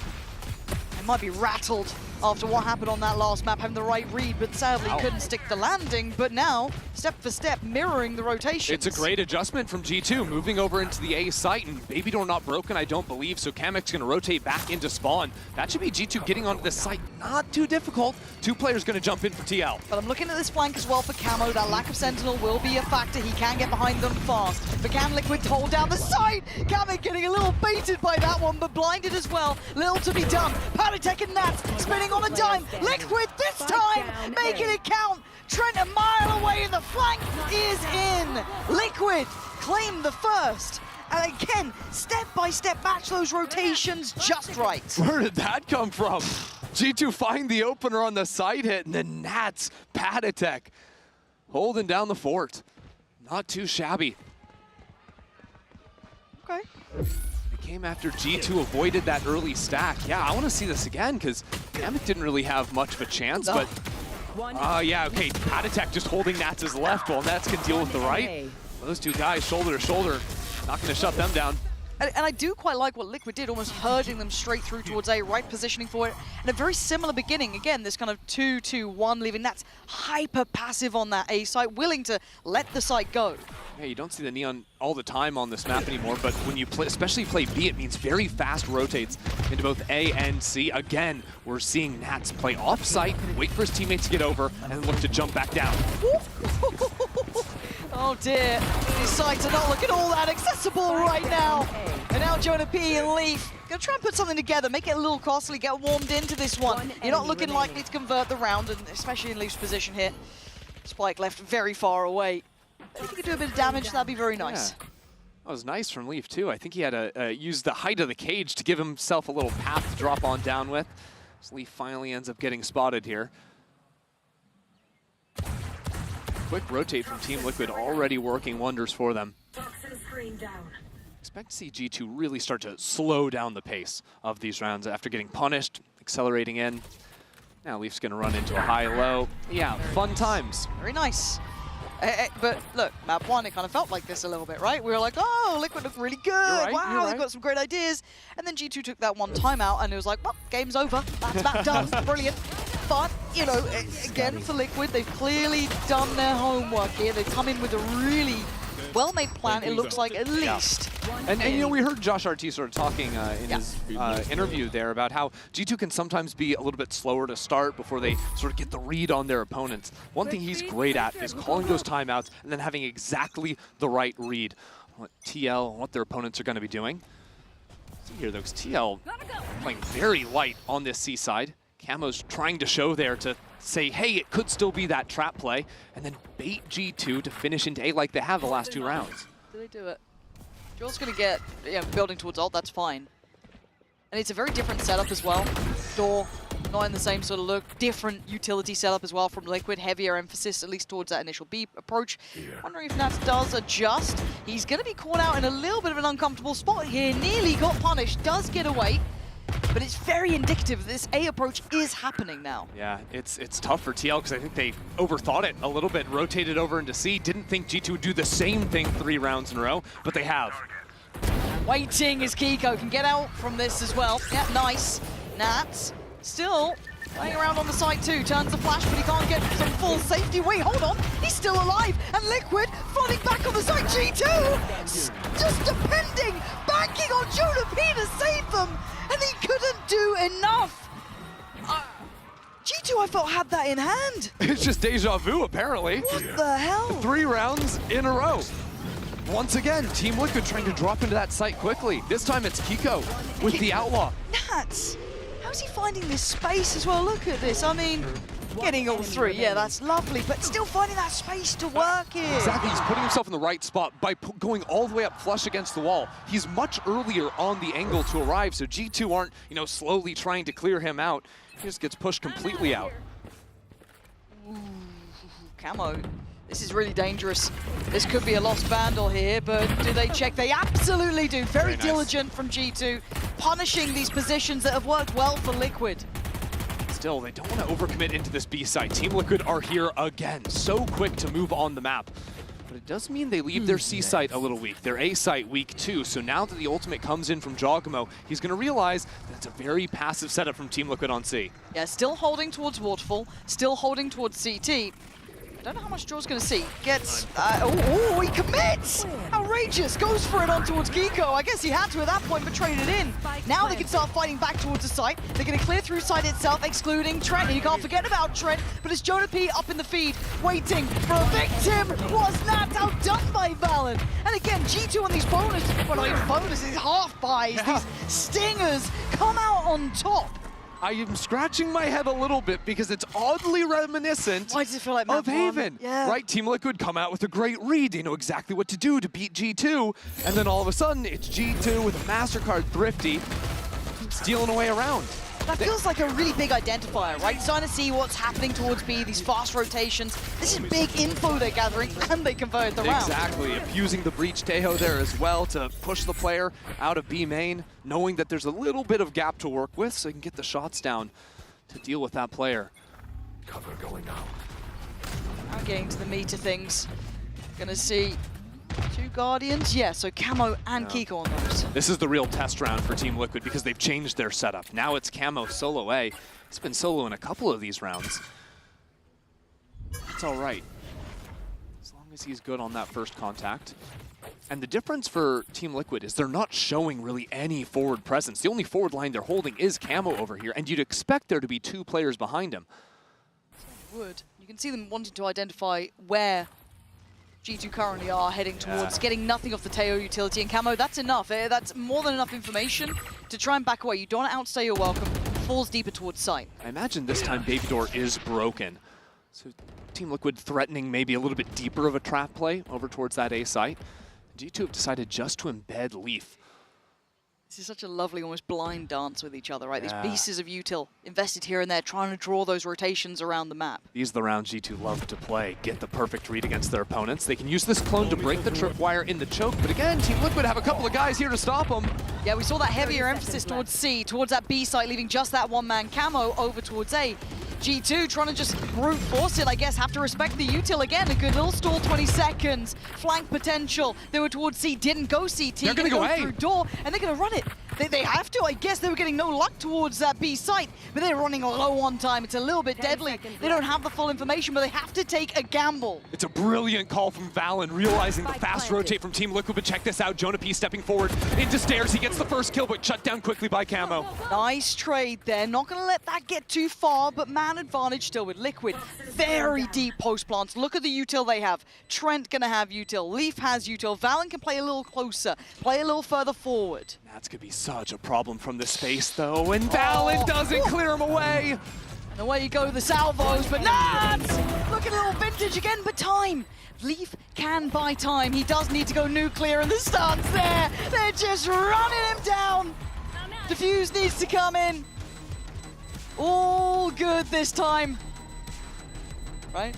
Yeah, all good, Right? all good. Right? Don't do it to me again, but let's kind of talk about that round, because it felt like it was all in the shadows, right? Yes. These kind of brilliantly baited rotations, little util here, util there, Camo having to keep his nerve on that solo side hold, but then sticking the landing, that nice pivot at the end, so much happened that round. Exactly right. G2's macro, I think, is perfect because now Valen has identified Team Liquid are sort of over-rotating to a certain extent, right? Yes. They're always getting bodies on site. Every time G2 have exec, they see 3, 4, sometimes 5 people. So he realizes, okay, with Leaf over towards A, we can move into that side of the map. The problem was, because that rotate went through Baby Door, because that door's been broken down, Nats is going to be a constant problem. And G2 playing full off-site opened up that angle for him to punish. Spot on. Now, this does feel like glimpses of map 1, doesn't it? Almost a similar timeout as well, but yes. 4-1. I think it's still quite hard to identify what's working here, and you almost have to reset your mindset a little, right? Maybe you haven't been facing as many neons on this map in a while, right? You've got to kind of re-bring that to the forefront, but I do want to see what they come up with, because it was the perfect cure to their woes on Haven, right? Those adjustments were fantastic. It left Liquid looking a little shallow on their ability to adapt, so does G2 have that same brilliance here? I would imagine. So honestly, Josh RT has been so effective calling these timeouts, having the right read. And it's those identifiers, right? Where it's not just fixing the next round, it's solving the next 3, 4 rounds. We've seen so many of these, 4-player setups, these trap setups, front B towards C. But that last round was different, right? Finally, we saw a look with Camo playing up into Rubble. There weren't players behind him that time around. But I think G2, if they do earlier scouting into A, that will sort of unlock whether or not it's going to be that neon trap setup BC or a heavier Rubble fight. And I just feel like I'm waiting with bated breath to see what the masterminds come up with, right? Well, the thing is, right, they see the Neon Sun over towards A, they see the Kamek missiles as well, so it's time to speed up on a C hit, potentially. But I've never seen Liquid go this deep. They've never gone this far. Leaf's in trouble. They disrespected Camo once more. Now slow down and held back. Trent and Jonah P with the revenge. Get the trades and get the man to the good and punish this aggression. Now G2, they still got a minute and 10 seconds, and they've left Jogamo towards C. This is something they love to do. His TP isn't very deep, it's just to send him, a little bit back towards sand. Wait for this re-aggro into mid. Nats is going to get the trade on through, but still, now G2, realizing that TLF maybe overextended a little bit, can move back into Jaw. So they know where both players are now, right? They know where Nats is, they know where Kiko is. Jaw doesn't need to do too much, right? You just kind of hold the space you got, make sure you facilitate that cross, get that spike in safely. It's a good angle. Wait. Kiko's still on for this one. Yeah, he is! Kiko takes away Jaw, the safety net now removed. He's starting to feel a bit more threatened here. Has Nats closed in already? Is he on the flank? Where the hell have they gone? And Kiko puts the smoke in center sight, so again, he could be moving around. He could be trying to flank. Sticking this plant here is risky. It feels really unnerving, right? Your palms getting a little sweaty. Trent still close to sight. Same with Valen. They're not taking too many risks. And there's no reward that time. But can Nats again clutch up here? Valen on the other side. Plenty to play with. Lovely work from Valen. It felt so uncomfortable, but he finds crystal clear clarity at the end. I was wondering who was going to be able to 1v1 Nats. It's going to be the IGL for G2. What a round. Again, cool early aggro piece from Team Liquid. Speeding up on the flank. I think G2 have done so well to wait and pause, feel out that aggression, that late swing in the middle of the rounds. They figured out Team Liquid's tendencies now. That's a big round 2, right? Wow, that's got to get them. Neon abuser. I mean, you could too if you wanted. But not wrong. But a huge round for the momentum swing as well. Down to bits and bobs. The money not great for Liquid now. You can see how close these rounds have been, that it's broken so quickly. And of course, for the other side for G2, it's a nice mental reset, right? Starts feeling reminiscent of Haven. Starting to feel like you've got that nice approach. But in all honesty, though, Liquid also had a similar timeout, of course, in essence, because they can talk during the same one that G2 called. So for them here, I like them going aggressive in that timeout. It kind of keeps a little unknown. I don't mind them being disruptive in it. And then to go for this more passive setup. Now, G2 have actually dodged this play. It's a fake hit into C. But what this ult does is it pulls Team Liquid. They had a 4-player trap going off the Cypher camera on A. And now the Spike can slowly walk in and move on to that side of the map as G2 leave Giacomo on the site. That's no problem. Actually, he's going to TP back over to A now.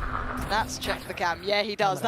There's something weird going on, right? Like, but you are being pulled around the map. It's just... Sorry, I'm sorry. It's not Jaw that's going to be inserted B. It's going to be Jonah P. But of course. Yeah, there's always that late lurk. But of course. Ooh, okay. Well, suddenly this round doesn't feel so kind of flat. You've got an invested ult here, but this time it runs out pretty quick, right? You got to get moving on this. If you want to get some value, you got to get going, and you're going to get nothing. And there's that flank. Whoa, that's crispy from Jonah P. Good trade right back in. Okay, look, I'm not out of this round yet. Make me a believer in something here, Liquid, because it's looking like it's going to be solid from G2. They needed a secure round. They're going to get a secure round. Wow, and Kamek hits the ulti. What? I mean, that would have been real nice if there were more players left on site to maybe swing off of that, but that's a major investment. That's huge. In a 1v3. Huh. A little surprised. I mean, I guess you could say Jonah P used theirs, but I mean, that sold the whole fake, well, right? That got you a whole round. That's fine. That's completely acceptable. This felt about 10 seconds too late. Well, you got to. It's such a high-pressure situation, right? You know, life on the line in the tournament. You're already down one map. Sometimes you get in these situations where you feel like you've got to be a hero. Sure. Going runabouts, having a wander, having a go at things. Was baby door broken for him? That's nice. Oh, that B site is looking absolutely vulnerable. Leaf can try and set this up and really secure it. This is going to be an absolute muddy round. Paddy's just going to go in for it. Trent's going to find Kamek. Good luck finding any of these kills. Leaf, Jaw, all in unison, and in the chaos, G2 looking composed. And Liquid left once again in a similar scenario, not having the answers. G2 now right back in the game at 4 apiece. Can we check if that's the fastest round in Masters? Because that was maybe 25 seconds. Absolutely mental. Just sending it flying into the site after G2 run a fake exec, after they played all these slow rounds. Finally increasing the pace. I'm a little bit shocked too, because again, Team Liquid had 4 players here ready to flood into that site. But all chewed up by the Viper's Pit, by the snake bite. Just not meant to happen. That's a string around starting to form here, right? Like, the similarities are eerie. It's a bit unnerving, but this is, again, where we compliment G2, their depth, their ability to adapt, to identify. And I want to be able to say the same thing for Liquid, but so far haven't seen that. Their money has been an issue. Obviously here as well, down to the Sheriffs. And clean rounds are something you don't seem to get this often. A luxury you're not afforded. Right. And there is a player chilling over towards A. Nat's hanging out by the door. Don't forget there's a Rolling Thunder here. Could find some kind of opener. There could be a chance, but look at their macro. G2's macro is just next level. It's all about leaving these inserts that hear all the rotates. They know Team Liquid don't have sticky feet. They're running all over the map. They're making noise. Valen is playing with his food right now. I'm not even kidding.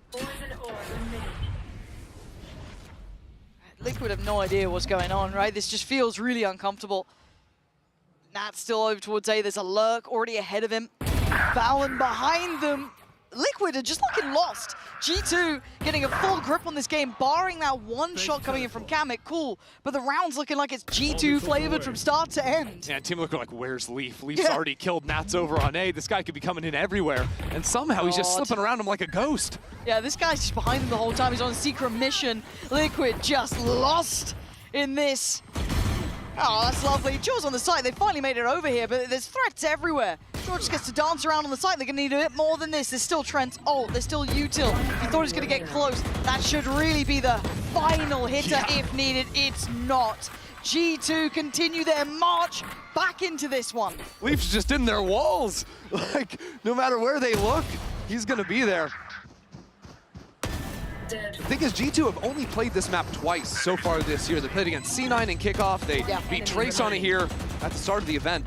So there's not a ton of tape, but what you'll see on their attacking side is always looking to embed these lurks. And you think about it, it's been a different player basically every round. First we saw was Jod, then it was Jonah, now it's Leaf. So you can't just rely on the fact of like, oh, I didn't see this one guy. A Nats, no for lurk. example. Exactly. It's just very hard to read, and G2 have the book on Team Liquid. It's genuinely like a pleasure to watch a team be able to pull that off and be able to kind of interchange that individual, be it, as said, Leaf one round, Jonah P another. It doesn't really matter. As you said, it could be any of them. So you never get any security in trying to identify where these players are. And G2's been incredibly slippery. We've been talking about their rotations. How are you meant to ever have faith in these site approaches? You always feel like they've got another player somewhere else. They're heading to another site. It's a long old rotation. Liquid, I feel like you almost have to go over-aggressive and take some space somewhere, you know, really stamp some authority on the map. There's two schools of thought, right? One is go aggressive, always move forward, is sort of beat, so they can't be behind you. And the other is fall back into trap plays and stop over-rotating, right? Because since round one, they've just been full abandoning sites when they see G2's presence, and it worked in those early rounds when G2 were committing to the site hits. But G2 are no longer doing that, and it's really punishing Team Liquid. And it looks like they're going back to a very early setup, right? That kind of, that's very passive towards A. The 2C2B, that's just their pistol. Maybe a little bit more passive than that. Forced away. Kiko actually decides to take matters into his own hands, and I kind of like it. Sometimes you've got to call up your own number. It is highly risky, but he's won them a fight on an extremity. We do see them now exploring towards this B site. They still have Leaf on the other side, so it's certainly not without an idea. Look oh at my Camo God. spot right in the They corner. clear No it, one's right? ready They for clear him. it, right? How are they letting Camo get away with that? Two big kills, and suddenly Liquid looking like they're back with a sign of life here. And now just Leaf, who's been identified. That is a nice setup. You never expect Neon just sitting in your corner with a drone going forward. But too much pushing against him. Team Liquid are on the hunt. And that's what I wanted to see, right? Finally, Team Liquid not overextending, right? It's the early aggressive play right from Kiko. He's going to be the hero, and then it falls back into the trap setup. You can do a little bit of both and still find those angles to punish a team. Oh, it did feel a bit coin flip with Kiko though, didn't it? It was a bit like, you know, it's a risky look, and I don't mind it. I don't mind it once in a while, right? You've got to, as I said, call your own number up once in a minute. You can't feel like you're going to be losing every single fight that you swing on, but this then kind of puts G2 back maybe in the same mentality of how they dealt with this first, but it's a further investment on player towards C. 3 bodies here now. Yeah, going to be a quick refight here off of Breach Sun, presumably. Here it goes. Oh my God, yeah, they're going in for it. They want to fight. They want to draw blood. They are after it. G2 slip away into the night. How far would Liquid want to chase this? Surely no further. Benefit of the double teleports. Valen can get out. John the Yoru, no problem. And Leafs used this time, seeing 3 players on the C site to work into A. You know, he knows the Cypher's going to be set up there, so G2 now testing out B, making sure no one's in that corner like in the last round. Could maybe even work to re-clear into sand, potentially. They want to at least put the pressure on that, right? Kind of force away some of this aggression. The fake re-clear into sand is nice, and TPing out into A, I love it. Nice, because Nats is in actually a whole lot of trouble. He's going to try and run this side. There's no escaping it, looks like, but he's found a pocket to play from. And it's Camo to take away Jorgamo. But madness on the site itself. Plant is not secure. Nats is still here. He's been left with this site. He's in control of it again. It doesn't matter the number or the odds. He's always good for it. Nats is outstanding at his job. Give the man a raise. He's lifting his whole team up. Nats is sitting 16-6. I mean, this is vintage. This is peak. Back when this guy was on top of the world, he was doing stuff like this consistently, and now it's just another day at the office for him. Unbelievable. God, we're getting more and more glimpses of it, right? You know, we saw it in that Sentinels game. We're seeing it here. the original icon of the role. It almost became like this cautionary tale of what could be, but it's been a while since we've seen it so regularly. But back into the things here. 6-5. G2 still at the door, but a good adaptation from Liquid after these timeouts, but it's pacey here from G2. Trent could be in trouble. They focused on fighting towards CT, but they've left a gap here. Trent trying to stay alive. How are they doing this? There's 4 players from Liquid on the site here. Trent's still standing. I have no idea how. Just a mess of a round. Trent now calling in his teammates to get back into the site, using a site smoke for that, and he finds the opener. Trent's been good in all the chaos before as well. Kamek and Nats trying to navigate a 2v4 is not easy. Kamek's still got a little bit of util to play in, but it's not much, and trying to disrupt that deep post plant, brutal. Last player. Yeah, you can see as to why. It's rough by all accounts. G2 close this one down, tying things up at 6 apiece. Switching sides. Absolutely blistering round from G2. Speeding into the site, overwhelming. And madness as well. Team Liquid flying on in. These rounds are scrappy, they're messy, but Team Liquid are continuing to challenge against G2. Yeah, didn't capitulate like map 1, managing to pull themselves back to 6 apiece, so a much closer affair here. But once again, we do have a little bit of a treat for you, hearing from VALORANT with the Omen player moment. Nice day! What's up guys, I'm VALORANT and I'm the IGL for G2. Yeah, tough loss versus EDG in the previous match. They played a phenomenal game, so I'm not really intimidated or scared after that result. Key takeaway for me is just how pressuring they were playing. They were taking back a lot of map space, and so they were shrinking it on us. Felt like on that last map, Fracture, we were just running into a brick wall every round because they just kind of knew our intent. So for me, it's more so denying that information, and from there, you know, we just got to keep the defense on their toes. That's a bit of it. Yeah, oh, okay, all good, Leaf. All good for Leaf, lovely for him. The fans here in Bangkok are phenomenal. I know you guys were cheering for EDG mainly, but every time I step on the stage, I feel like I'm at home because you guys are fans of the game, and I appreciate that. And to the fans back home, you know, long hours, you know, you guys are busy, but you're getting up early to watch us play. It means a lot for us. So we appreciate all the love back home, and we're gonna make you proud.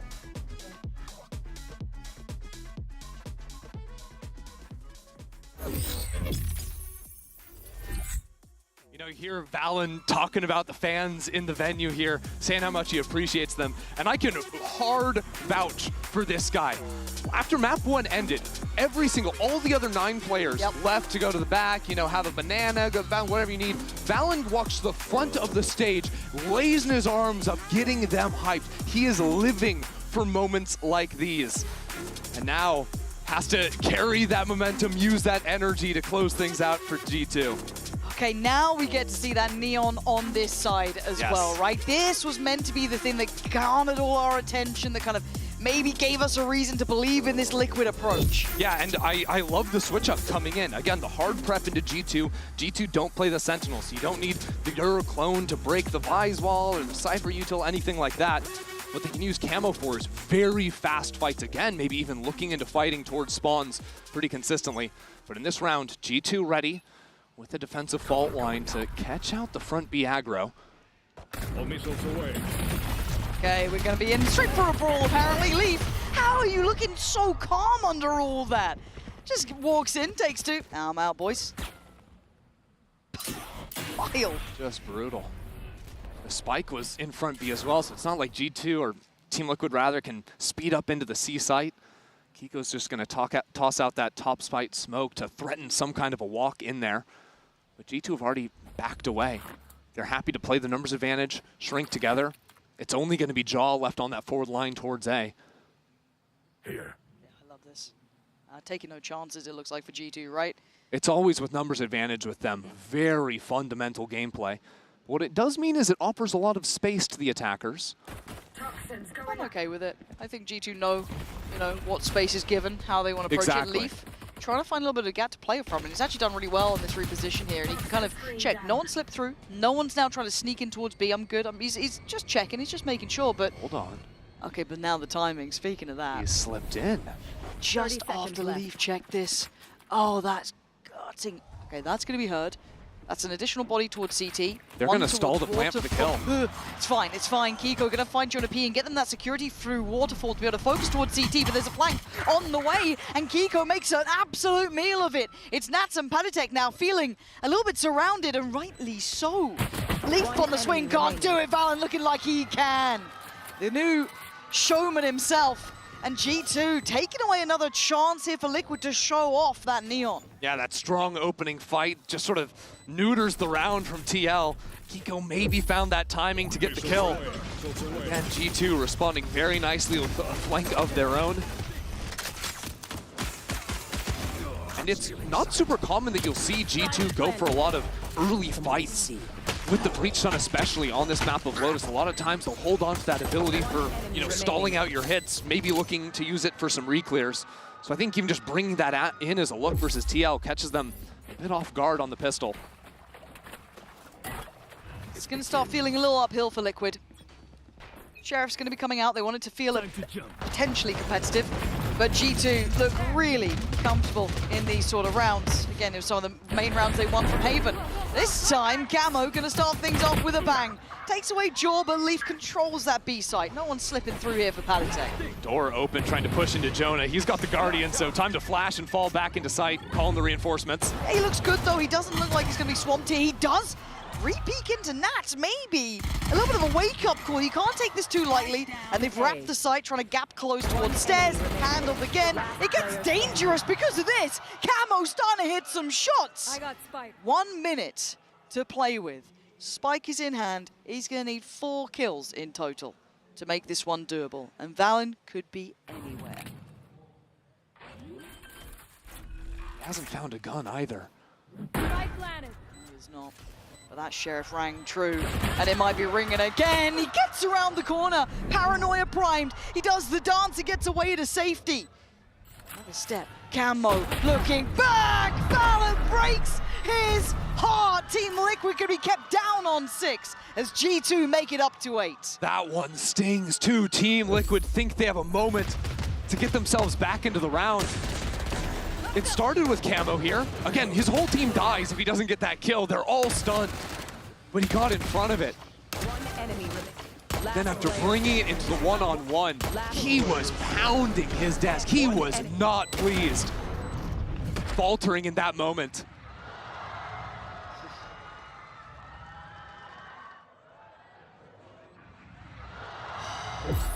It's because you can feel it, right? You can feel how close that was.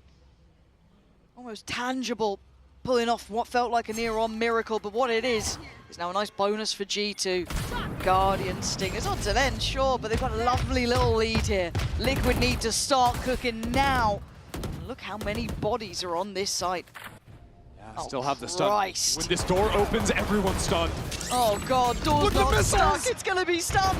Is there any way out for them? It's Camo to take down Jonah P. So actually, Liquid standing tall for now, but G2 looking a little bit tricky on this one. I like it, trying to get under their skin.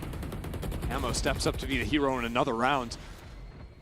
But Team Liquid in a tough spot. They don't have a lurk, they don't have much space with G2 holding the fort down. Good shot from Kiko.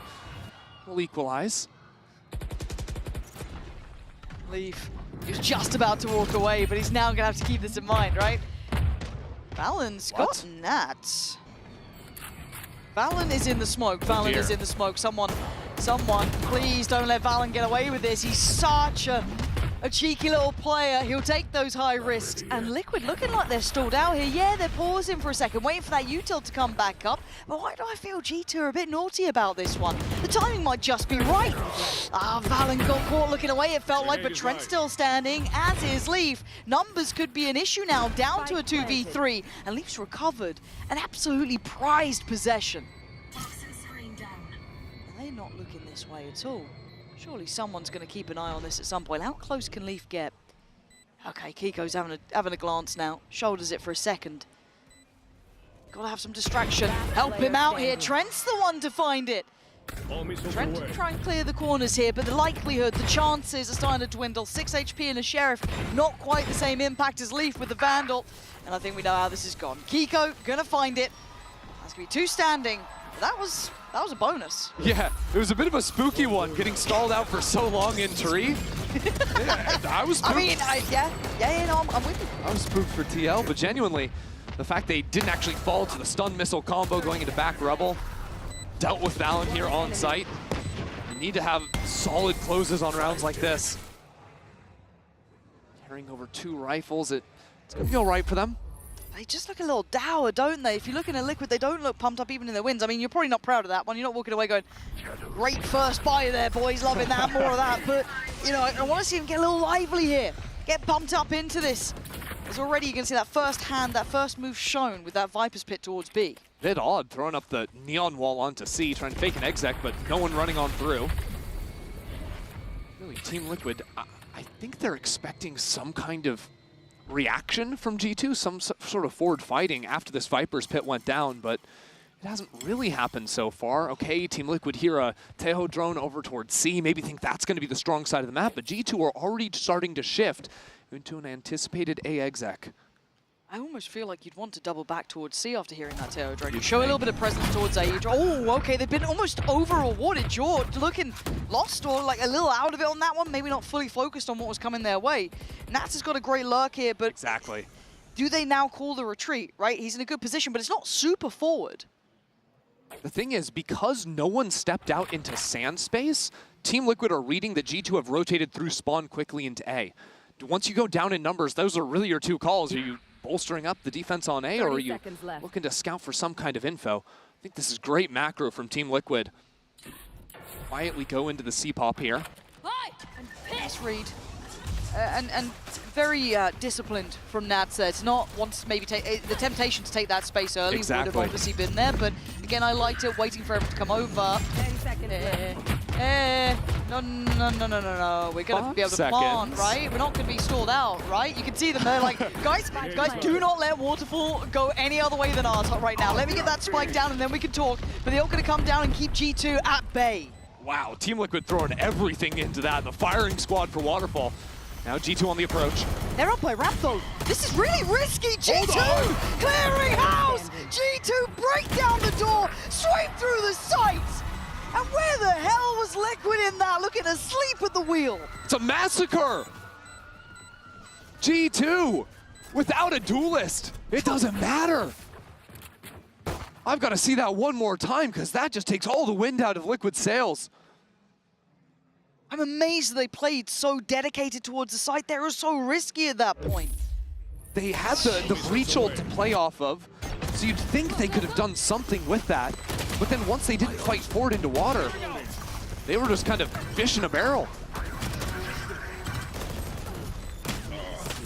So odd.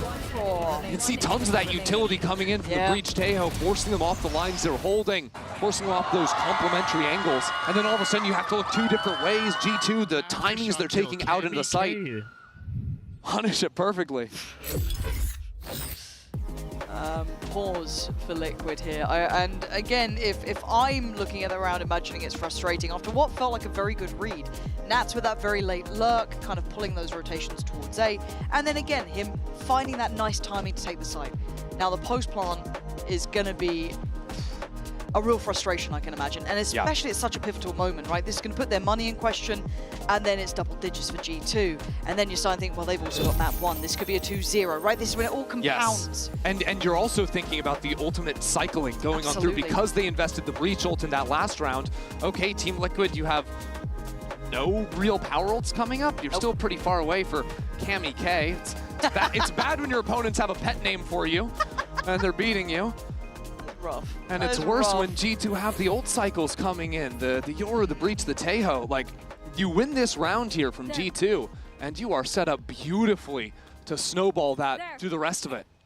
And we have to stress, this is life on the line, right? This is staying in this. Elimination between these two. So if Liquid let this slip between their fingertips, they only have themselves to blame, as G2 looking sharper and sharper by the second. Camo going to take the space though. Valen the one to deal with it, and this is down to pretty much Camo and Kiko trying to make something out of nothing, but it's controlled again. G2 at the helm, looking unfazed by Liquid. The kills went in all the right places for G2 as well. We've got Dimensional Drift, we've got a Teo ult coming online. G2 are primed and ready for this next round. But this will have been the one Team Liquid were seriously talking about. Hold some good rounds. Post-plants him in Initio. Finding ways to unlock naps as well. I'm so sorry, buddy. Hey, look, it's for the greater good of the round, but we are into this one and it's pacey, at least as an early start, right? A show of force. Yeah, it's a funky one, right? Trying to show a lot of presence into A, quickly followed by this 3-walk into B. Is this what we're going for, Trends? Oh my god, he's a lucky boy today. Oh no, Kamek! He's just walked into his death. Jonah P on the punish. It is traded by Nats, but they're feeling desperate, and desperation reeks throughout this. Jaw gonna find Panatek just wandering away. What is this? What's going on? There's fights on two fronts, and G2 are winning everywhere. Camo gets the spike, but he has to be a hero for the team. He gets the burst. Camo staying alive here, baiting out shots, but now it truly is him against the world. 1v3. They know where you are, and they're closing in. G2 wanting to put Liquid in their graves as Camo tries to shift around. 2 on one side and 1 on the flank. You give him a 1v1 though. You're playing a risky game. You've got to tighten up here because Camo could absolutely do this, but Nerve's starting to play a factor. You can see it. Trying to toy with the time, and he's got the angle now. Hold on. Valen joins up and they double swing. G2 fighting together, not letting that slip, not allowing Liquid in the door. That is another round for them, and Liquid, what was that round? Just the final glimmer of hope, it felt like, going away. Kamek tried to take that timing, punish the player he knew was out in B, but G2 have been playing together on that site. Weren't gonna let that happen. It's just heartbreaking for Camo again. I feel, right, he had that one moment earlier against Valen that just slips away. Close. Even there, he had isolated fights, getting chip damage, but couldn't quite finish off a kill. That's the difference here, isn't it? You can't win all on your own. You can see when maybe Nats has a good game or two, but to ask that every single time, it's just not going to happen, and G2 won't let it happen. This could be 12. This could be match point coming in. Jaw wants to go for a walk.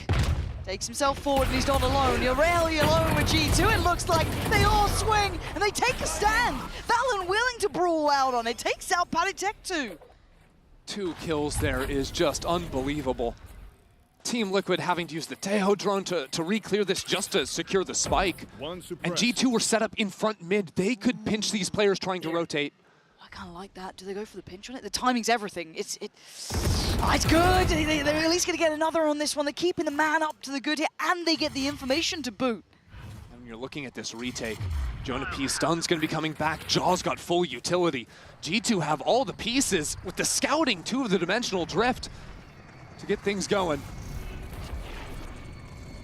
Man, G2 on the verge, on the precipice. It feels like a punching in that 12th round, but still, Nats and Kiko gonna need to go big. Nats tries to get techie with a little slippery towards the smoke. Kiko, no! Oh, it's heartbreaking, you can see it. It's falling apart at the seams for Team Liquid. Nerves really starting to hit home right now, as they are now gonna be 1 round away from going home. G2 are just catching every single break right now. Every little angle that Team Liquid might have to get themselves back in a round. And it just narrowly is missed. Hitting that shot's absurd from Kiko, but he couldn't keep it carrying through to the end of the round. Now they're gonna be faced off against 12. The ticket home around the corner if they can't come back in this. Get it. Hey man, let him get it. Hey man, let him get it. Let's go. Leafs on 21-11 as well. He's looking sharp today. Liquid, do or die time. All on the line now. And it's not been a pretty half so far. Why does this position feel like it's going to work? Oh, of course it does! Because it is! Oh, Chogamo draws first blood. And look where Jonah P is too with the Rolling Thunder ready. If they try to exec out here, they're going to get killed. What are the options? What are the options? That will help. Leaf gonna go down, but now the pressure starts to mount. Nat's in position, trying to hold that back line. Finds his fight and takes down the man. But Trent with a fight back in towards site. Spike now loose. Kamek and Nats called upon. And all those moments for Nats, they were great to get them here, but they may all be for nothing. They bait him in. G2 setting the record straight. 13-7. America's keeping their hope alive. G2 get a little bit of vengeance for Americas and for Sentinels, shutting down Nats, taking out Liquid. Not gonna let EMEA be on top 2 times in a row. And look at Valen out there, feeling the crowd, getting loud. He's such a calm guy. Yeah. But in these big moments on stage, you can see that energy just sort of seep into him. And he blasts it out too. To the other side of things for Liquid as well, given a moment there, gotta be a sour moment stepping from that stage after what could have been, but all eyes on the boys in white on stage. G2, bloody hell, what a performance. I mean, again, in my mind, as much as it is the 5 on the server, the coaching staff in this team, giving them ways and means time and time again. How often were we saying, oh, Liquid with a good start, that timeout hits, and then G2 look just untouchable. Coming with the perfect read. The brain trust on G2 is just next level. And it was clear that Team Liquid had done their homework. We're coming in with very hard antes. But like you're saying, timeout comes in and they know exactly what to do. This is a team with excellent macro. It really sets them apart from the rest. And it was on full display today. Is that Naruto? Yeah, it looks like a Naruto run across the stage. I love that. Thank you, whoever actually. On the way to Area 51, I guess. Damn, what vault did you bring that out? Pull that one back. Damn. Oh man, but again, like as much as we can talk about Nats the great game against like Sen, he did have some like decent impact here. 20-15, it was solid, right? It really was, but it's just not enough. I think a lot of what was working against someone like Sentinels just wasn't working with G2. G2, by the end of it, you could see them really in motion, right? That machine of G2 was working. Very few mistakes, very much playing together. The amount of just like good spacing, good trading, everything, those fundamentals, spot on. The timing of the retakes. So you remember the round that sort of broke Team Liquid when they had the numbers advantage and exec'd onto the C site. And then all of a sudden, G2 down in a 4v5. Piece those timings of the utility and the entrance actually into the site, even without a duelist, just flawlessly in order to steal it away. And I hope we see more of these looks from G2, right? Yes. I want to see more of that. I want to see them start building on this, because I think we've seen the lower side of it when it doesn't look good, but we've also started to see the better parts of G2 now, and I want to see that continue through the rest of this tournament. I think it was clear that today, compared to that EVG series, Jogamo playing way better, especially on the first map. Leaf taking over here on Lotus. When those individuals are hitting, the supporting staff of G2 is always going to be there. That is when this team is at its most lethal. Love to see it. Love to see this side at full strength now, at least kind of building towards it, right? It's an arduous road here, and it doesn't get any easier as they move forward. However, we have a treat for you. We're discussing the new showman. Valen will be joining us for the Verizon post-match interview. กลับมาอีกครั้งหนึ่งแล้วนะครับผมสำหรับการสัมภาษณ์นั่นเองครับโอ้โห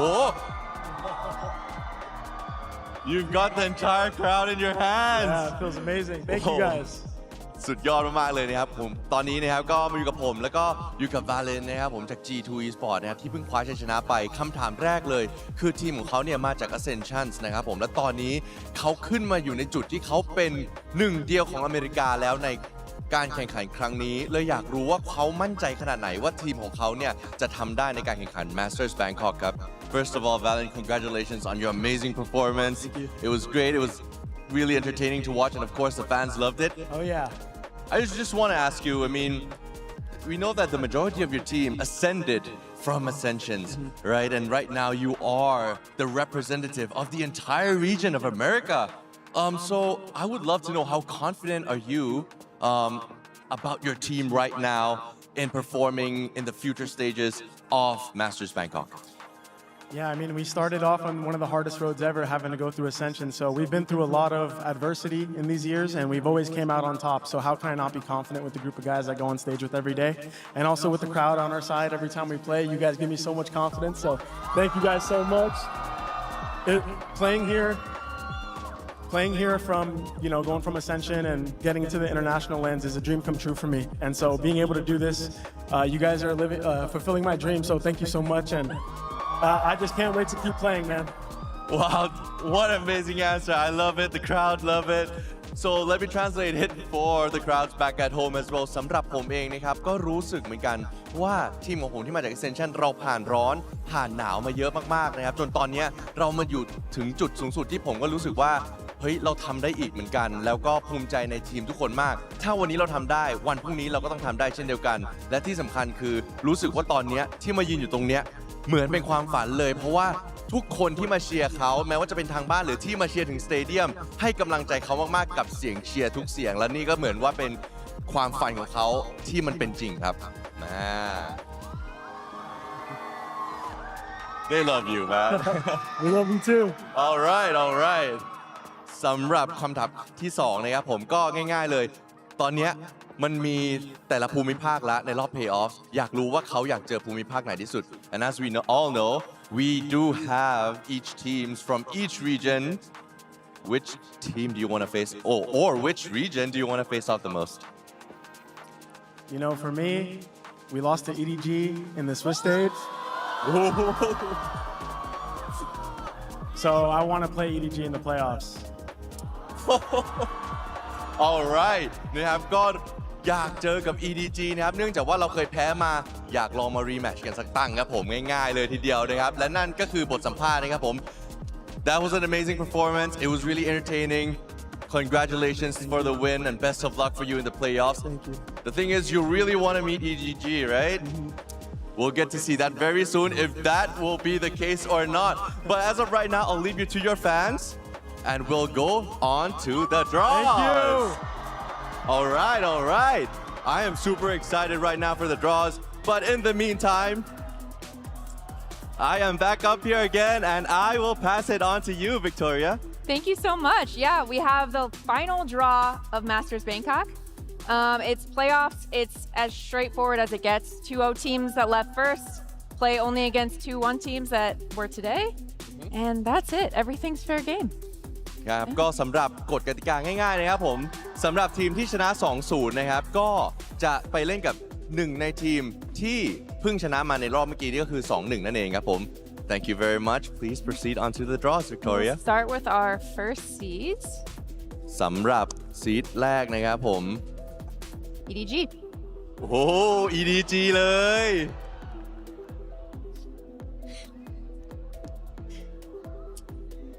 Excited for who's going to be playing up against them too.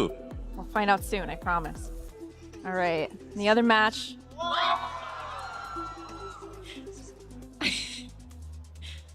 Don't we love the crowd, Victoria? I do so much. All right, these teams have been waiting a few days, so EDG's opponent. Oh, everybody's like, let's see. T1. Still very spicy. I mean, they're all going to be spicy. Of course. Such good teams. So, obviously, G2 play Vitality. There you are. There we go. Do you have any other remarks that you would want to inform the fans back at home as well? Schedule order to be determined. We have 2 days. Vitality and EDG have been waiting a few days. We'll wait 2 more, but we have our matchups, and I mean, it's as exciting as it gets pretty much. So I'm excited. I am excited too, and thank you so much, Victoria, for the draws. สำหรับวันนี้นะครับก็นี่คือ draw มีเท่านี้นะครับใครที่อยากดูนะครับก็ติดตามรอชมทางโซเชียลมีเดียของพวกเราได้เนาะแต่อย่างไรก็ตามครับเดือดแน่ๆนะฮะ and that for us will be it for the stage from now and I'll pass it back to all of you and enjoy the night.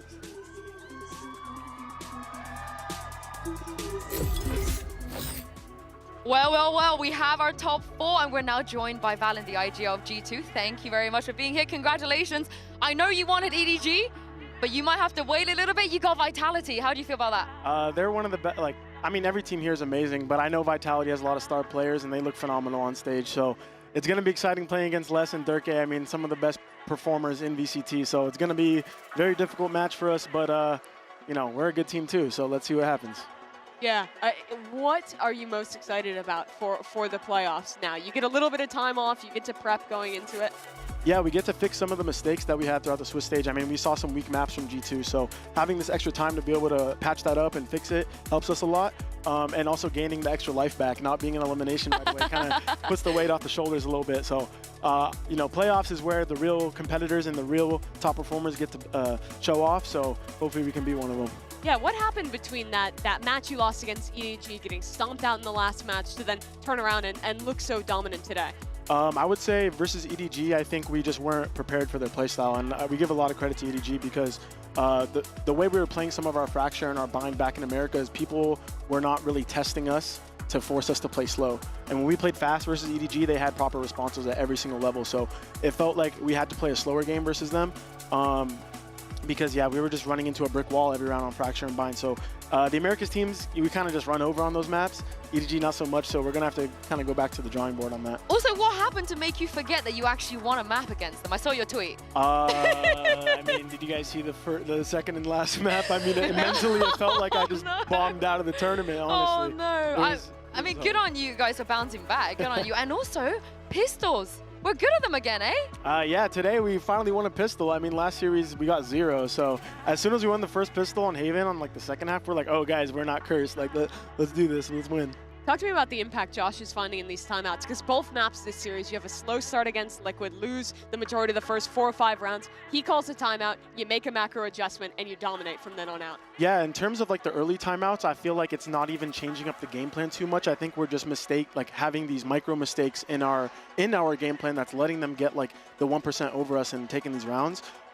So he's timing out and just making sure that all the small details are hitting, but also, like you said, if we are playing a macro game incorrectly versus these teams, he knows how to fix that. So credit to Josh RT, like those timeouts were definitely crucial for us to big save the up, half. big Yeah. up. We do love a Josh RT timeout. What we don't love is saying goodbye to teams, but unfortunately we have to say goodbye to DRX and Team Liquid. Are you surprised that at least in the first match that T1 were able to beat DRX?